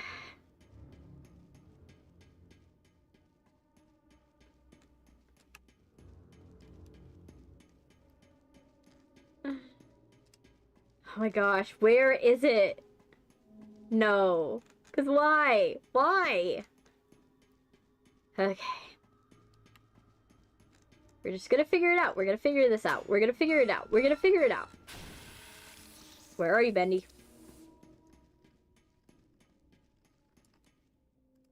Can I move on with my day?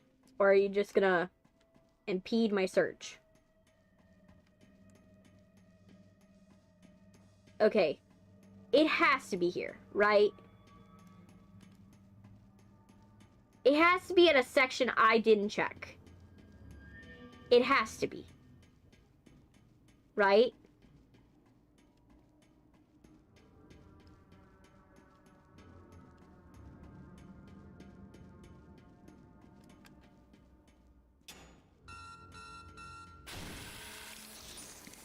It has to be in a section that we didn't check. 'Cause, like...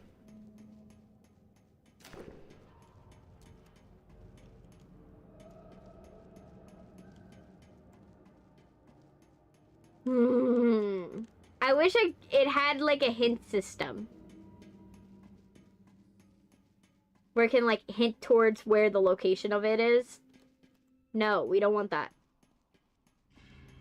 Ew. Get that away from me.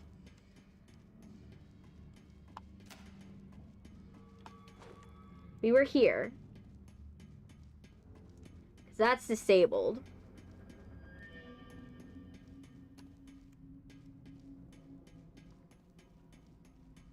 But where? It's driving me nuts. I'm just like, where is this stupid plunger? Where? Where is it?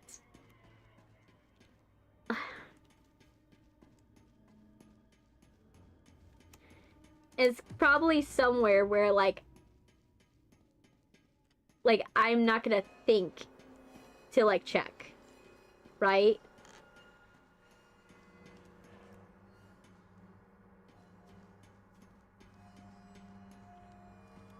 We went this way already. And we killed it. Okay. We went this way. Oof. No, no, no, no, no.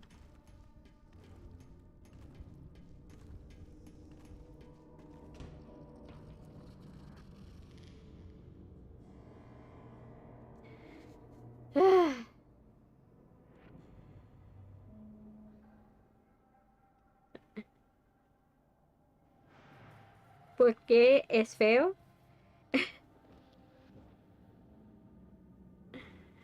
Oh, man. Oh, man.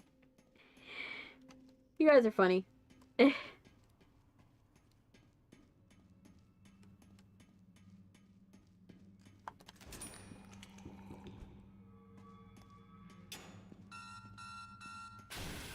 Ooh, I nearly lived. Okay, I need to find... Where is it?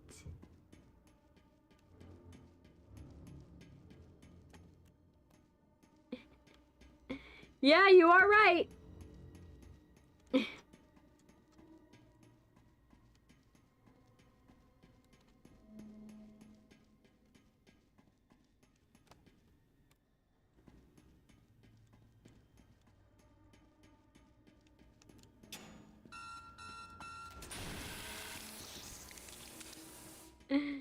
Ah.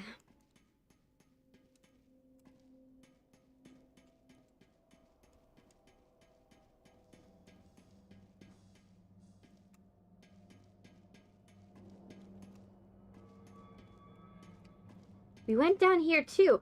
Where is this stupid plunger? Watch, that's gonna be the thing that, like, will be the only thing that, like, the main topic of this whole thing is, like, me trying to find a stupid plunger so I can finish the section. Where is it?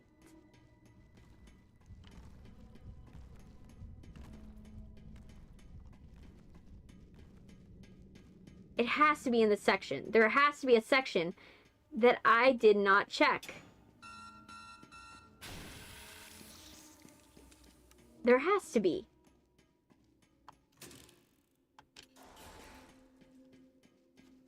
Do you know the musical Cats? Yes, I do. I do. I'm a musical theater nerd. No musical theater nerd worth their salt doesn't know Cats.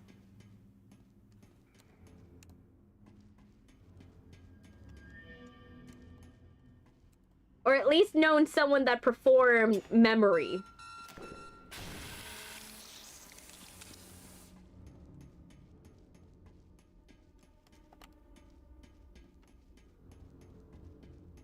Or seen, or someone that hasn't, you know, made jokes about the production, the movie version of Cats and how ridiculous it looks. And whoever made that choice was like, we're only doing this because this is a Taylor Swift project.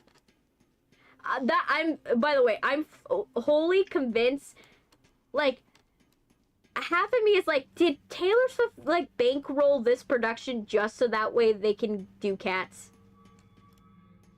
Did she do it? Like, if not, like, why did it look like... And if she did, why did it look bad?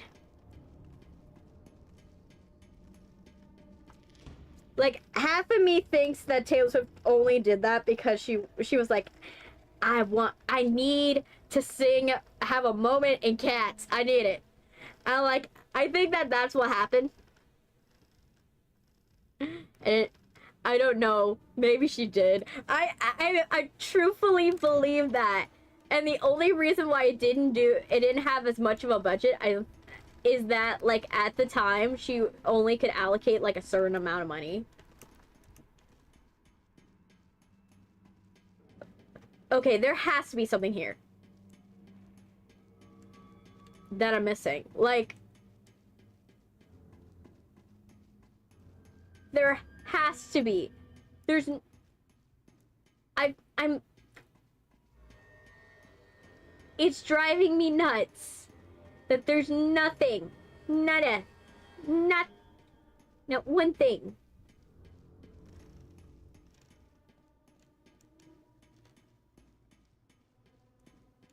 Let me see. Anything here?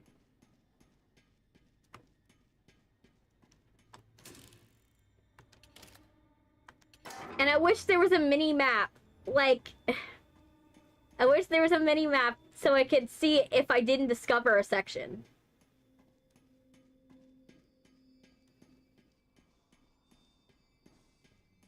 Because I feel it's as stupid as, like, I just missed it. Right? Like, half of me is like, it has to be as stupid as I missed it.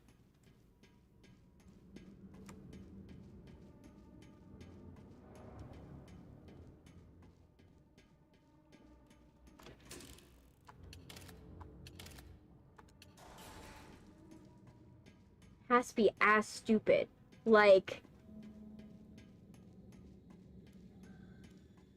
cause, like, what explains it?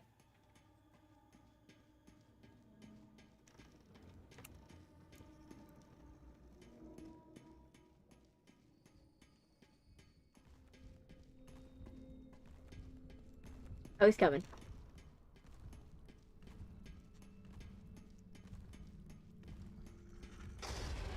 What the fuck?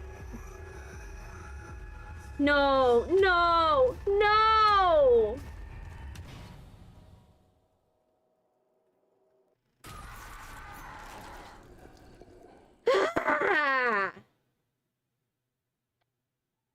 Half me's thinking I'm gonna have to play another round of this, and I don't want to. I need it to be the last one, but I'm like...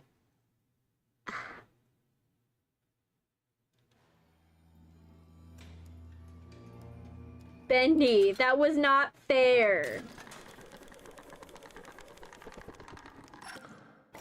Of course, bad luck. Okay, so there's a bone here.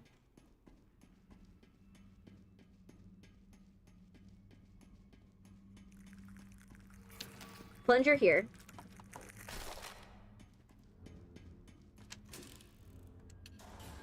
There. Now we see it.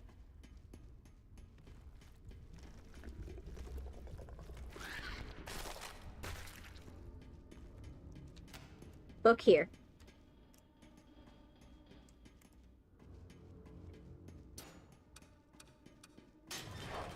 Let me see. Is he coming?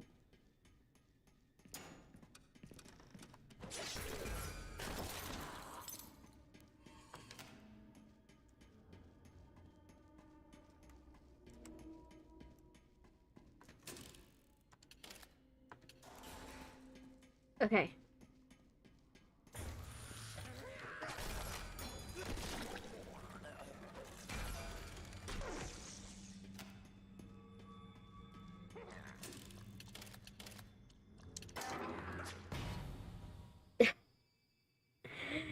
Oh my gosh.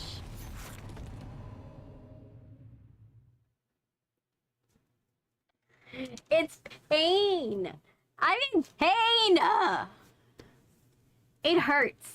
It hurts. You know what? Give myself a second.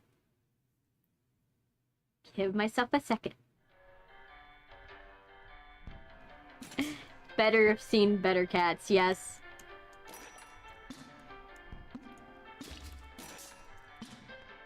Nah.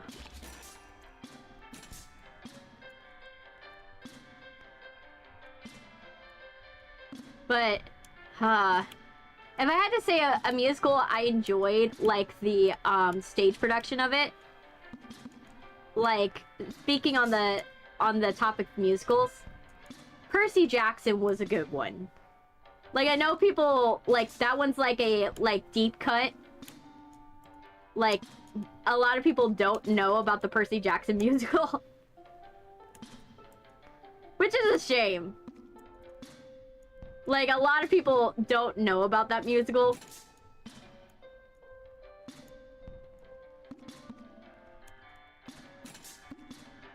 Like, more people know about the SpongeBob musical than the Percy Jackson one. Which is a shame, because I feel like that one should have more notoriety, because the fact of it is it's like, it's one of those musicals where it acknowledges the fact that it's low production. It's just like, we acknowledge the fact that we have no CGI and we have no way to do these monsters. But we're just gonna do it in the most low cost version that I could do it, and I appreciate it. Like, if you watch footage of, like, the Percy Jackson musical, you will laugh so hard with the inventiveness of what they come up with, just so that way they can replicate it. And, like, just if you want like a vibe of what the musical is about, just listen to the opening song. Like, the opening song. And then, like, the other one that is, like, the best, like, summarization of how chaotic it is, like, listen to Just Another Terrible Day, by, where basically Dionysus is just explaining the whole camp to Percy, and it's just, like, it's awesome. Because he's like, I don't have energy for this, but I'm, like, let's do a whole jazzy tune. Yeah. Put Husk in a musical, yes. And, like, it's a musical you don't know you need until, like, you actually listen to it and you're like, I didn't know I need this, but it's kind of hilarious. Like, just look up pictures of it alone is funny. Just the image of, like, Percy pulling a conch shell out of his ass. And it's like, look, a seashell! That could be our way to portal to the underworld. From the underworld. Like, they replaced like, so instead of like the concept of pearls like the movie did, or like, and also it's somehow more faithful than the movies. Like, it's somehow more faithful, which is kind of funnier. I don't know if I should laugh more that it feels more faithful. Cause like Hell is just a record company. And like obviously in the books, but also in the musical they like play into it a lot more. With Husk and a deep voice, he should be in a musical. Yes. Cause he is. That guy, the voice actor for Husk, has been in multiple musicals. Is what you don't know. Have you heard of a little ditty called Hades Town?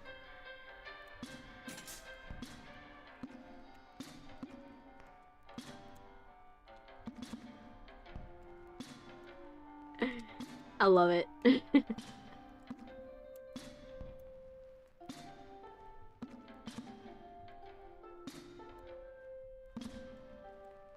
Like, he's a perfect Hades, to be honest, in, like, Hades Town. If you need, like, a Hades... Nah. Yes.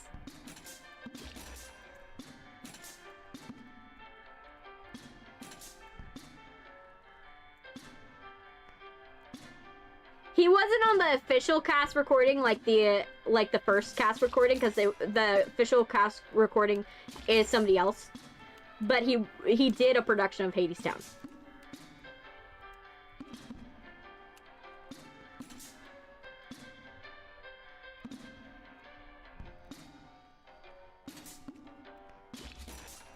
I'm just trying. I heard that you could get like a cool achievement if you like get to 25. So I'm like, just so I could cool down, I'm just doing this. But I'm slowly realizing I'm running out of time for the stream. And I'm like, part of me is like, I gotta finish this stream.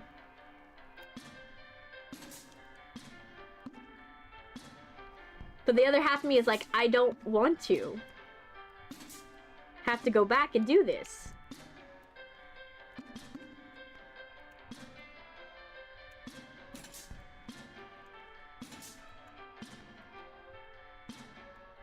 But yeah, the other person that I really admire is Barrett Wilbur Reed. Like, you guys probably don't know who she is. Barrett Wilbur Reed, she played Janice on Mean Girls Broadway. She's like, has a phenomenal voice. And if you actually listen carefully in Hell of a Boss, she actually is the singing voice for Via.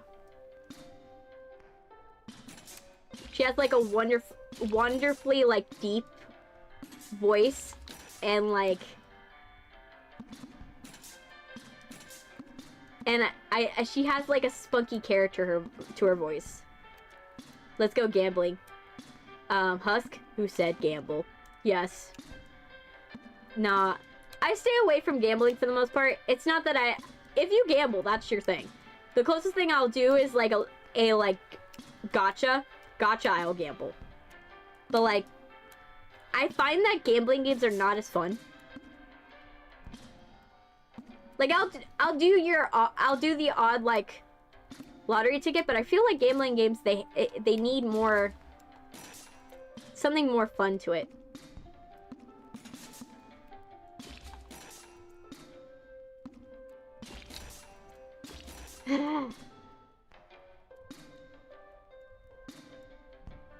I'm trying so hard.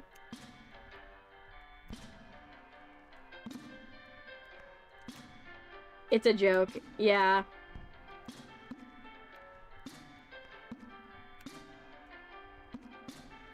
I'm trying so hard. Okay.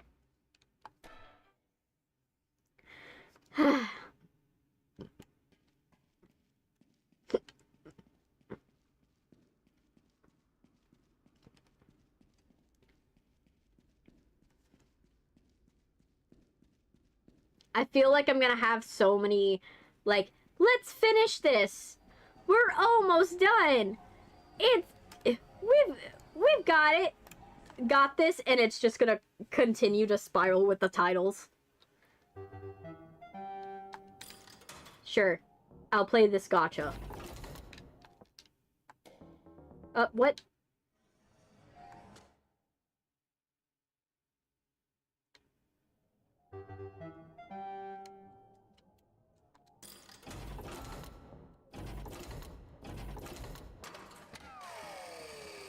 What did I get?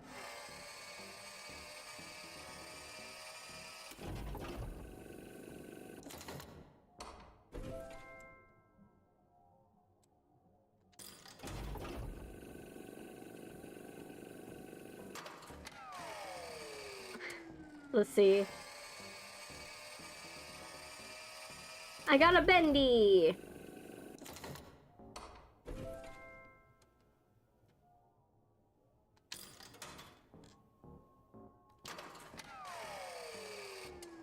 Let's see.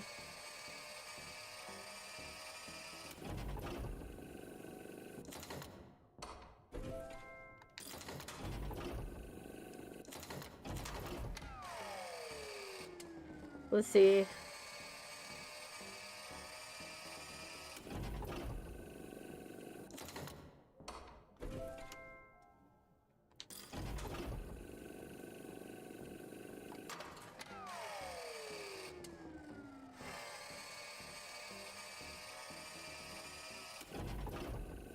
I'm trying to win the gacha. Yes. Okay, let me see. How many toys did I get?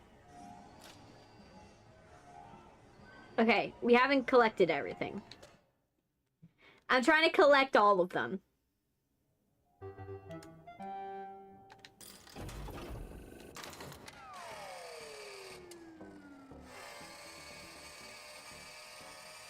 Yay, I got Boris.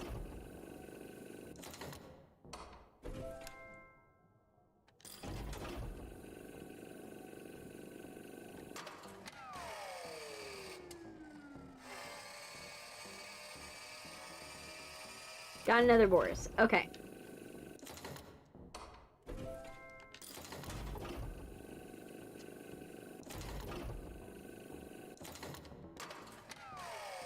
Back corner.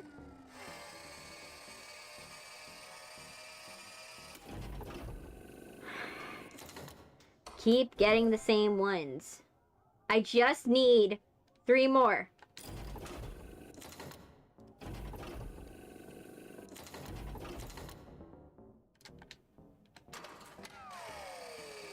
Let's see.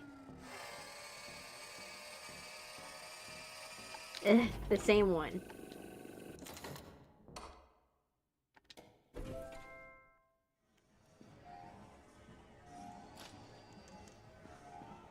We just need 3 more. 3 more.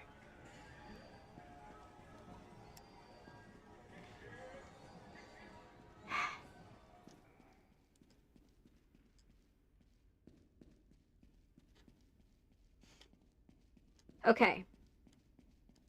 I think this is where I'm gonna have to call it. Let me save. I think this is where I'm gonna have to call it with Bendy.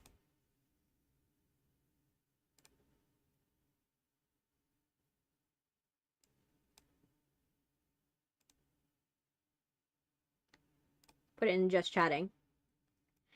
I think we did good today. We definitely did really good today. Everything went well.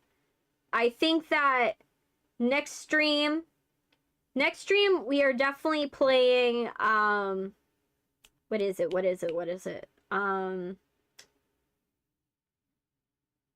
My brain. We're playing Crime Scene Cleaner Nightmare Mode. We are playing that because we got to finish it. Then after we finish Crime Scene Cleaner Nightmare Mode on Saturday, we are going to play what is it? Little Nightmares 2. we're gonna play Little Nightmares 2, which should be good. We'll play Little Nightmares. That'll be great. And yeah, that's pretty much what will happen. I don't know why it's so slow on the TikTok screen. I really hope it's not like this is why people don't like watching it, but I don't know. But yeah. So I think that's where we're gonna end it today. Thank you guys for watching. Let's see. Let me check on the YouTube side. YouTube side's doing good. But yeah, this is where I'm gonna end it for today. I hope you guys have a wonderful day. Tomorrow, like I said, on Saturday we will be back for Crime Scene Cleaner 2. And then Monday will be bye. Monday will be Little Nightmares. So I will let you guys go. Have a wonderful day. And for those of you who are in Twitch, do you want to get rated? Twitch, would you like to get rated? Because I will raid you if that is the case. Let me see. Let me end it for the YouTube audience. So let's see.